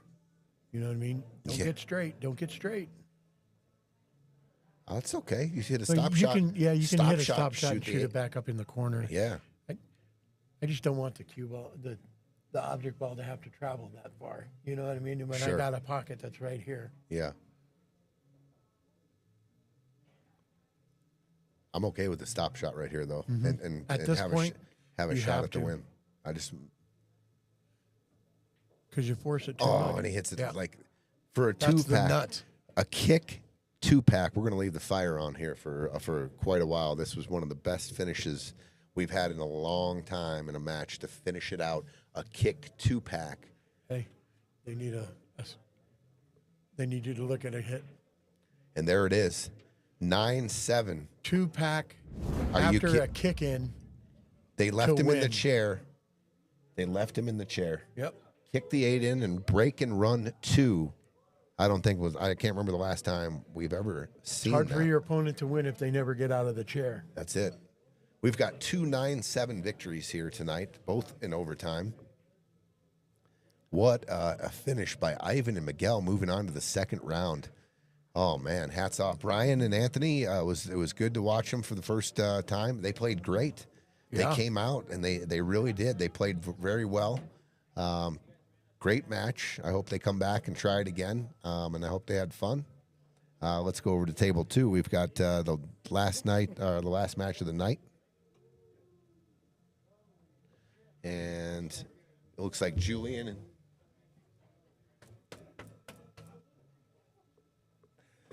he's smiling ear to ear, Mr. Ivan, He with the should kick be in. smiling ear to ear. Oh my goodness! He hits the kick in, and then they 2-pack out right there. The kick 2-pack. It's the first time it's ever happened, I want to say, Chris. So That was strong. You watched history was with strong. me right there. That was But history. those 2 breaks at the end there, you know, they gave themselves a chance to run out. I mean, every other table was clustered up and stuff like that. You see those 2 tables right there? They were open, and they took their time, stayed down on the shots, executed.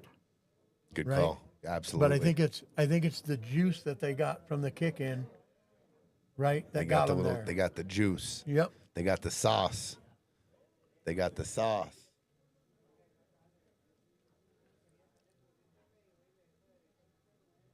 Yeah, that was awesome. What we just saw right there. Yeah. That was awesome. Tough. That was those were fun matches right there. Absolutely.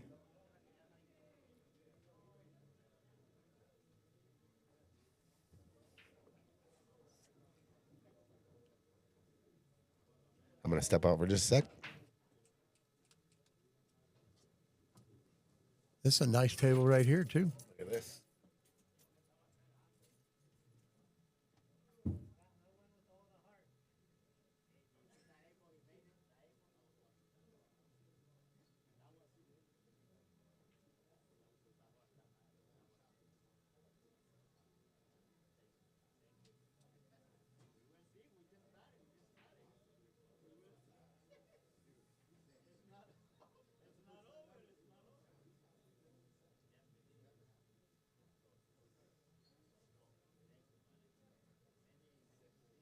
Pretty strong.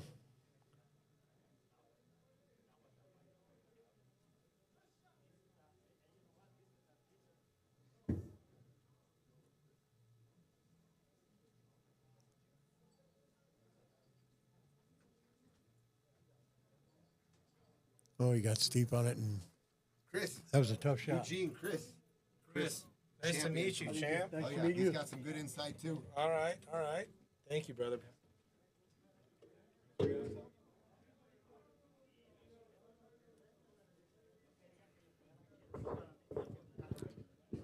So we're back at a spot where very runnable table to get out here. Mr. Chris, thanks for having me. Absolutely. Glad to share the booth. Sorry you had to watch my match. Oh no, man, you guys, that was fun. I mean, you know, you really came up clutch at the end, and that was awesome. I appreciate it, brother. Yeah, You know, that bank was right on time. it was. Yeah. Fortunately, it wasn't just. It was like stop shot wired. It was so wired. Yeah, but we've got a good table here for these guys. Yeah, I think you can. You're taking care of that 14 first, yeah? I think so because you have this angle. Yeah. You know, you should be taking it. You know, and just follow forward. That way, you're not risking anything with the 8-ball. You got to make sure that you get the follow on it to make the ball go forward. Good call. Right there, perfect. Good shot, Dan. You got a little angle on the 13, or are you going? What are we doing next here? Well, I think he can shoot the 13, kind of stun it, right? And that way he can run into the 12, just play the 11, and the 12 lets you get up, back up on the top of the table for the 8-ball on the side. So he drug it. Yeah. Okay. Works. That works. Yeah. No, that's So if I'm your partner shooting this shot, are you wanting more center table type of leave to come up to the 8? Are you asking? You want me? I think so. Yeah. Yeah. I mean, and the angle that he has here, you know, Yeah. You might. I think you can just shoot the 12 in the side right here and play off the 11 and come back towards the center of the table. Just bring the cue ball straight up, or you can run 2 rails out of the corner and kind of come down there. It's just whatever you prefer at that point.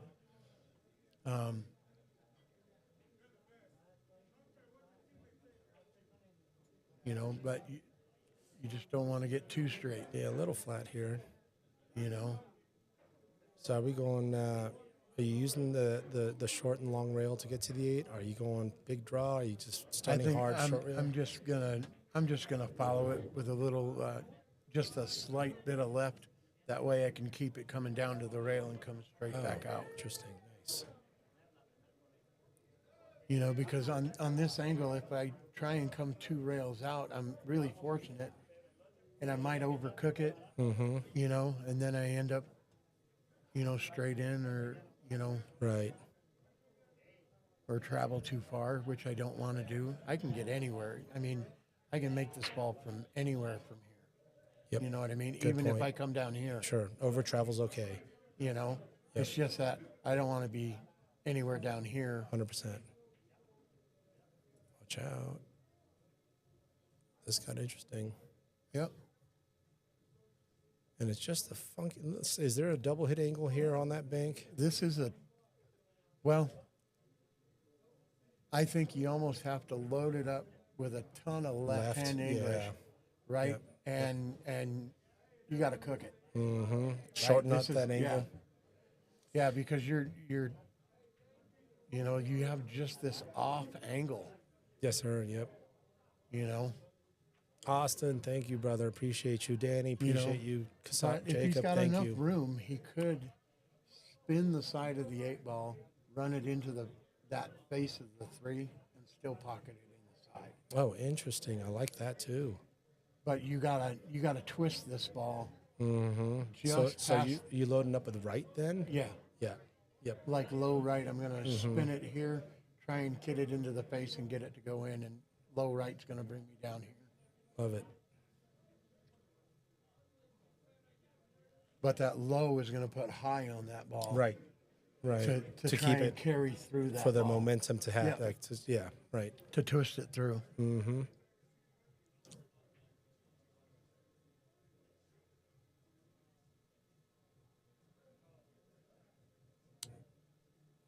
Did he just call top left corner? I think he was just saying you gotta keep from scratching there. Or something. Oh, I see. I see. But yeah, they're playing it inside.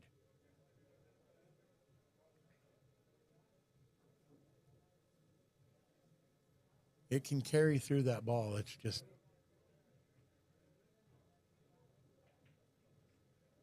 see, but he looks like he's just So using top, right and yeah. not. And I would be using low. Yeah. See, Tough shot. the top puts low. On And then the, it kinda on the stuns object it. ball, and it stuns it. Yep. So now, Yep. now it's skidding when it hits the Sure. 3 ball Sure. instead of turning Great call. and Yeah. coming through the ball. Love it. You know. Yeah. So now this should be a almost stop.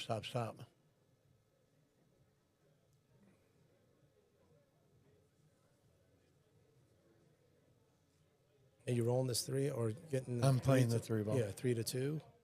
Yep. Or are you going? Yeah, 3-2. 3 to the 2, and if you just leave your cue ball there, you stun out for the 7 ball, 6 ball, 8 ball. But I don't hit the 8 ball at all. Yeah, don't get it out of where it's at right now. Yeah, So leave hit it the right there. Hit the 3 clean. Because if not, now all of a sudden you have to play above the 8 ball Sure. or below the 8 ball Sure. to play it in one of the corners, Right. right? All right, Julien and Kevin taking their time out.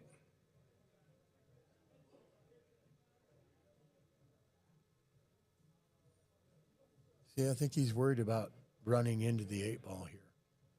Yep. Amber, my dude Joel, he's up late watching Dad and Uncle Dan play. Love it. He getting some ice cream, some treats. It's always some treats for Friday fight night.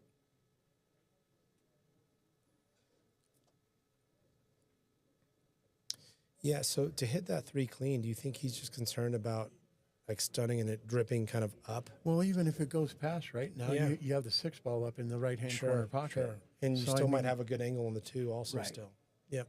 You know, but the cue ball should go completely away from the 8 ball. Yeah, I don't think you have any risk of the cue ball hitting the 8 ball. Yeah, looks like he's going for it, so I think there's going to be some 8 ball movement here.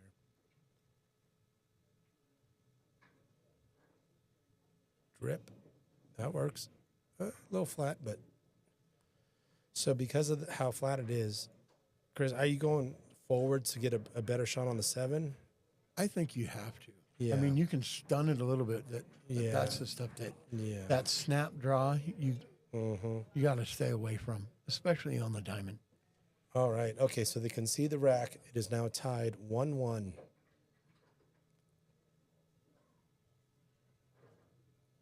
Eric Nicola. Okay, he's looking for some action. He was actually asking for action when Chris and Dan were down. Joel got ice cream. Nice. Joel. Fist bump, Joel. Mom hooked you up.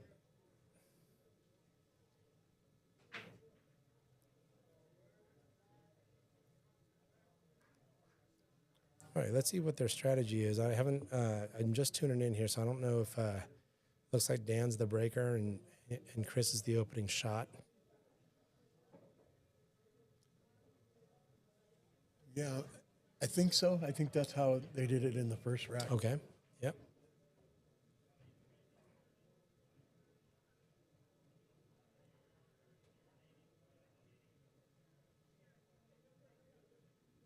All right, just head ball break here.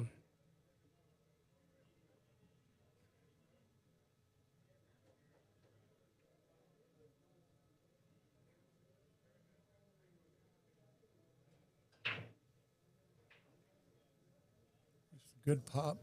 Yeah, good pop. Ball down. Couple of puzzles here. Yeah, that's the toughest part I think about these diamonds is that if you don't hit them hard enough, they cluster up. Mm-hmm. And then if you hit them too hard, they cluster back up. Find Everything their comes back Right. into the center, right? Right. Everything goes out and it comes back in, Right. you know? Looks like this is the 9-ball is the kind of cupcake It's opening like shot. the easiest shot. Yeah. He might get good on that 13 to get that 5 out the way, maybe. Okay, he put some speed on it, okay? Yeah. And ended up coming out good with it. Yeah. You know, got 11's both of those balls to break out. and Yes, that- sir. Yep. That worked out nice. So now you almost have to come out 2 rails Mm-hmm. so that you can play the 12 down there and just play it down into the pocket. Don't touch those other balls, and you have a window Little open window. to cut Mm-hmm. the 14 over, and you're out. Yes, sir.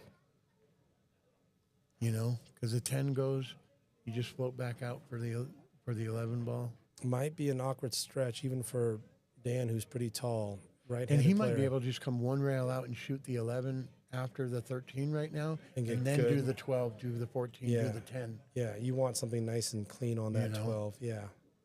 And I think that's probably how I would play it in retrospect. Just cut it and bring the ball right back out, just in that same window. Mm-hmm. Just hit a field goal between the 1 and the 8. All right, wraps around it. Yep. Oh, rattle. All right. Kevin and Julien, a chance at the table here. You looking at 4-2 first if you're solids? Chris, are you? Most likely, I mean, the 1 ball is off angle, but I could run into the 10 ball and be able to shoot the 6 ball up in the corner. Mm, You know what I mean? I like it. I think he wants to follow down just a little bit for the 2 ball, right? And so Right. he might have the opportunity to run into it, but I don't know if he's got that much angle, Mm-hmm. because if the angle's steep enough, then he's not going to be able to hold the cue ball, Right, right. right? And now all of a sudden you go past it, and now you have no shot, and now you're trying to come back up to the 1 ball. Right. Once again, it's a long shot for your partner and stuff like that, versus maybe being able to do a couple things. But he had more angle than what I thought he Right, did. that works. But that's great. Yeah, But you're still running into the same thing with this yeah. this 6 ball. 6 ball's gonna, still a problem. So I mean, your 1 ball to the 7 to get, in that little window. Mm-hmm. He keeps snap Yeah, drawing stuff. It's a little quick. And it seems like I it's, think he's nervy. Yeah, and it's real out there. And it Holy is cow. real. Oh my goodness. You practice and you're like, I think I'm ready. Lights on, stream on, shot on. It's like feels a little different. Yep.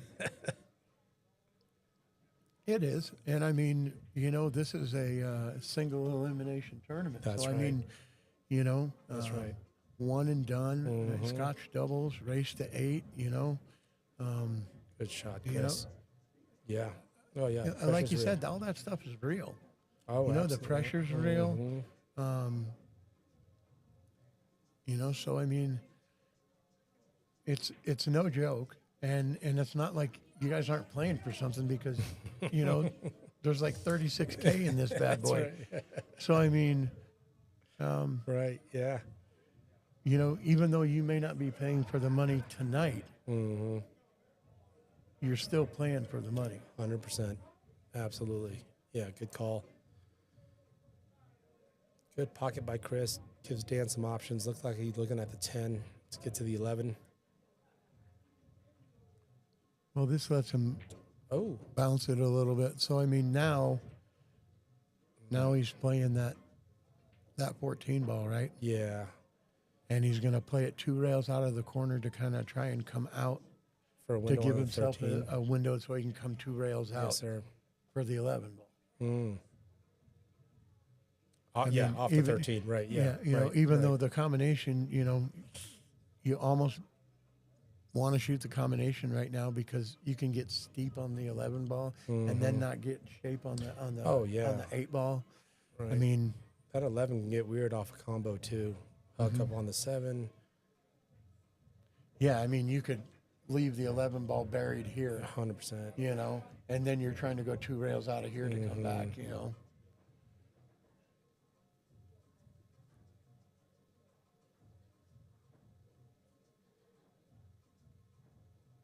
Good call by Chris. Oh, He just- Did didn't you use see him lunge Yeah. just a little bit on that shot? Good You eye. know? Yeah. Because, you're wanting to make that ball. I get it. You know what I mean? Yeah. But this is also where your call out for using 2 rails, right, also came into play, Yep. right? Because the little over travel or whatever is still going towards what you're trying to go for. And I'm trying to use inside on that ball.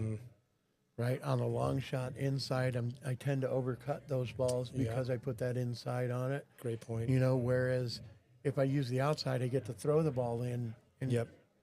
come back to it. And with inside, you might even deflect, even overcut it even more. Man, I don't shoot this combination. I just shoot the 6 ball up in the other corner pocket. Yeah. 6 ball's going to spit out a little bit.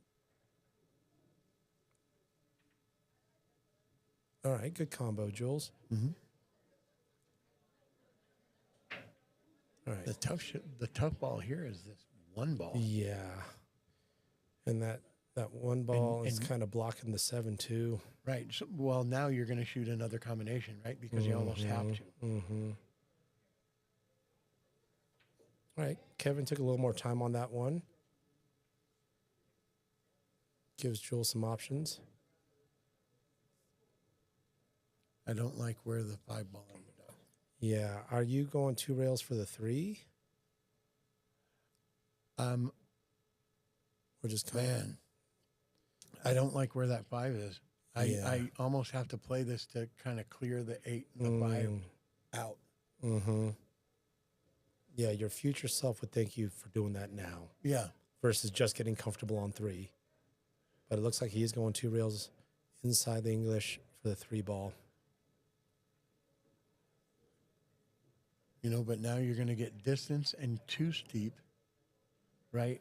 Because you kind of wanted to be like here, like almost center table, so that you can go 2 rails behind the 7 ball, right? And get straight on it. That way you can float to it or whatever.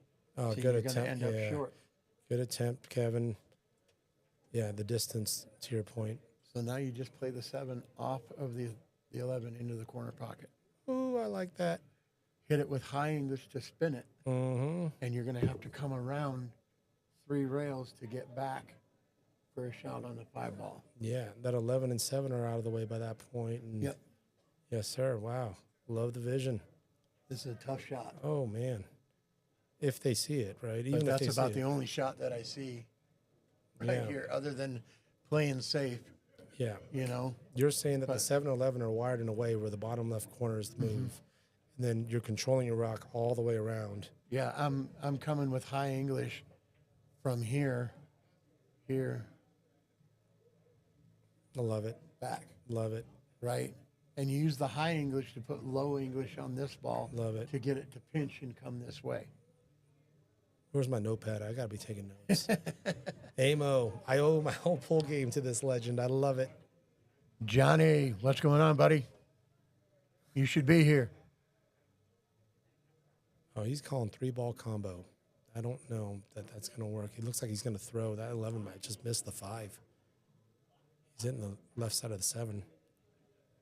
Might throw the 11 and completely miss it. Yeah. I think he was playing more safe than Yeah. anything else. Yeah. Two-way. You know, but Oh, now you can do the same thing, right? Come short rail. Come short rail here. mm-hmm.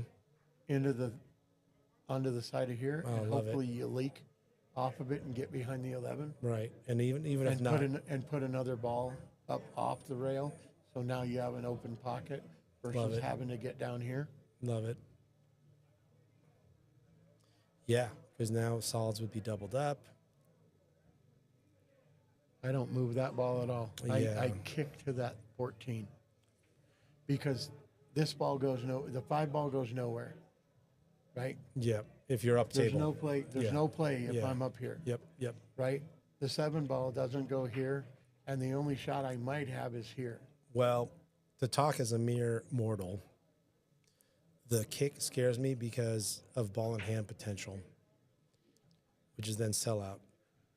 Yeah, but even if you hit the face of this ball right here and you leave the cue ball Just right the distance, right? here, right? Yeah, and you're cutting off. Everything's This doubled ball, up. now all there is a bank shot, Mm-hmm.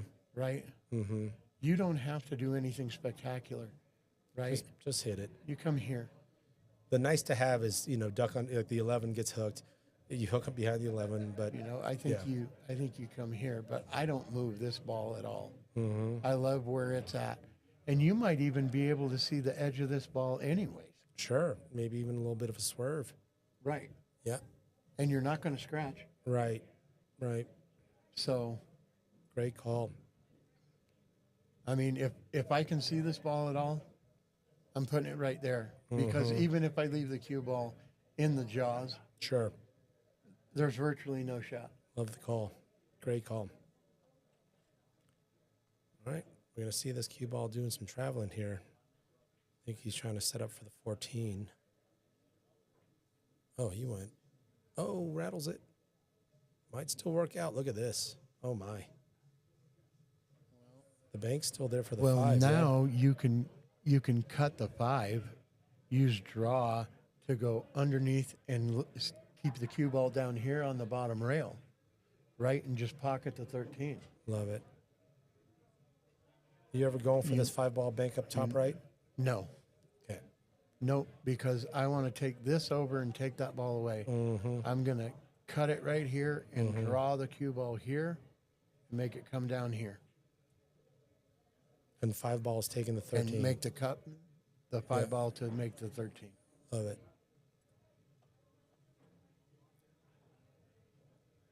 Hey, people think that it's a hard shot, and it's really not. Mm-hmm. All you're going to do is stroke the 5 ball. Yeah, like you're pocketing it. And you Yeah. might get lucky and pocket it. Yeah, are you ever calling it in this scenario? Yep. Just That in way, case? because if I bring my cue ball back down Yep. to the center diamond, I got an easy cut here, and I can control everything. Yeah. I don't do this. I'd like to talk to you about your definition of easy cuts. Well, it's a half ball cut, right? I love it. No, From there. absolutely. Yeah. It's a half It's ball a cut. makeable It's- shot. You know, I mean, when Yeah. you're practicing, you should be practicing spot shots anyways, Right. Good call. Yep. All right. And if you're off the rail and you have a full cue ball, you should be able to put a full cue ball stroke on this ball, right, with low English to bring it to the first diamond and bring it back to the second diamond here. Yes, sir. All right, looks like we're going 11 top right. No, cutting the 14 top right.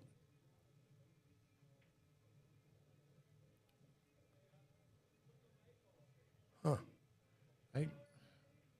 I don't agree with it because The 13 was. You can get a lot of good shape with a 13. oh, and now Look at all you this have to leaf. do is draw the ball, pocket the 7, draw it, and you have shape on the 5. Wonder if there's going to be a hit watch here. There's a ball between them, a ball's length between them. Yeah. It should be pretty apparent if there was a double hit.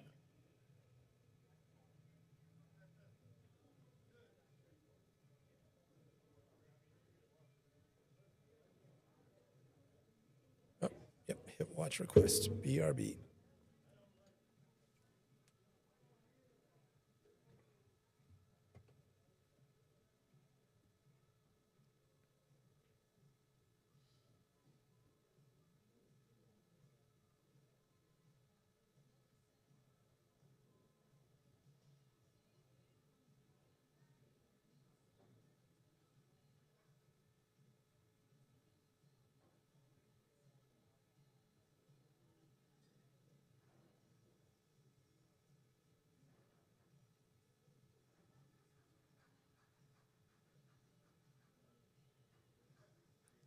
This is a tough shot to execute, but just got to trust hitting the spot and getting a little bit of draw on the ball.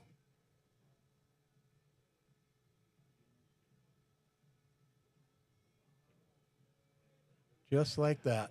What a beautiful shot.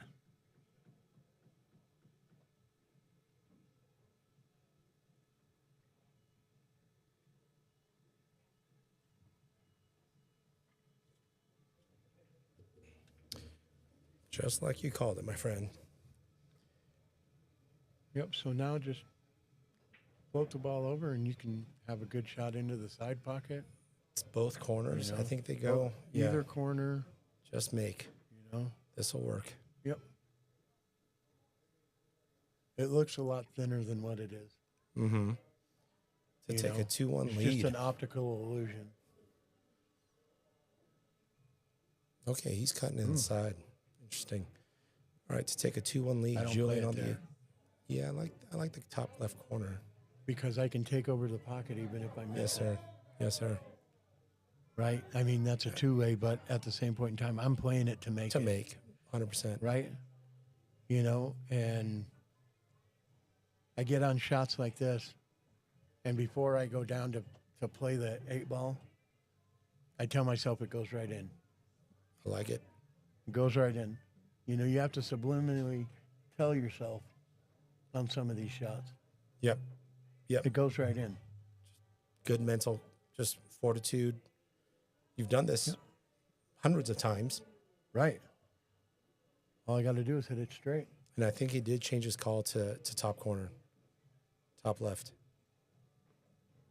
No, I think he's still cutting it in the side, and that's what it looks. Okay, now he's playing. Yeah. There. I think that's the right call, Julien. Absolutely. Patrick Bradford. Few things in this world are louder than a Chris Husky break. Oh, goodness. All right. Earplugs. How you doing, Patrick?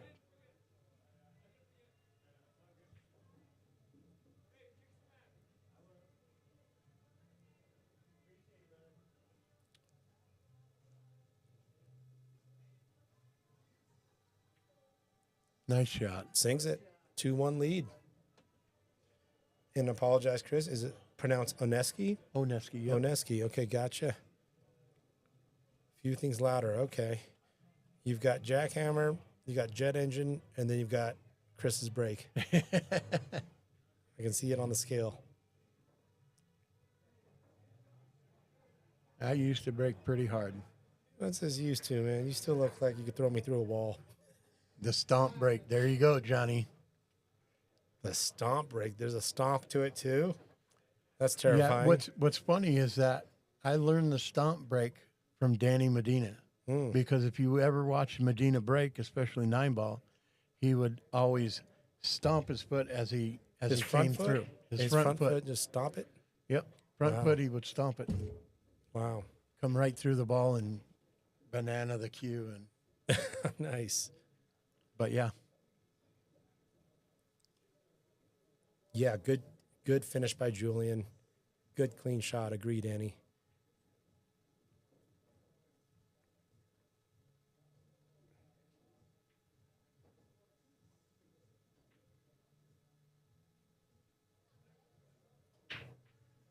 second ball break. Mm-hmm. Oh, look at all the 14 drops in with some hangers. And a little bit of a puzzle there on the spot. Well, if you're gutsy here, you can cut the 2 into the 1 ball, right, and use low And English splash to it. come off of it to break that cluster out. Yep, looks like Kevin tried to use the 1. And now he gets jail. Tough situation for Julien here.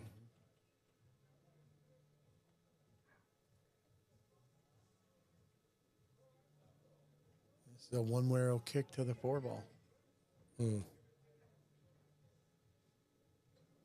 I mean, just try and scratch. Yep. Yeah, You know I what I see. mean? Yep. Yeah, I like the way you said that. Yeah. That's kind of how you're telling yourself to aim it. Right. Keeping the cue ball simple. Yep. I like it. Because it should come naturally off and either give you a shot on the 3 Sure. or a shot on the 2. Yeah. But you just play for the scratch. All right. Makes a good hit. Oh, makes the puzzle a little thicker there. Looks Actually made it better for the stripes. yeah, the 11 ball's clear. Because now the 11 ball's clear. You have Yeah. a clean breakout ball. Mm-hmm. The biggest thing right here is this first shot.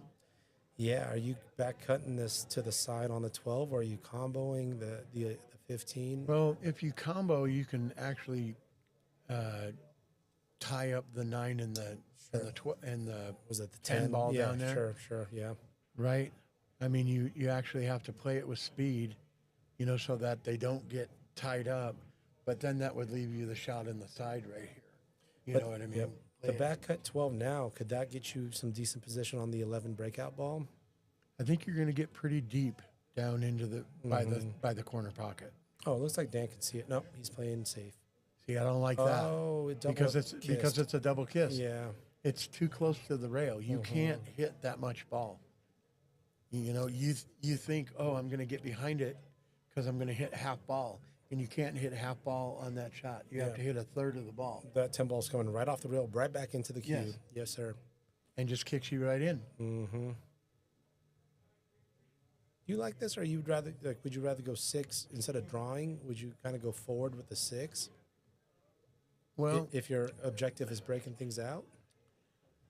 I think you can do it either way. I mean, but when you're just snap drawing like that and you're not giving yourself Right. any real chance to break that out. Yeah, You Kevin's know what I mean? You cadence, need more distance between the cue ball Yeah. and your object ball, and let your stroke out a little right? bit. And let yeah. your stroke out a little bit. Now I just freeze them on the 13. Mm-hmm. Okay. So your stop shot in the 5. Yep. You call, yeah, and you're not calling the 4. I'm not trying to run out here. No. I mean, because what do I get out of it? I have Right. to follow it. And if I follow it, then I give him the 13 in the corner and give him 100%. the 11 ball in the corner. Yes, sir. Right? I give up the table. If I freeze him on the 13 right here, now I take everything over. Yeah, it does look like he's calling bank combo follow shot. Okay. Oh no, he froze it up. Okay. See, and I don't want to do that. Yeah, I see. Okay. Because now I put my 5 ball in a Yep. position that it only goes in essentially one pocket. Yeah, unless you go maybe rail. I could go 15. rail first, Yeah. to the sure. 15. Good cue ball position though by Julien. But if I hit it softer and I just use a little bit of left-hand English on that ball, I just snuggle it up to the 13, Yeah. There you go. right? And almost freeze it. And then your 5 can be kind of center table-ish instead, or Yep. yeah, not in kind of dangerous territory. I want to keep all my balls free and open, Mm-hmm. because now he can play this shot, but I don't like this shot because he's going to give up the 4 or the 3. Oh, Oh. I got lucky. Yeah, that works. Works out. Good hit by Chris. Worked out. Yeah, Kevin's cadence is something I've noticed. It's just that's his thing, his kind of shot cadence here. Well, It's like, get down, go. seeing right here, you can do the same thing, is that you just float off the top of this ball Back into that. and float the cue ball right there, Okay. right? That's a good shot, Good shot, Kevin. you know, Good shot. because even though this ball is open to here, right, he could cut it. That's his shot. Yeah, but you've Right. taken away I a lot mean, of other options. He could shoot this ball and go rail first and try and make the 15, or try and go rail first here and make it off the 15. Yeah, but definitely leaves it tough on the rail too.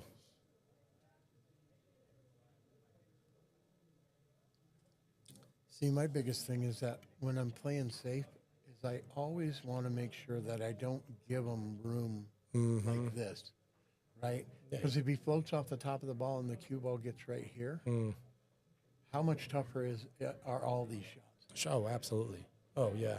You know what I mean? You're coming at extreme angles, avoiding double hits. Yeah, absolutely. Yeah, so now you play the 3 ball, right? And maybe clip the side of the 11. Do you think there's enough angle, or do you have to go down to the short rail and just stunning it across? You're just going to cut it, to the inside of the pocket here. That way you're hitting a little bit of the outside of the ball. Yeah. Julian's And got a run- tough bridge here, too, with that 5 there. Yeah, it is tough. I mean, either way, whatever you're going to do here, I mean, the only Man. thing I don't want to do is I don't want to play the 4, knock the 3 down, right? Because now how do I get to the 5 ball? Love the insights. Man, were you there for all of my match? I'm going to rewatch on mute. I'm just going to probably have to give up pool after probably hearing No, I mean, you guys made some great shots and stuff like that. The biggest thing about all of it is staying down. Most of the time, people jump up Are popping. and you get into high pressure situations, and Yeah. like me and Tony both said, I mean, it happens. You jump up. I jumped up. I got pokey as well. I was kind of stabbing. Yeah. All right, I'll take my medicine and watch the stream with the volume on, I guess. It was good. I mean, you guys really, you bared down. The biggest thing that me and Yeah. Tony were talking about was, you get behind in a match, all right, and you have to change something, right? That ended up being a great shot. Yeah, it was. Good shot, Julien. Yeah, we changed who opened and who broke. But you have to start playing safe more. You have to start bumping balls instead of just pocketing balls, Right. right? Killing your options. Because you guys were behind in the match, You're right. like 4-1, right? Yeah. Yeah, at one And point. so, I mean, you have to change something, 100%. right? Because if you keep going the way that you were, you're just going to lose. It's the same results. 8-1 or 8-2. Yep. You know what I mean? Yep. Because you're not changing the dynamic, and that's what we were talking about. Is you have to change the dynamic. You have to slow the game down so that people aren't freewheeling. That they're not just getting up there and being able to shoot whatever they Right. want and be comfortable. And getting Make them into jacked up rhythm. over a ball. Make Sure. them have to break out balls. Make Love them have it. to do different things. You have to get. You have to change the dynamic. I love it. Good shot by Julien there. Let's see what he leaves. But yeah, that's a really good point because to your point, right? Whatever we were doing got us to 1-4 down. And if we just kept rinse and repeat, well, Right. there's your 8-2 or whatever. Well, if you keep doing the same thing over and over again, it's insanity to think that it's going to change, That's right, yeah. right? Right. You have to do something. Now, this is a stroke shot right here. Yeah, so what are you going? You going one rail? Are you just drawing? Like what's that? Are you going short side? I don't 5? think he's got a good spot, so I think he has to come 3 rails around. Oh, I see. Watch out, 8. Watch out, Scratch Q. O. Oof. Look at that cluster. Yeah, but you have got the ball in easy hand. breakout. Yeah, you got ball in hand. I mean, you can pocket the 15 and call safe Yeah, yeah. and leave it right there. Without spitting that Right. 9 ball out. Without and- doing anything. Yeah, yeah. Right? And that's what I would probably do instead of forcing my hand, because I get the 15 out of there, I get ball in hand. The 9 ball's a nice Right. breakout ball. Perfect breakout ball. A lot of insurance balls just in case out in the middle of the table. Good call. Yeah. So you've played pool before, it sounds like, Chris. Never, never. And I never missed from the rail ever. Oh, yeah. I never missed from right here. Oh, yeah. Yeah, right? When we got a big screen and a little mouse pad, game's easy. Yeah. But yeah, I just bury them on the nine. I really love that call. Call safe, hit the 15 in.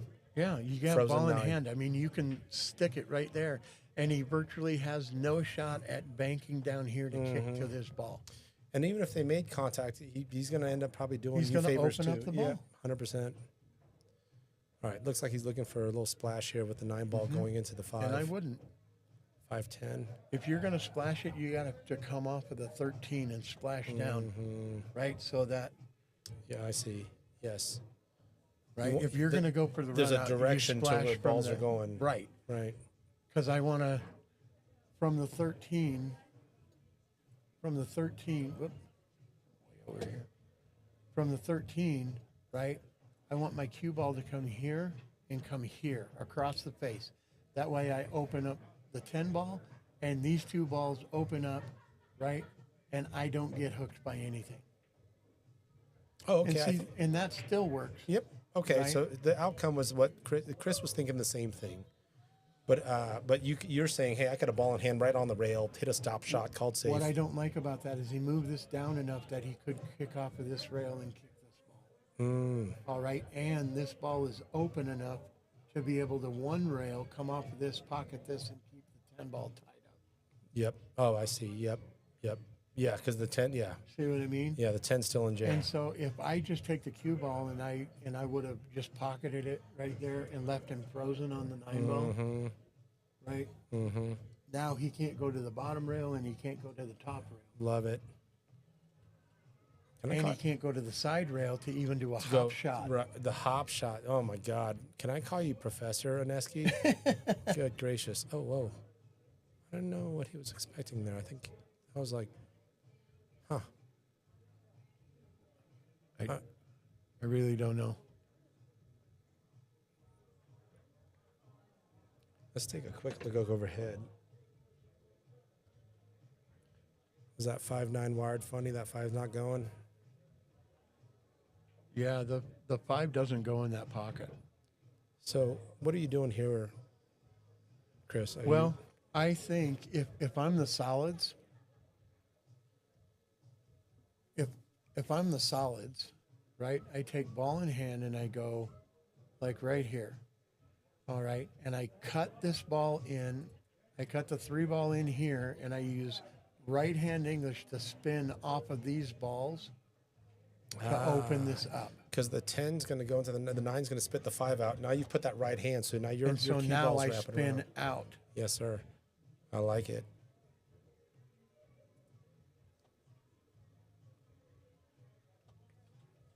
But I think they're the stripes. Yes, you're right. No, you're right. You're right. They are stripes. And you're if correct. they're the stripes, then I do the shot that I said before, off of the 13.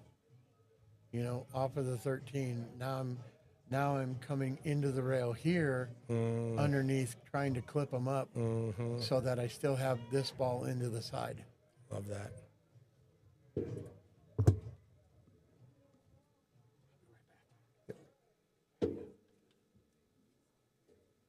Tell Tony to get me a Diet Coke, would you?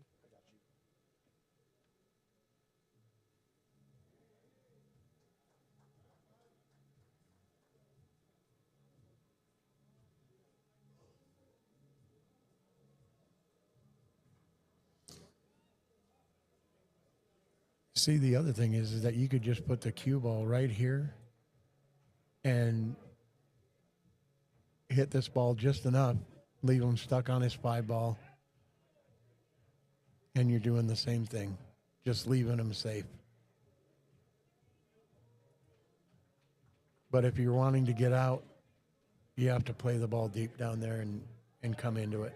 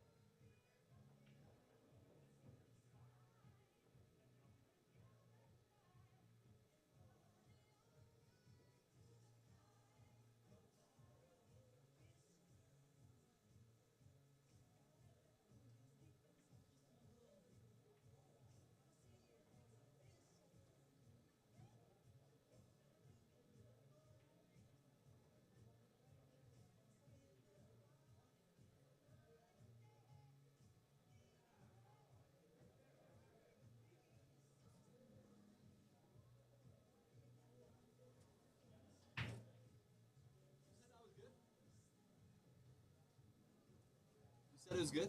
Yes. Okay. It was good. He didn't. The cue ball went forward. Yeah, I know because he was at an angle because the ball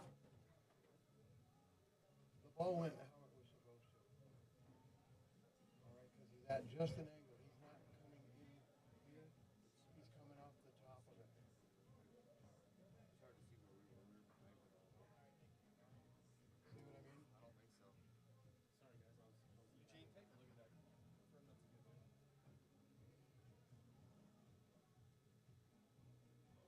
He's cutting off the top of the ball. We went at 45 degrees and the ball skids. I think the tip double hit it. I think the tip double hit it. I think he pushed that shot.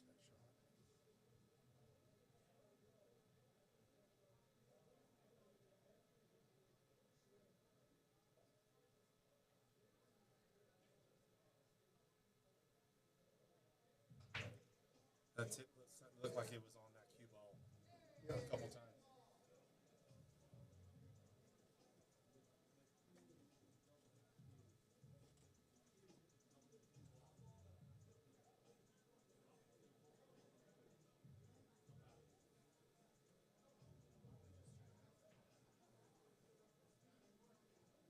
Yep. That thing's all hit. Yeah. Looking at it again. One more time. Can we check it out? Yeah. Oh, for sure. Watch the tip of the cue.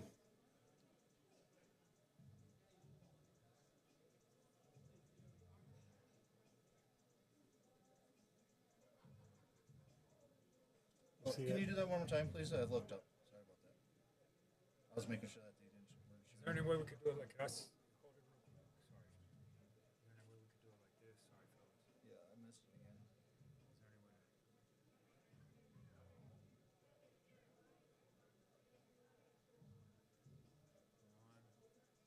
Is there any way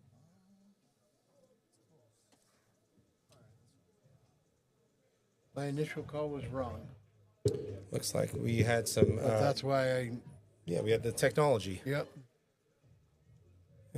Got your drink. Thank you so much. Yeah, of course. All right. I mean, I'm glad that we're doing things like slow-mo cameras, right? I mean, I can't imagine kind of the debates you might have been in during a match, you know, where it's you said, they said. Yep.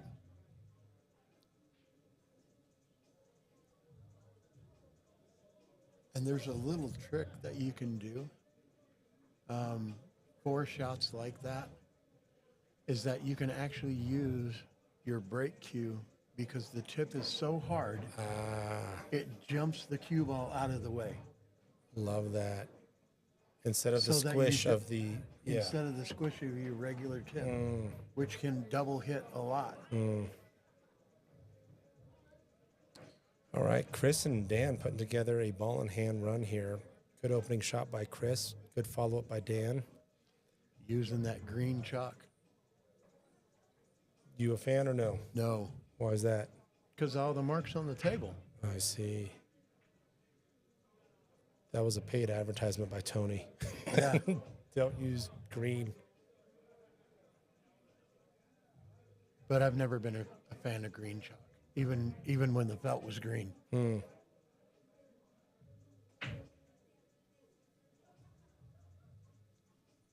Good speed by Dan. So we've got kind of this angle on this 11 here. So are you making this cue ball travel and using rails? Or are you I drawing don't think back? so. I just draw it back like 4 inches and leave myself the angle so that I can just come straight off the 13 to the side. I like that. You know, you don't have to be a hero. You don't have to do that much. You know what I mean? And I mean, he executed hit it very really well. good. Yeah, very well shot, Dan. A little baby draw to get a nice little angle on the 13 as well.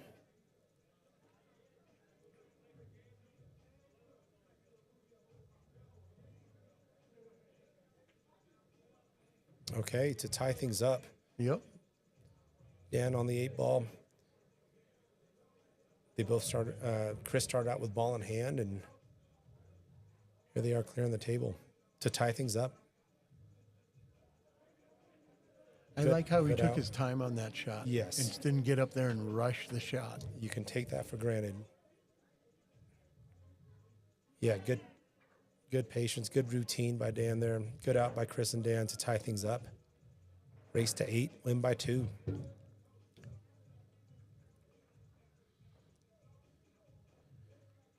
So, where were your stomping grounds? Where were you making a name for yourself and shooting? Like, what was your spots? Well,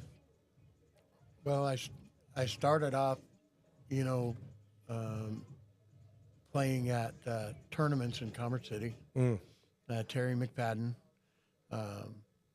Terry's joint there, and played there forever, and got to see bar table champions and big table champions, because we had a couple of big tables at one point and another, and then there was a central big table that was like the focal point. But played really all over Denver. I worked at the Billiard Institute for a while, Doing what? bartending. Love it. And the Billiard Institute. So, Yeah. Professor, I mean, I nailed it. Yeah. Professor Aneski, yeah. Yeah, the Billiard Institute, it was right there off of Colfax in Sheridan. Huh. And so, popular spot. But really, I played everywhere in town. And you're looking for the tournaments, you're looking for the action, Yep. looking for the competition. That's great. Yeah, well, very nice to meet you. And It's great to meet you. I tagged Tony out, and he's like, this guy knows what he's talking about. He's a legend. He's a champ. And apparently you've got one hell of a stomp break. Bring your earmuffs. Yeah. So Kevin with a good stun to leave Julien. Leaves Kevin plenty of options here. What are we doing about that 3, Chris? Well, I think you could come underneath it and be able to play a combination to the 2. Short side Or you 3. can just come down like Okay. that, bump it. Oh, you know, and the but it's cube okay. threshold. Yep, it's It's free. It's okay. freed up a little bit. It's got 2 pockets now. Yeah, good point. Are you using the 4 now to get there? No, Okay, I'm gonna play the 4, play the 2, clean that up. you know, and either come 2 rails off of one of them. Because the 1 railer can get bad. Mm-hmm. Yeah, And I mean, you could get there off the 4 right now, Yeah, but I think you're perfect kind of speed. pushing position. yeah, sure.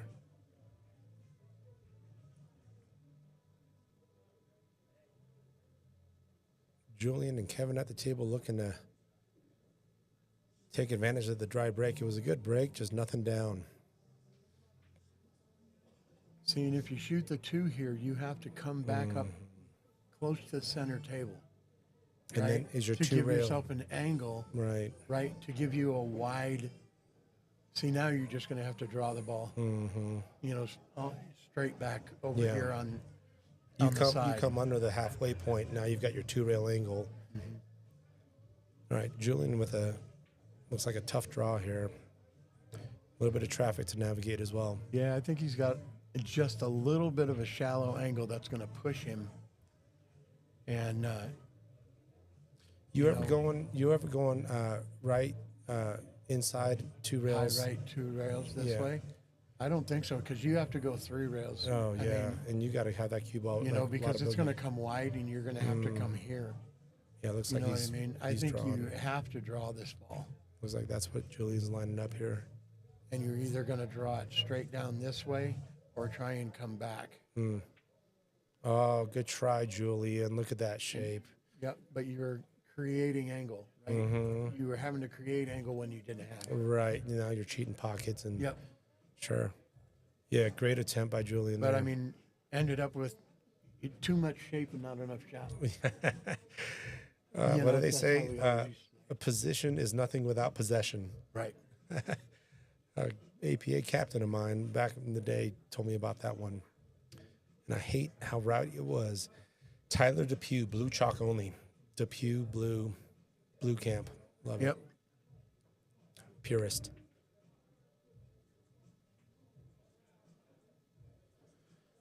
So what are we leading off with here? I think I got to start with the 10 ball.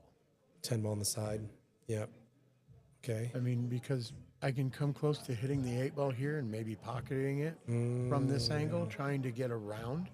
Yeah, I think that's what he just stood up and took a look at. You know, I mean, I like the 10 because I go from the 10, you know, You got I options. can either play the 14 or I can play the 5 ball, maybe come into the 9-11, you know, just kind of hit the top of the 9 ball or something, you know. Or if the 9 ball goes clean over here, then I just, you know, kind of stop shot on the 15, play the 9 ball, play the 11, play the 12, you know, 13 to the, you know. Starting with a 10 gives you just more pattern options. No risk of 8 ball. And if this goes, which I didn't think it would, Huh. I mean, Okay. So the landscape's changed. And now Kevin on solids. so now you got to, Is this when you're I just think you thinking got to hit inside on this ball Like a and bring one it rail? one rail, because the 2 rail thing, you're not getting there and you have no pocket over here. Yeah. Good Right. attempt by Kevin there. I think if he hit that as thick as he wanted to, the cue ball might have ended up. I mean, it still would have had the 9 in the way, I guess. Yeah. From there, you can cut it up to the corner. Dennis calling out some memories at the Billiard Institute. Were there any memories of Chris messing up the floorboards?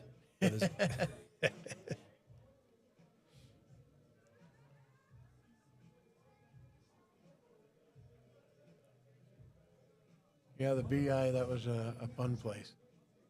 We had a lot of good memories there. It's where I met my wife. No kidding. I'm the guy that hit the lottery in the bar. Good for you. Congrats on that. I love hearing those kind of stories. And this year will be 27 years No way. of marriage. Wow. Congrats. Yeah. Dan on stripes with a tough layout here. Oh, don't do that, though. I liked where he was aiming, right? Because he's doubling up the 3, but I think there's just a lot of force. And look where the 10 ball ended up, though. Yeah, I think the 6 still goes by. And now you just put a little right on it to float down. You know, you might not even have to put right on it. You can probably just put a little bit of high, Like let it come down. And you're not trying to split the 11-12. You're just saying, No. give me a nice big open window. I get a cut. I'm going to stay steep right here, and I'm going to cut this ball in here. Use the and 9. Try and use the 9 Love it. to stop me, or try and come here and stop me.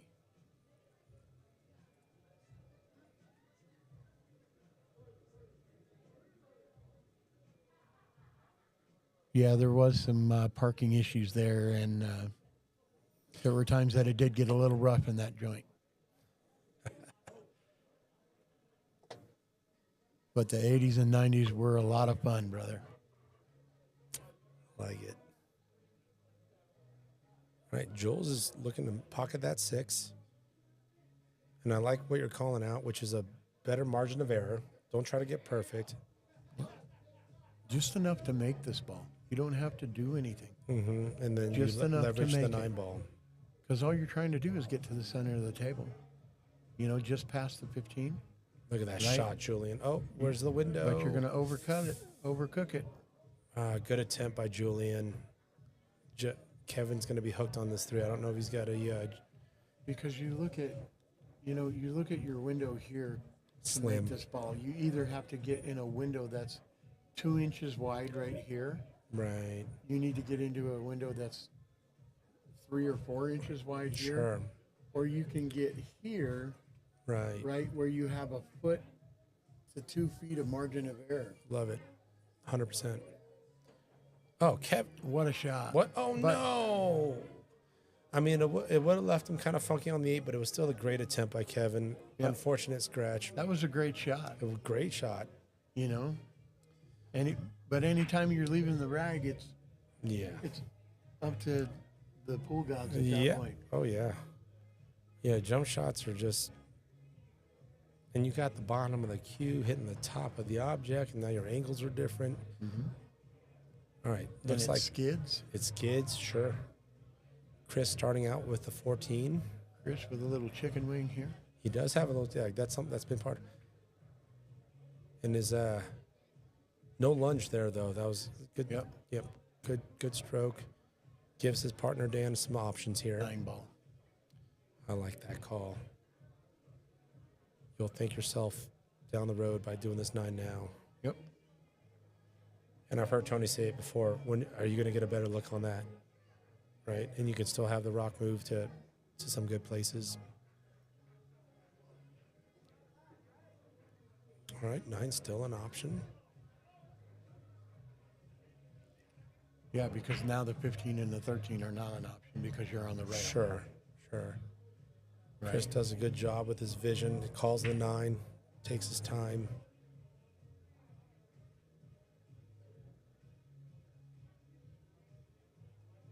But one thing I'm not seeing enough out of these guys is that they're not walking around the table. They're only going to the spot where the cue ball is, right?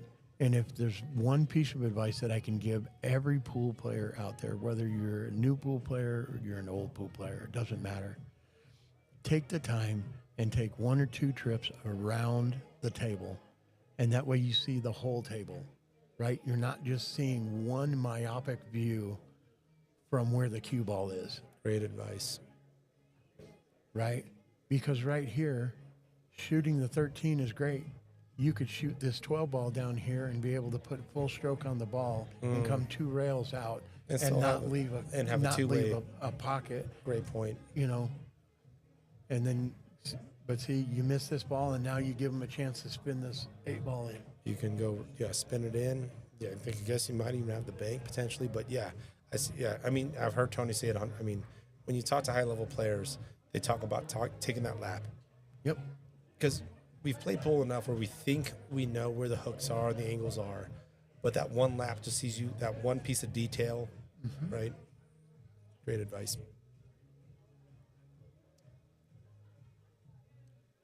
You have to see the whole table, you know, because if I just walk from one side of the table and I come to the other side, it's just like in golf, right?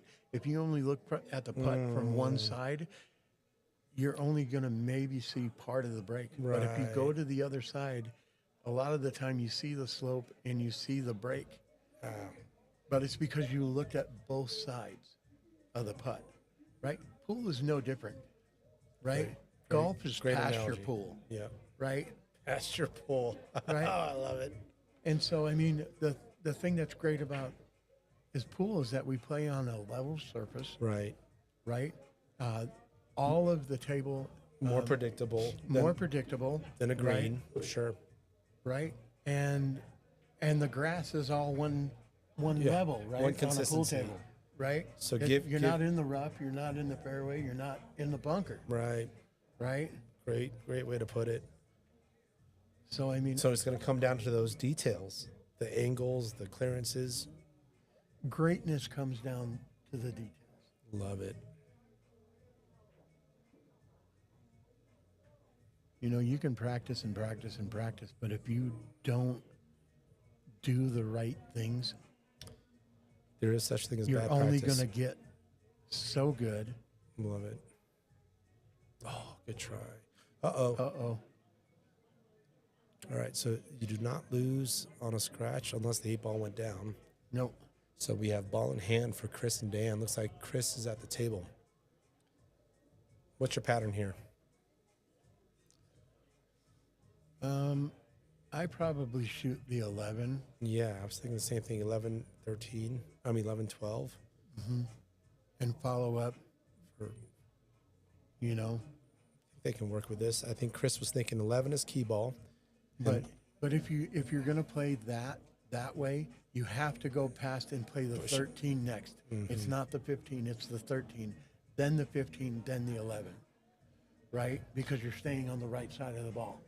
And you're also thinking of minimal cue ball travel, minimal complexity. Okay, but this might work out. Are you It's using going the to work out. He made a great shot. Yeah. You just rolling here, or you using the rail, or Actually, I probably stop it. just stop and get that nice Have an angle still, angle? Yeah.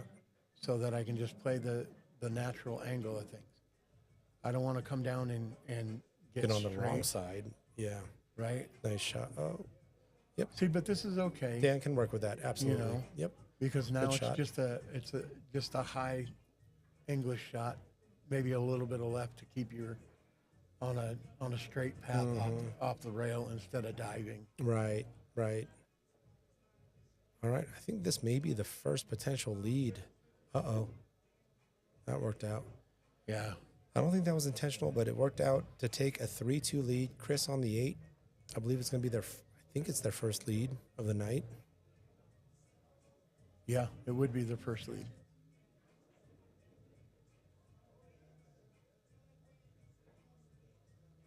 Good out. 3-2. Yep. When you get a chance to win, you got to win. I love that. When you get the opportunity, and stuff like that, I always say, you make a mistake like that, most of the time one costs you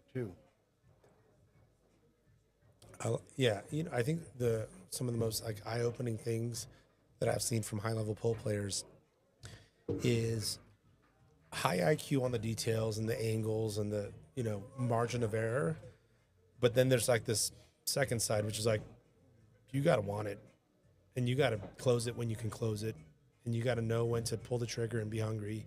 And it's like this weird Jekyll and Hyde thing, which is like you got to be one part technical and all that stuff, and then one part like go smash mouth and Complete animal. step on their throat. Yeah, I mean, you have to be Clark Kent and Superman, Oh, I like that. because there are times that you are going to be mild-mannered and you're going to play the safe, you're going to do the smart thing and stuff like that. Until the And window then- opens. And then there are other times that, I remember Terry McFadden used, he said, sometimes you just got to make a bank, Right. right? Just like you had to make a bank shot, Yeah. right, to get out. Sometimes you just got to make a bank. Sometimes you just have to make a hard shot. Sometimes you have to throw caution to the wind. I'm not saying throw caution to the wind when it's 8-8 going to 9, Sure. right? If you watch Shane and all those guys, most of the time they have a tough shot. They're playing safe. They're trying to get ball in hand. They're trying to get an optimum angle. They're trying to get an optimum shot versus a marginal shot, Yep. right? But even sometimes those guys, they just have to make a shot, Right. right? How many times have you seen Efren just have to make a shot? 100%. And he goes and does something that most people are just like, you got to be kidding me. Boy, that was rather fortuitous. Yeah, that ended up okay for Dan there. Well, what a leave. This is like ball in hand hook. I think he still got the 12, though. I think he could bank it even if he can't cut it. Oh, okay. Yeah, looks like you're right. Yeah, he can see it. All right, good shot by Kevin. Is that 14 go? Yep. It's an out table now. Yeah. So are you trying to avoid any sort of movement on the 11 and just draw back? Or are you kind of anticipating some movement, that 11 coming down a little bit? If I'm going to draw, drawing off of this ball instead of going forward, and trying bumping the 11, I think I draw it here and I try and get over for the 10 The ball. 10, yeah, good call.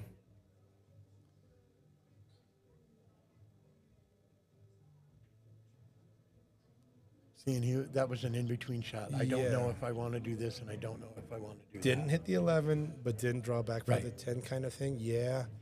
Yeah, I've been there. Hit it very flat. Yeah. Richie Chan saying what up to the professor. Richard Chan. Richie What's up, Chan, buddy? My dude. Another kind of down and shoot.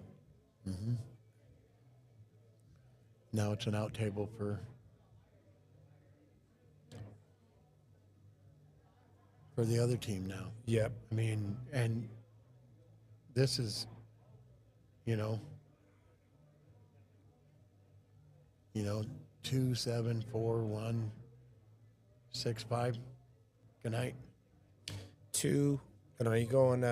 You're keeping the. I'm gonna cue run ball. into the. I'm gonna run into the 7 I ball. gotcha. I'm bringing it down some. Okay. Mm-hmm.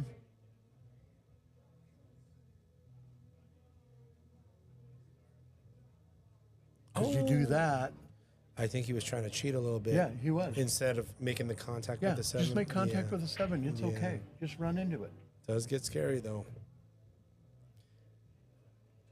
But there's not really a pocket for this 11 other than up in the corner, right? So now it's And if the 7 ended up funny, you've got these options to navigate. Sure. but you really have to get to the 10 ball here,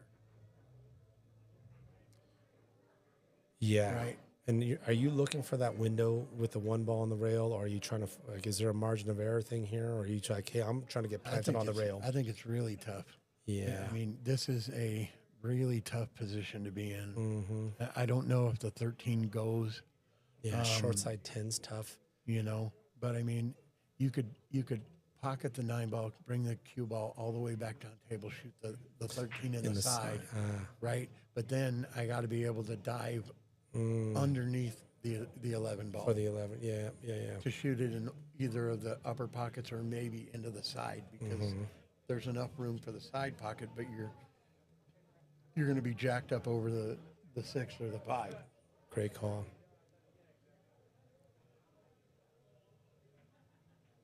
So I think that's pretty much how I have to play it. I have to play the 9 ball into the corner and bring the cue ball down. To give yourself some options. Shoot the 13 in the side, and then I have the angle to get underneath the 11 ball from the 10.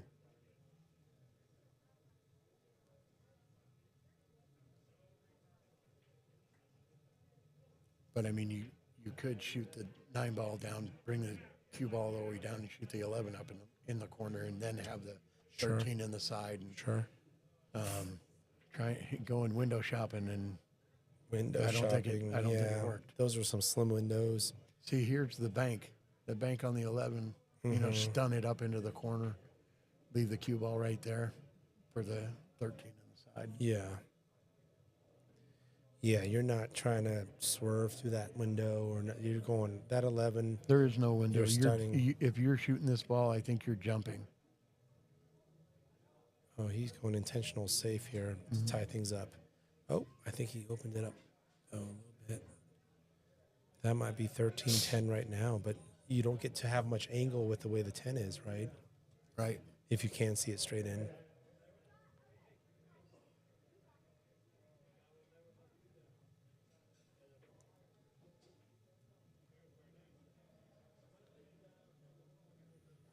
Yeah, you almost have to give yourself an angle on the 5 ball to break that out.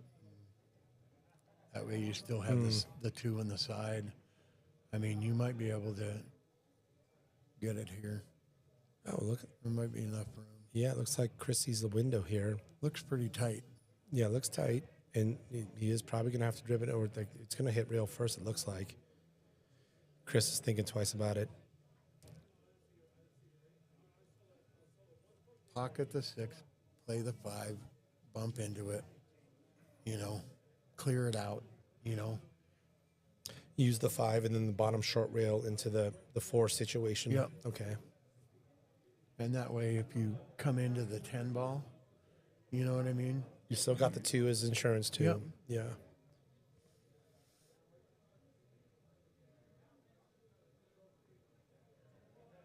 Yeah, this looks like a surgical shot that they're looking If I at. put a little smoke on it and I come here, right, it should push the 4 ball out, right? Right. I still have this ball here, and it allows me to get on the 4 and the 1.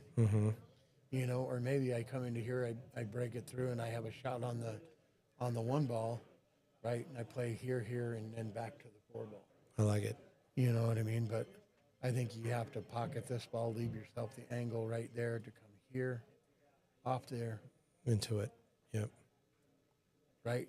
Because if you come right here and you hit both of them, right? You're probably going to get kicked out a little bit with this ball here, and now this ball comes down here. Right. And if things get weird, you've got that 2 ball hanging. Yep. All right, looks like we're doing a defensive shot here. I think Tyler liked my Pasture pull. Oh, yeah, I've never heard that before. I like that. Pasture pull. Looks like the back cut's there if he wants it. And I think the back cut for the 13 is there, but flirting with the 8 moving. I don't know if it goes. Well, I think you can do the same thing right back to him, right? Use the 11 to pocket the 5 ball. The 5. Take over the pocket down here, right? Leave the cue ball on the rail down here. And now maybe he has to shoot, the 2 ball. Yeah. But at least you take over the pocket down here. You're coming with like the IMAX vision. I love it. I'm sitting there on a 1997 phone screen. I think that's how I see the game. Yeah. And you can intentionally foul here and put the 1 down here on the 10 Up ball. into that cluster, sure. Makes it tough all on its own. Yep. Out chess him.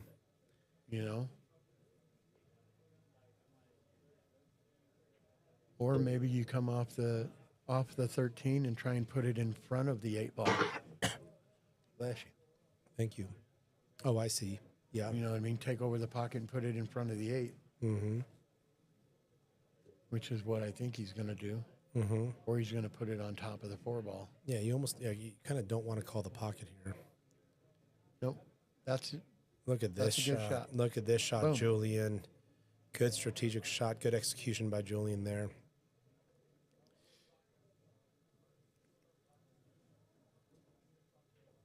Bank the 4 into the 2. Ooh, Run out. I like that. That's the aggressive play. Yeah, so let's say we are aggressive play. What are we doing with the 8? Were you trying to make some contact, maybe using the 6 or 5 to go 8? Yeah, I mean, the other thing you can do, even though you're leaving the 7 ball there, you could play the 2 here, get your steep angle on the 1, and come underneath and push the 4 ball down over here, and maybe use the 10 to disrupt that. disrupt it or Yeah. pocket the 8, or pocket the 13, I mean. Right. Get it out of the way. Okay, good shot by Dan. Wraps around the 6. And here's the same thing. Yeah. Got options here. So is this when you're doing that 2-7 thing that you were talking about? Are you trying to do something about the 4? Because we might be a little flat on the 1. I think that you could do the 2-7 here, push the 7 down so that it's an easier shot to get on. Mm-hmm. Leave yourself the angle and use the 6 ball to break out the 8 ball. Love it. I like it.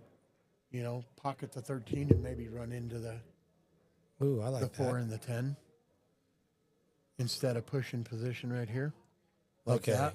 Yeah, he was going for it, but you had to cheat the pocket. It was a little flat. Good attempt by Chris. He had just...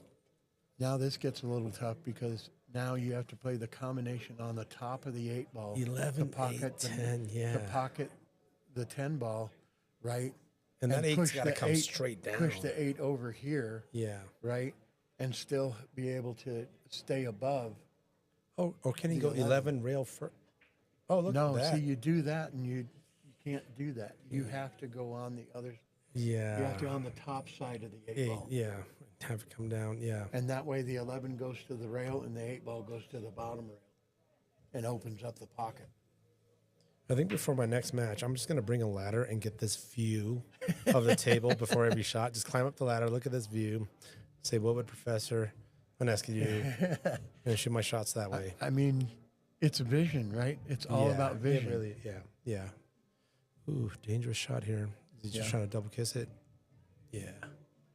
Oof. Got tight. Ugh. This looks like some extra innings here.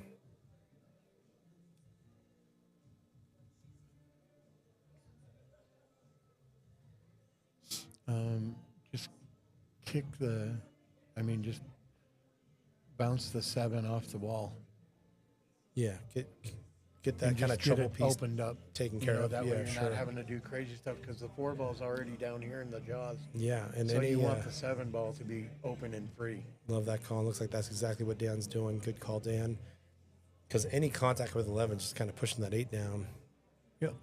And you don't want to make it, Yeah, right? Yeah. Because you want Good him luck. to have a steep angle here, Sure. right?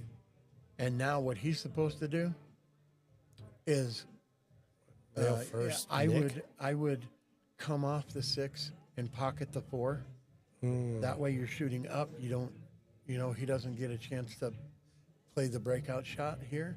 I got to get this 7-ball out of here, or the 6-ball out of here, right? I don't want to do that because now, he can play a follow shot to try and break out the 8-ball, or he can just use the 6 and put the 6 in front of the 8-ball right there, and now he's got the breakout shot. And If you had ball in hand, are you going 6, shooting into the rail, off the 8 into the pocket to create that separation?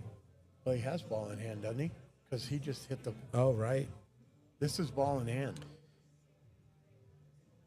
He's not even realizing. No, that it's no, ball no, in no, hand. no, no. No, because, oh, wait. Yo, it is. You're right. Yeah, because he intentionally fouled. He intentionally fouled. And Chris has ball in, doesn't realize he has ball in hand. No, and I wouldn't take. I'm pushing the 6 over to the front side of the 8-ball. That way, I have a breakout shot. Yes, I see.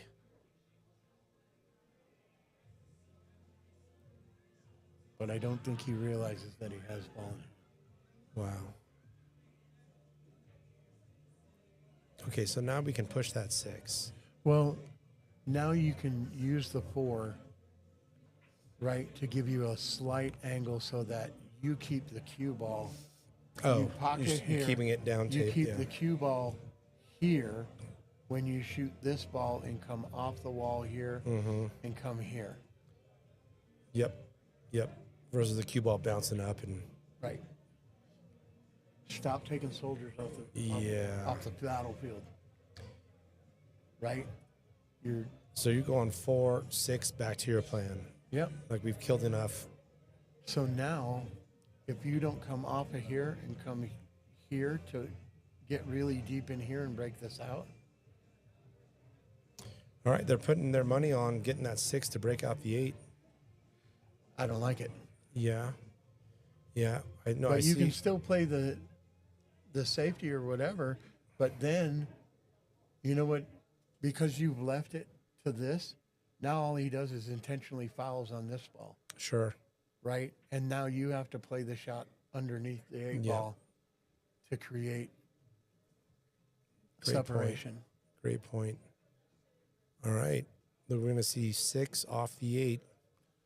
I don't think the 8's close enough. You don't think you can go maybe 6 into the rail, like almost straight into the face, a little bit below it? I don't think so. Yeah. I mean, they left themselves such a shallow angle to it, Right. right? And that even if it comes off, the 8 ball could be in a bad position or not even move. Sure. Yeah. A little bit of a gamble here.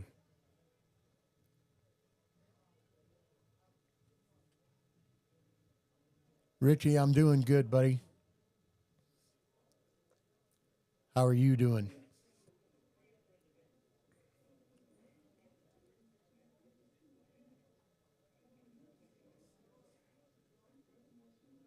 See, I think here you have to leave it in front, and hopefully they don't.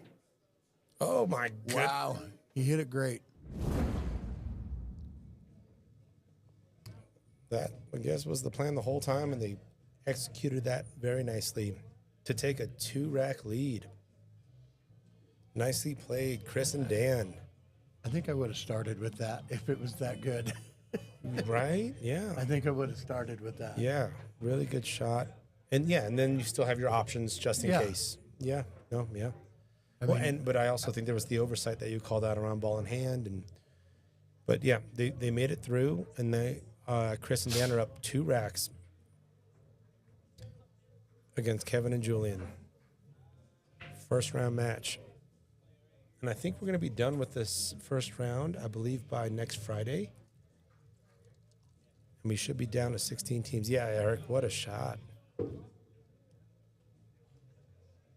that eight I ball didn't think ended up, I didn't think that the 8-ball was close enough to the pocket for that, but and the eight ball it somehow must have been. made it down to the rail. well, it came off the other ball, Wow. and Oh, because right. it came off the other ball, it pushed it Yeah. back down. Wow. Because it went into the rail and off the ball, and that's why it came Yeah. back down. Beautiful. Yeah, love it. Fun to watch. All right, Dan's been having some good splash with the break. Unfortunately, didn't make one last one. Let's see what happens here. All right, I think he took a little off that, and it worked out. Ball down. Runnable table. Yeah. Are you looking at, what, stripes all day? Either. I think you Either. can get out with either. What's your opening shot here? Probably the 9 and work myself back towards the top. And I think he can float it down enough that he may get to the 13 or the 11.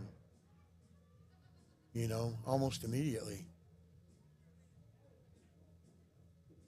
Don't have to run into All the right, ball. looked so- into, yeah, he was looking for some disruption. I think there's still some good options here. All right. Chris and Dan looking to break and run. And it's on the table.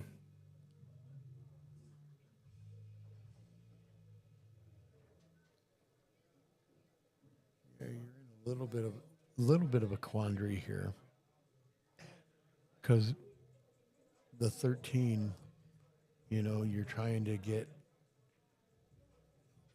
back to it. Yeah, there's no upside on the top of the table for the 13. Yeah, so I mean, and then you have to still get back to the 10 ball, right? So I think that's what he's looking at, is how do I get On the 13. back onto the 13? Yeah. And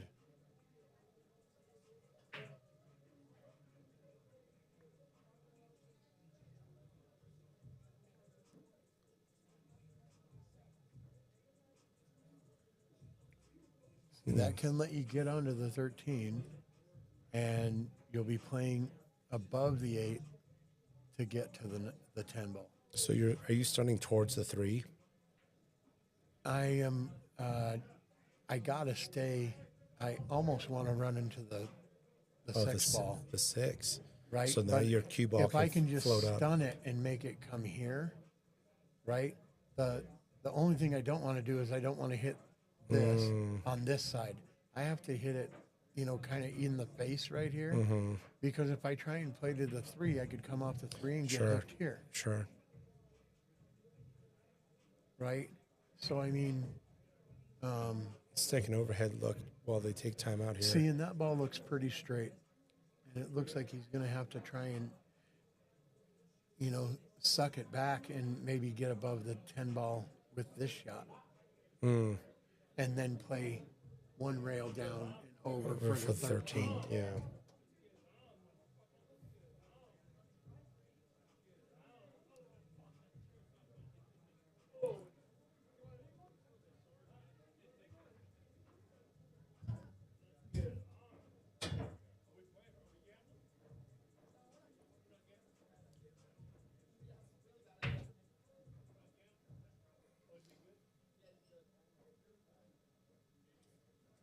So, like, technically, mechanically speaking, is this like a stun follow-ish to try to get to the 6?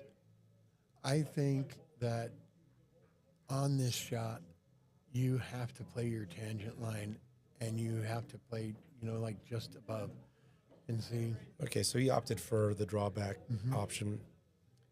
So now you still have to run into the 6 ball. Are you looking at, like, yeah, you're probably going to hit the 3 or, the 6.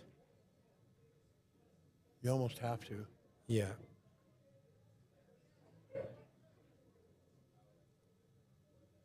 You know, because, I mean, you play the angle too wide and you're going to miss them both in not good shape at all. Yeah.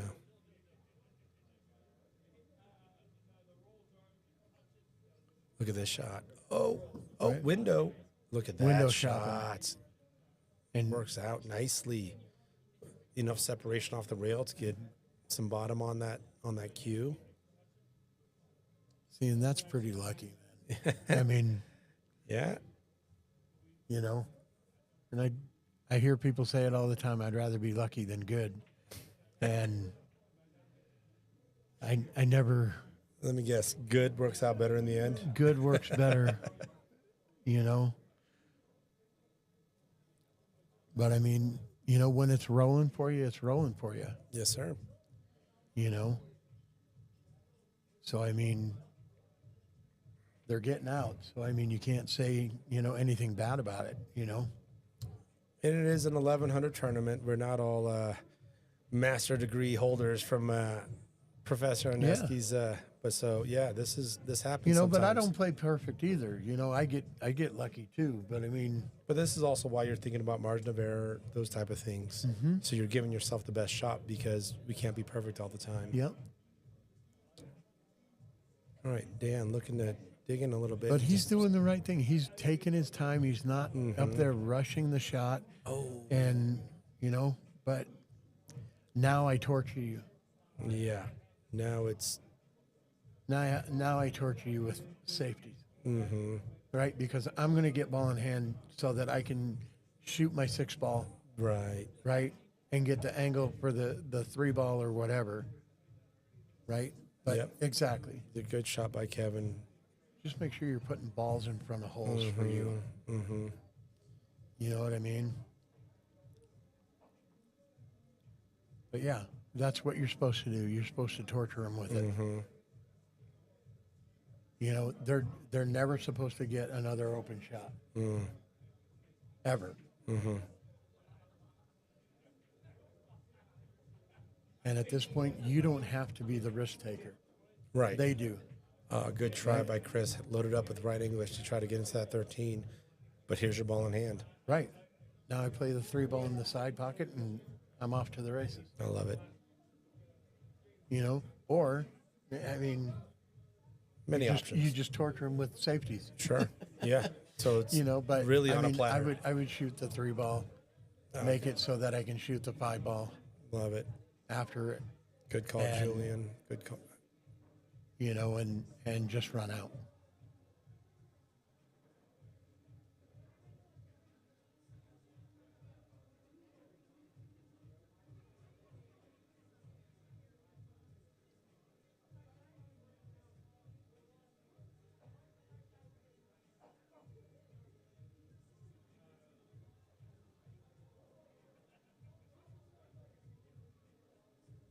Boom. There it is. Yep.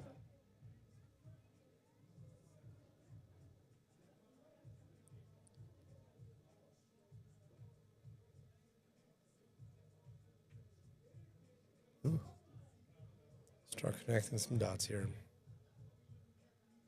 See, so now play the 4 ball, right? Because you get to play the 2-way shot. You're not going to give up. You're not going to give anything up to him. And that way you play the 4, you play the 1, Plenty you of play the options, 2, right? right? And get there.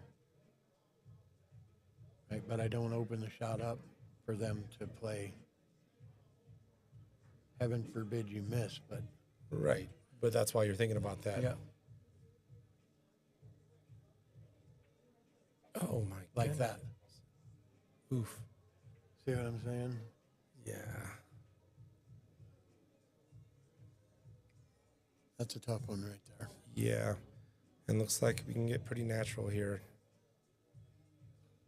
Make the ball. Make the ball. Just make the ball. That 8 ball goes into 5 pockets. Yep.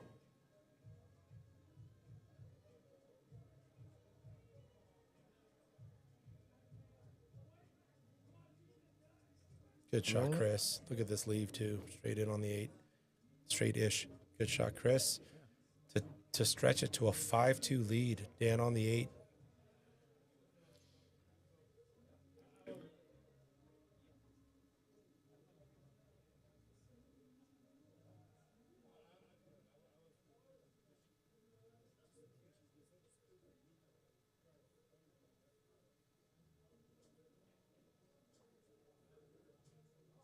5'2". Yep.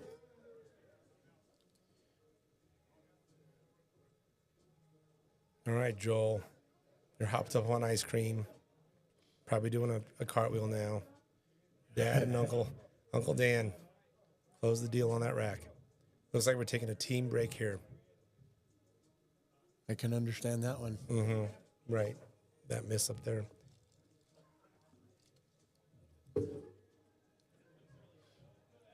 Team break. We'll be back. We got Dan and Chris leading 5-2 against Kevin and Julien. We'll be right back.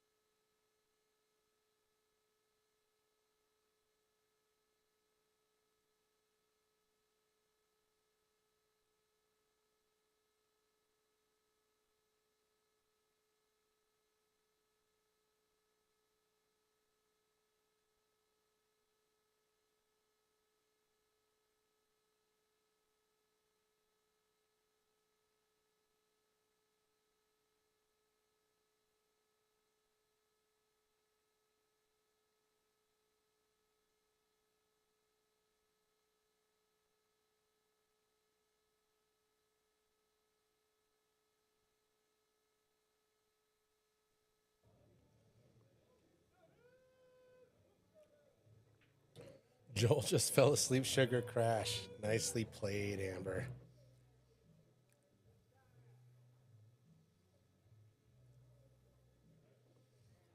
All right, looks like teams are coming back from their break. And we've got Dan Price to break. Chris and Dan up 5-2, race to 8.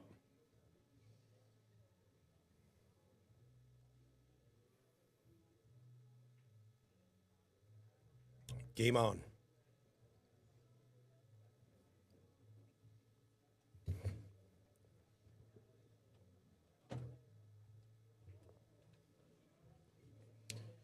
All right, 5-2 race, 5-2 match, race to 8.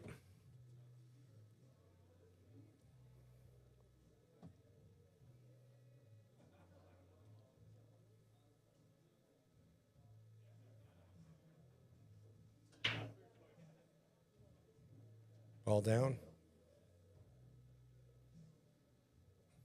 Ooh, 4:15. It's amazing how one ball. Mm-hmm. Everything looks so good. And then that.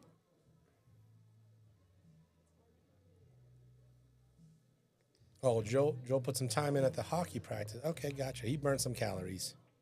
He was going to crash regardless. Little ice Kind cream of a doesn't hurt, tough though. opening shot here. Yeah. You've got this hard bridge, 2-ball, follow potential, scratch potential. Yeah, and it's really hard to go off the rail and make it because you have such a shallow angle. Mm-hmm. Good point. All right, Chris is taking it on, though. That was the risk. Mm-hmm. Hard to find that little cheat angle. So Julien and Kevin. You cheat it too much and then you don't make the shot. Then it's rattling, right. All right, Kevin and Julien. Got to find something here. So looking at kind of that 4:15 situation, are you starting out leveraging that 5 in some way, or you trying to throw this thing in? Yeah. Oh, okay. Good shot by Kevin. Locks in solids. Thank you. Two-fisted. I'm just saving the staff a trip. There you go. Not string ordering or anything. Yeah, exactly. Little flat on the 5 here. Yeah. I mean, it's going to leave a long shot. Mm-hmm. You know, you have a little bit of room with the 6-ball. Mm-hmm. You know, but then you're going to have to float one rail and try and get shape. Mm. You know, Right. to the 3 or to the 1. I think there's enough angle that you can at least get over to the rail and then you can operate a little bit. Right. Okay. Yeah. You know, you just got to hit it with a little bit of right-hand spin to get it to climb the rail a little bit. Gotcha.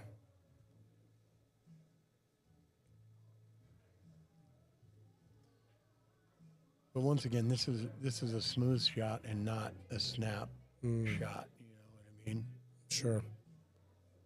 See, like that. You Perfectly. hit it real good. Yeah, good separation off the top short rail. Nice shot, Julien. Gives Kevin some angle to work with on the 6.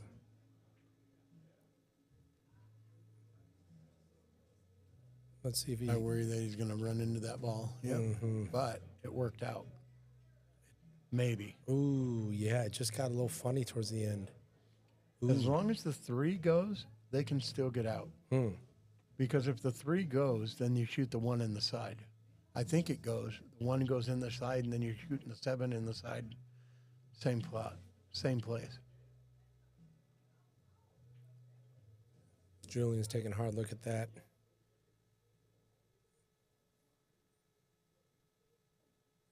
Got a bridge over that 10 as well. Mm-hmm. And that's the toughest part of it, right? Because you're hitting down on the ball, and now you can make the cue ball skid, which makes the object ball skid, which Sure. You know, instead of going, just a nice straight cut roll shot. Right. You know, it can affect it and make it turn right into the strike ball down there. Sure. Some inadvertent Marye. Oh.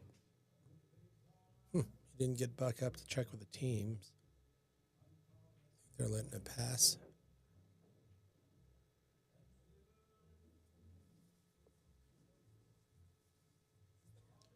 I think that probably messed with his head a little bit. It had to. Yeah, he didn't reset.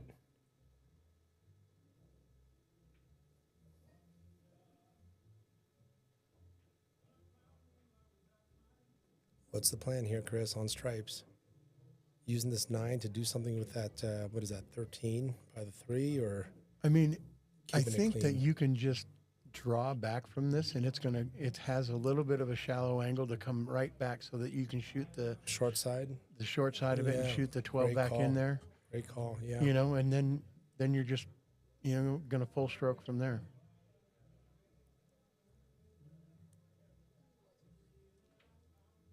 Yep.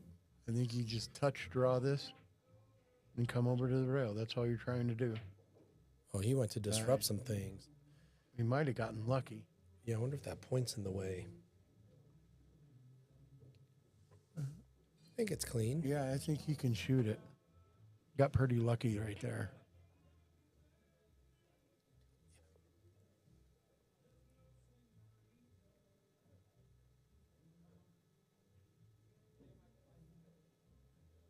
But like I said, when it's going your way, it's going your way. Yeah. Good disruption by Dan allows Chris with a nice back cut shot here. I think he's going to have to shoot this 15 The ball. 15, yeah. Everything else is a little wonky. And you can end up goofy on this next shot. Sure. Yeah, balls in the middle can be deceivingly, like, it looks easy. Yeah. Center table. And right now, the 10 ball looks like it goes in a couple of pockets, but it's tough to get on those angles. Just to get there, right. Dan is opting for the 15, the brown stripe. Oh, that's not a bad leave at all. I think that window's open for the 10. I don't know if the 10 goes in that corner pocket. Oh. Yeah, Chris is taking a look at it. I think he's going to cut the 14 in the side and run into the 10. Nope. He's playing it. He's playing the 10 ball, so Yep. it must go. Must go. Ooh, maybe not. Maybe it's a half pocket. I bet you it's pretty tight. It looks pretty Yeah. tight from here.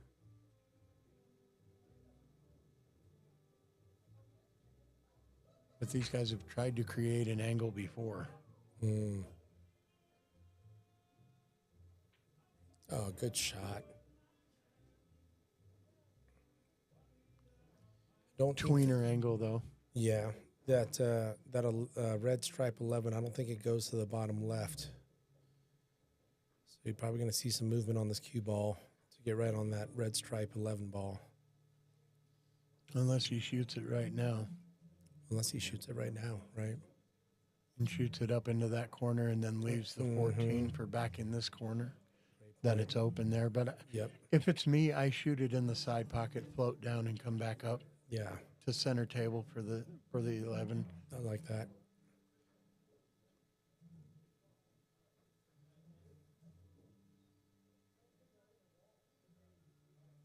And you can put a little low inside on this to spin it. He spun it the opposite way, Yeah, which I don't know if you can roll and get to the 8. Can you?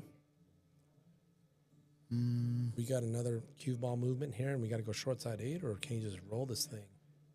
he might be able to roll it. He just has to worry about getting buried on the 1 ball. Oh, look at that. Nicely played, Chris. He cheated it well. Yeah, nicely played. Leaves Dan almost a straight in shot on the 8. To take a 6-2 lead. Dan on the 8 ball. 6-2. kind of running away with it. Yeah.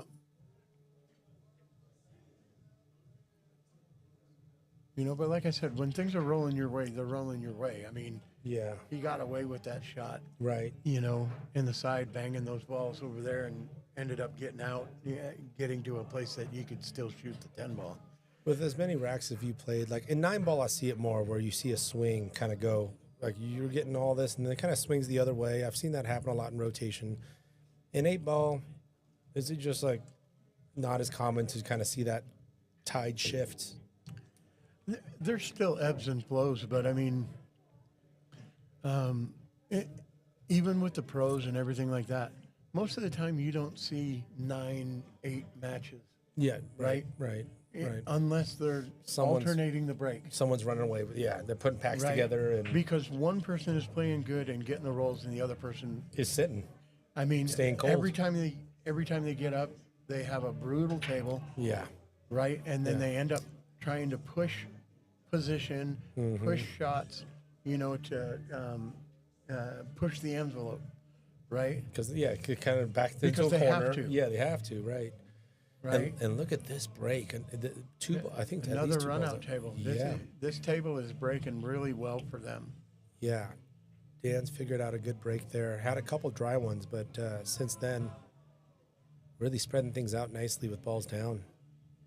All right, opting for the purple 12 stripe into the side and picking away at stripes. Just got to look at that 9 ball. Yeah, yellow stripe. So that's the shot he needed to do to get here, so that create enough angle so that you can shoot the 13, you know, after the 11, and be able to shoot the 9 in the corner. But then they still got to do something to get back for the 8 ball. Right. You know, because right now the 8 ball, it goes in a couple of different pockets, but you have to get good on the 14.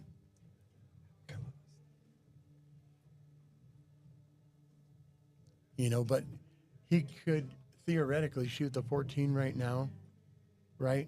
Just float down by the second diamond and hit the stop shot for the ball down here in the corner that he's getting ready to shoot right now. Or whatever that one is, yeah. And then, you know, if you would have done that, then all of a sudden you play, you know, your 13 and your 9 ball, and the 8 goes in the side pocket, or you draw back off of it and shoot it into the corner pocket from there. The yellow stripe 9 is off the rail, so kind of coming short side isn't that big of a problem. You're going to see him roll forward here. Nice shot, Chris.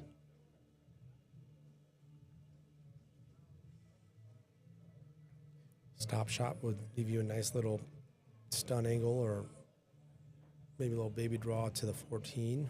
Yeah, I smooth this 9 ball in, leave my cue ball there.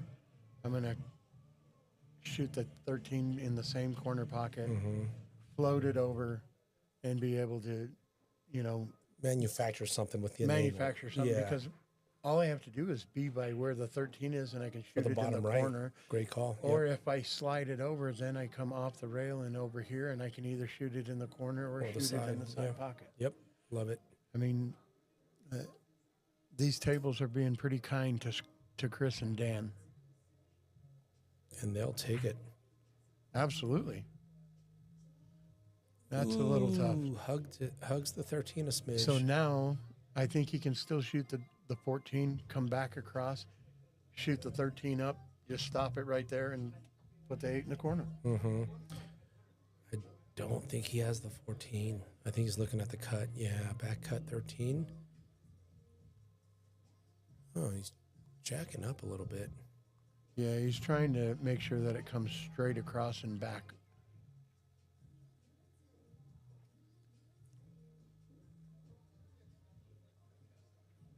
Look at this shot. Nice shot, Chris. Don't get on the wall. Oh, the rail.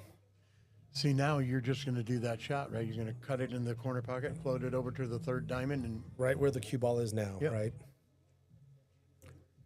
Oh, it looks like they're about to go with a break and run here to get on the hill. Into what you had called out, Chris. You want that cue ball basically landing basically where it is now. Yep. Because I can bridge off the rail. Mm-hmm. Right, And right. On that have angle. a very solid bridge and not. Sure. You got the one ball there for insurance. There's no Yeah. scratch potential. I just don't want to be on the wall. Mhm. I want to be off the rail like the cue Just ball like it is right now. Right.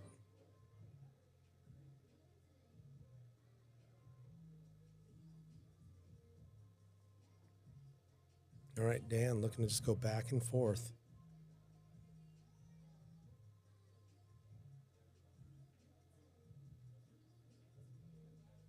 Oh, watch out. Oh, my. So you say something about this table being nice to them? I'm telling you, when it's rolling, it's rolling. When it's right? rolling, it's rolling. And Chris, to get him and Dan on the hill, looking at his tangent line, I think that 7 ball's there for insurance. Looking at his little follow path here.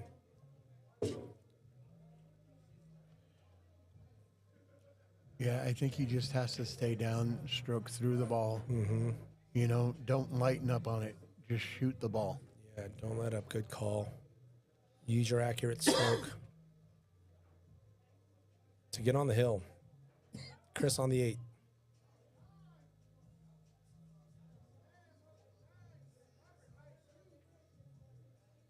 Good. Oh, just overcuts it. But that was a stroke. Good stroke. That was his accurate stroke. And now Julien and Kevin with a must win. Yeah, you have to take advantage Yeah. here. 100%, you have to take advantage.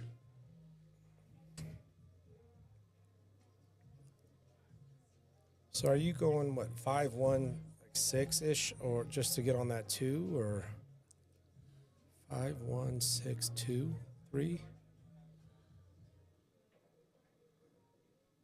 Yeah, more than likely. I mean,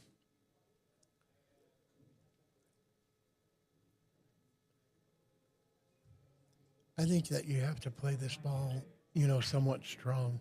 Mm-hmm. You know what I mean? Not baby it like that. Nicely done, Julien.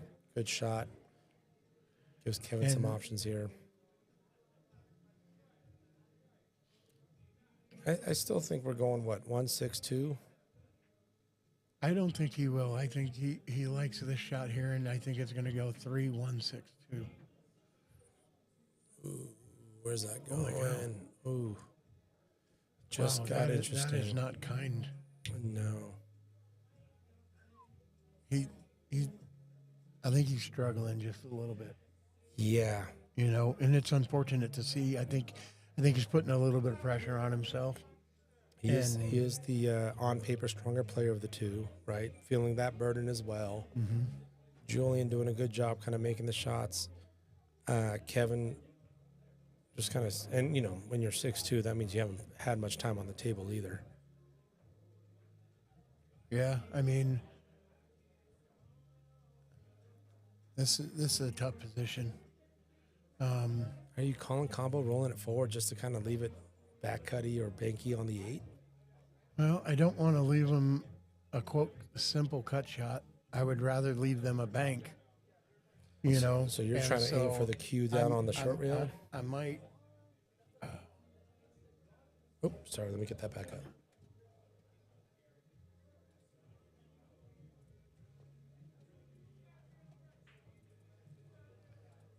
Yeah. So I'm probably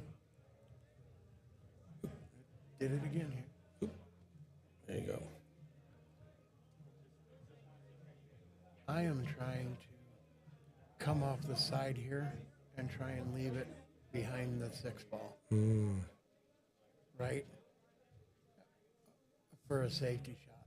Oh, my. But what a great shot. Oh, my goodness. Clutch combo, Julien. Yeah, that was sick. That took some guts, too. Yep. Good shot, Julien. So now you got to shoot the 2 in the side, right? Yeah. You know, leave your partner the one in the side. Mm-hmm. But don't punch this. Just smooth roll this. Don't angle like that. You're gonna. Okay, so this was kind of a two-way-ish, I guess. Mm-hmm. What a combo by Julien. Yeah, I mean, Clean. Julien is playing Solid. his butt off. Solid. Yeah, totally agree. All right, we've got, looks like Dan at the table, looking at an 8-ball bank here.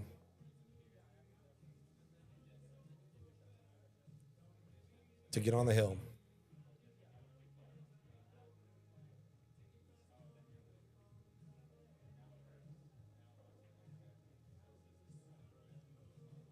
It's a pretty unique position the way those two balls are because it makes it to where it's really hard to play safe.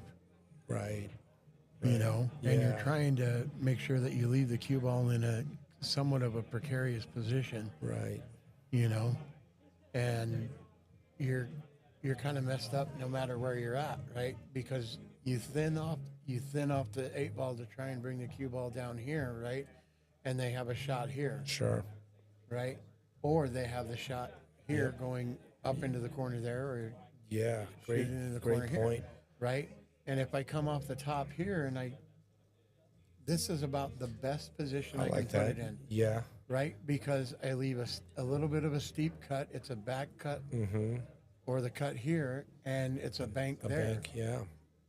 So I mean, but getting to that position is really difficult. To get on the hill, Dan, with the bank. Ooh, it hangs. But now that pocket is blocked for that one. And now it looks like we've got either a steep cut or a bank two.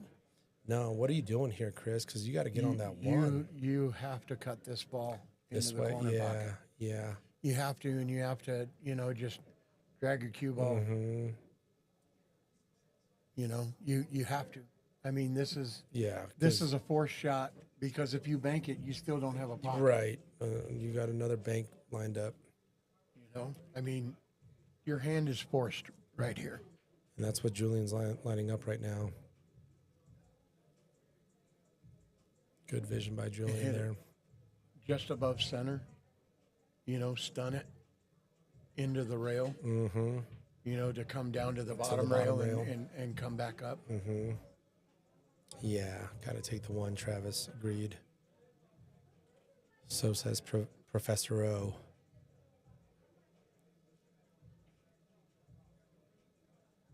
Sometimes you just got to make a shot, just like he did on that combo. Sometimes you just got to make a shot. And Right. for Julien, that's what this is.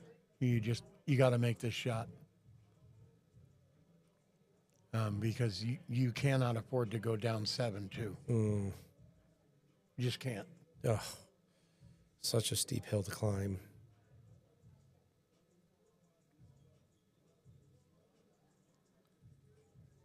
All right. And for these guys,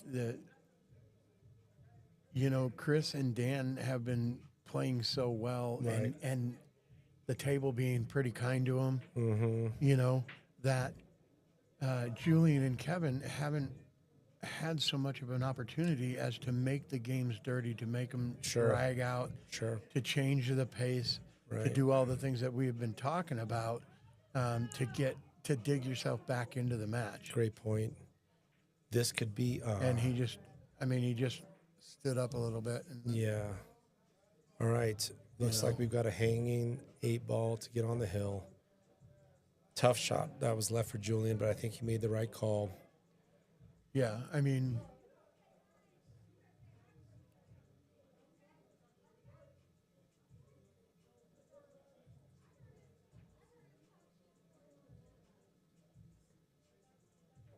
just hit half a ball. You don't need to do that. Just hit half the ball. 7-2 on the hill, breaking to take the match. Chris and Dan.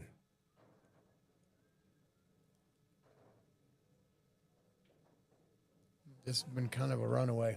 It really has, yeah. I mean, once you get a couple good shooters that are making balls. You get a couple good rolls, and you get scores like this.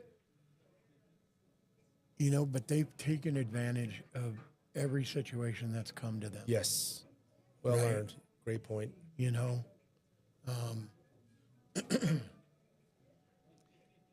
He hit a great shot to put the 8-ball Right, buried sure. in there. I mean, Yeah, back cut bank.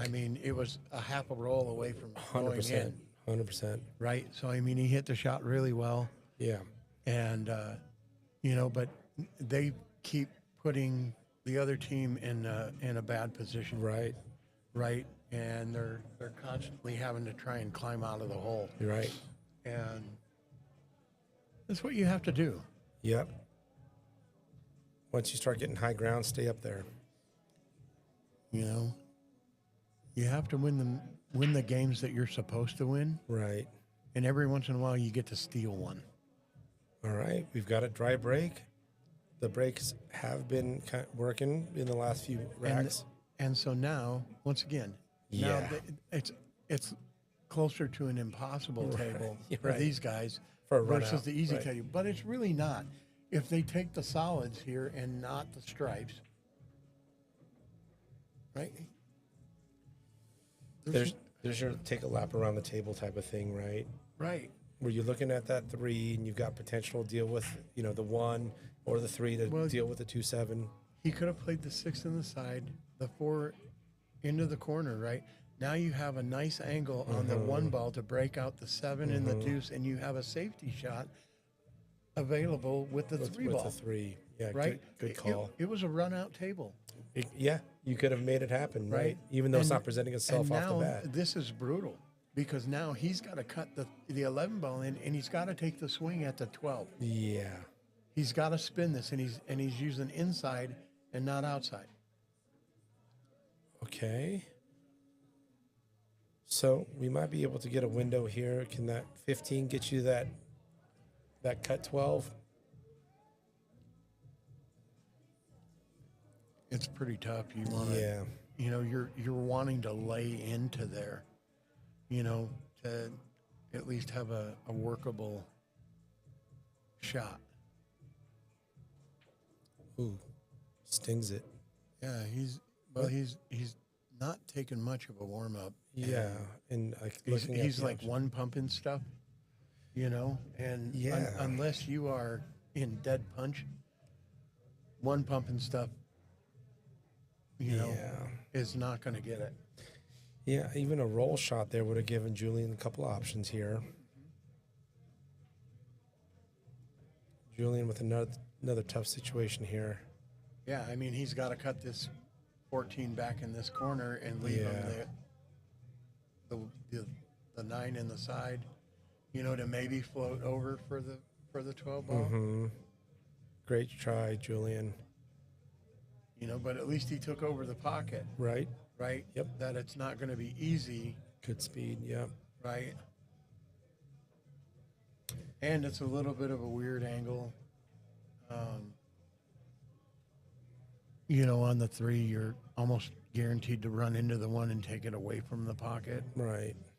Travis, I don't have their Fargos right in front of me, but it is an 1,100 cap per team. Some teams come in with a couple of 550s. Some other teams take a different strategy and use kind of a 620 and a 480 type approach.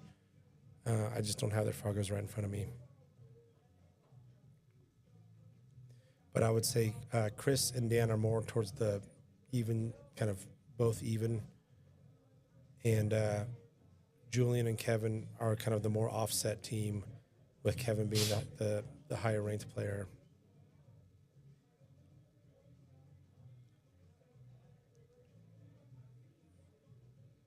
And then, unfortunately, when you're the higher ranked player, you can't afford to kind of have an off night. Totally. We've seen it. Yep. Absolutely agree. It puts a lot of So pressure much. on the weaker player. Yeah. And- when you're off your leaves and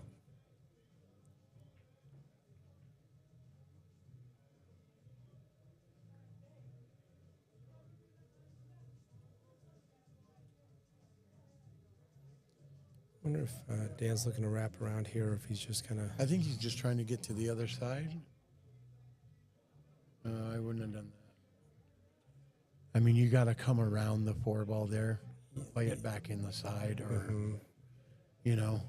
I don't think this is the right angle for the 7-2 unless he comes off the short rail. Well, he almost has to come off the end rail and spin into it, Right?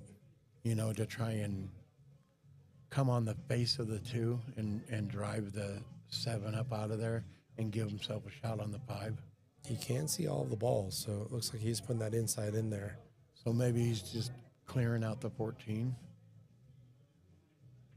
Oh, good call, Chris. But does not pocket the 1. But he still left it in a tough position, right? That To try and make the 9 and do something, yeah. right? Once again, you're almost in an impossible position.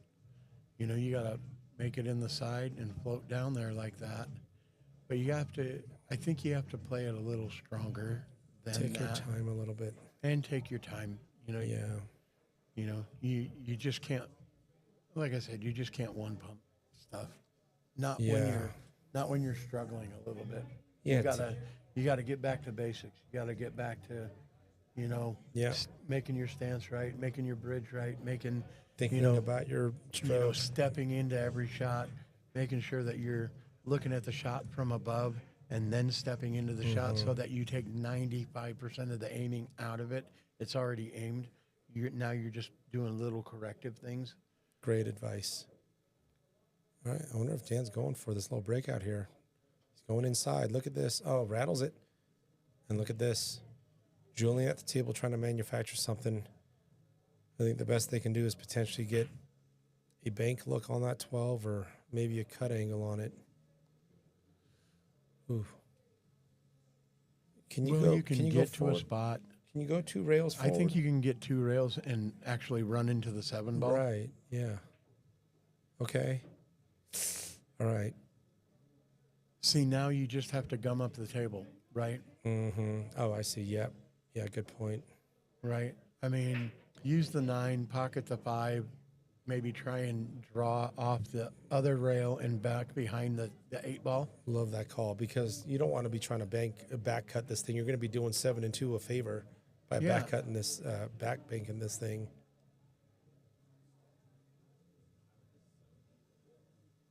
Okay. Excuse me. Yeah, I think I would have hit the other side of that ball to try and bounce it off the wall and, you know, make them do something spectacular. It's not a bad shot. Right. You know, because at least he left only a bank shot. Yeah. You know, but. And Travis, to your point. Oh, look at this. Oh, Chris. I'll give him Fire. some. Fire. Nice bank, Chris.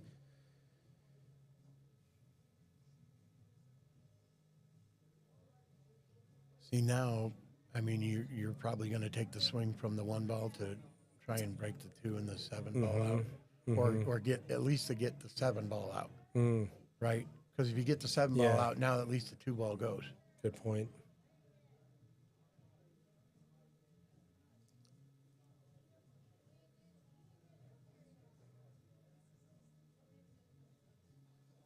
Yeah, Travis, if you're going to be using some defensive shots, can you also kind of do the 12 ball a little bit of a favor, right?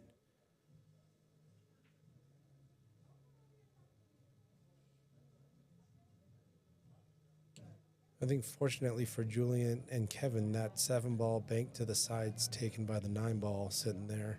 Yeah, you would have to 2 rail it. Yeah, back and forth. Yeah, good call. And I think the 12's just in the way of banking it to the corner pocket.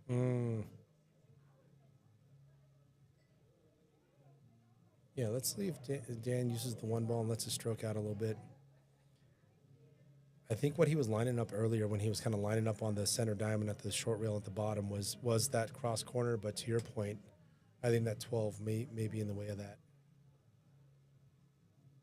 It's pretty close. Yeah. All right. Let's Let's see what he does here.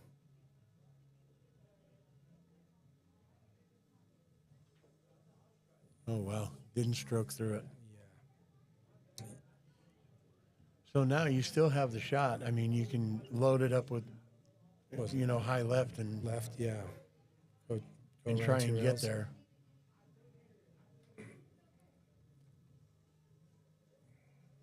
But I think that you're better off coming across the face of the 7 ball to try and make the 2 from the combination and put the cue ball back up on the first diamond there. You know what I mean? I like that. Because then you still have a shot. Yes, sir. Yeah. Yeah, good call. I mean, I think that's what I'm playing. Oh, looks like he's going at the 7-2 right here.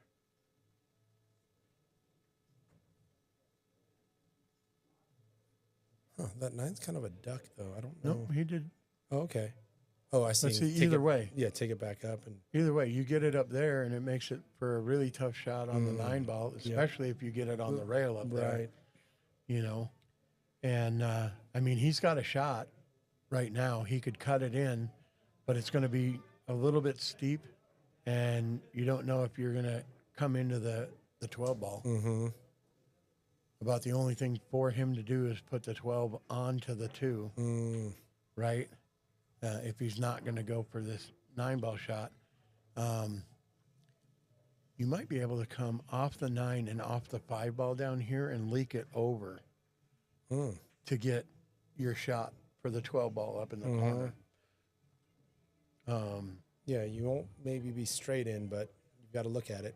Yeah. But, I mean, this is a tough shot right here. I mean, it's a really thin cut, thin. and at least the 9 has the 7 ball covered, but this guy's been, banking. Chris has been banking fantastic. So, I mean, you end up leaving a bank for him, and then but then they still have to break out the 2. Yep. Or bank the 2. Right. Good call. Good point. So I think just barely touching this ball and making it, get on top of the deuce. Julian's been making some great shots and great decisions. I'm telling you that's the shot. Wow. Right. And I mean, now are you going to try and swing at it with the 5 ball right now? Or are you going to bank the ball in? Right. Try and get, a little better position and then roll through it. Yeah.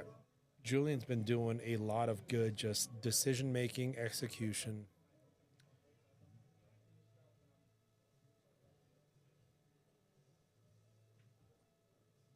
But the 7 doesn't have much of a pocket other than banking this ball. Yeah, and then what? Go 2 rails into the stack or the cluster. Oh, Yep, but that's a good shot. Great shot by Dan to just take the options off the table for stripes. Yep. Good heads-up play by Dan there.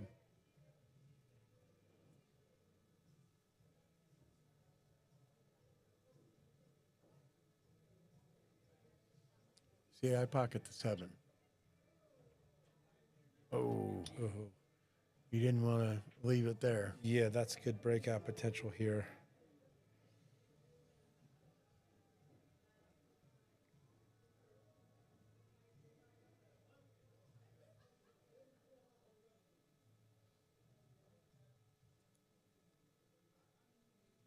Yeah, I think we're seeing the beginning of the end here.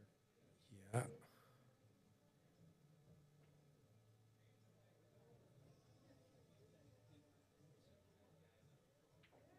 Good shot, Chris, and gets it onto the other side for a good look at the 5. Shallow angle, though. Yeah, pretty flat.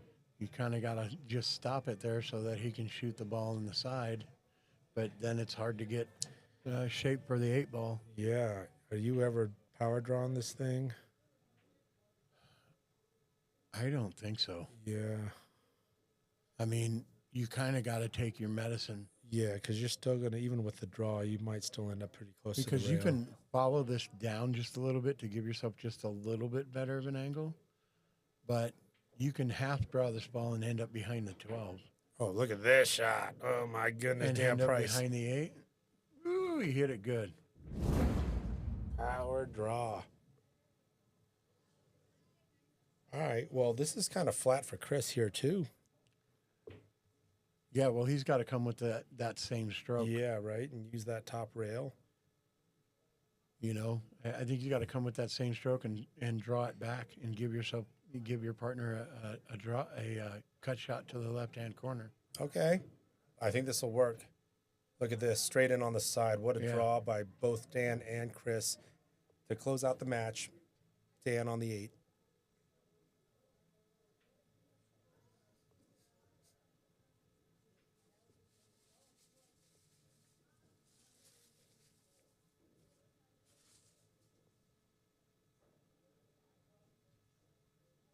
All right, gets back up, takes his time, close out shot. And I think the difference is that Chris and Dan have been able to play at the pace they want to play at, Great point. and Kevin and Julien haven't, because every time they got up to the table, they've had to think for so long. It was an uncomfortable situation. Yeah. Yeah. All the time. Yeah. And just not comfortable. Mm-hmm. And see, here's a pretty good call. Sinks it. Congratulations, Chris, Marye, Dan Price. Hats off to Kevin and Julien for a good fight. Chris and Dan move on to the second round. Yeah, they played really well. Yes. And took advantage of the breaks that they got. exactly. And Mr. Chris Oneski, thank you so much for Absolutely. your commentary, sharing your knowledge. It's been fun. Very nice to meet you. Can't pleasure. wait to maybe I'm gonna go Pleasure's rack all them mine. up and see what a stomp break looks like. Shake some of these pictures off the walls. And thank you everyone watching on the stream. We still have I think 1 or 2 more round 1 matches. So stay tuned for the updates on the Piazza's live Facebook channel. Thanks all for tuning in. Have a great night. Have a good night. Great work, brother. You as well, sir.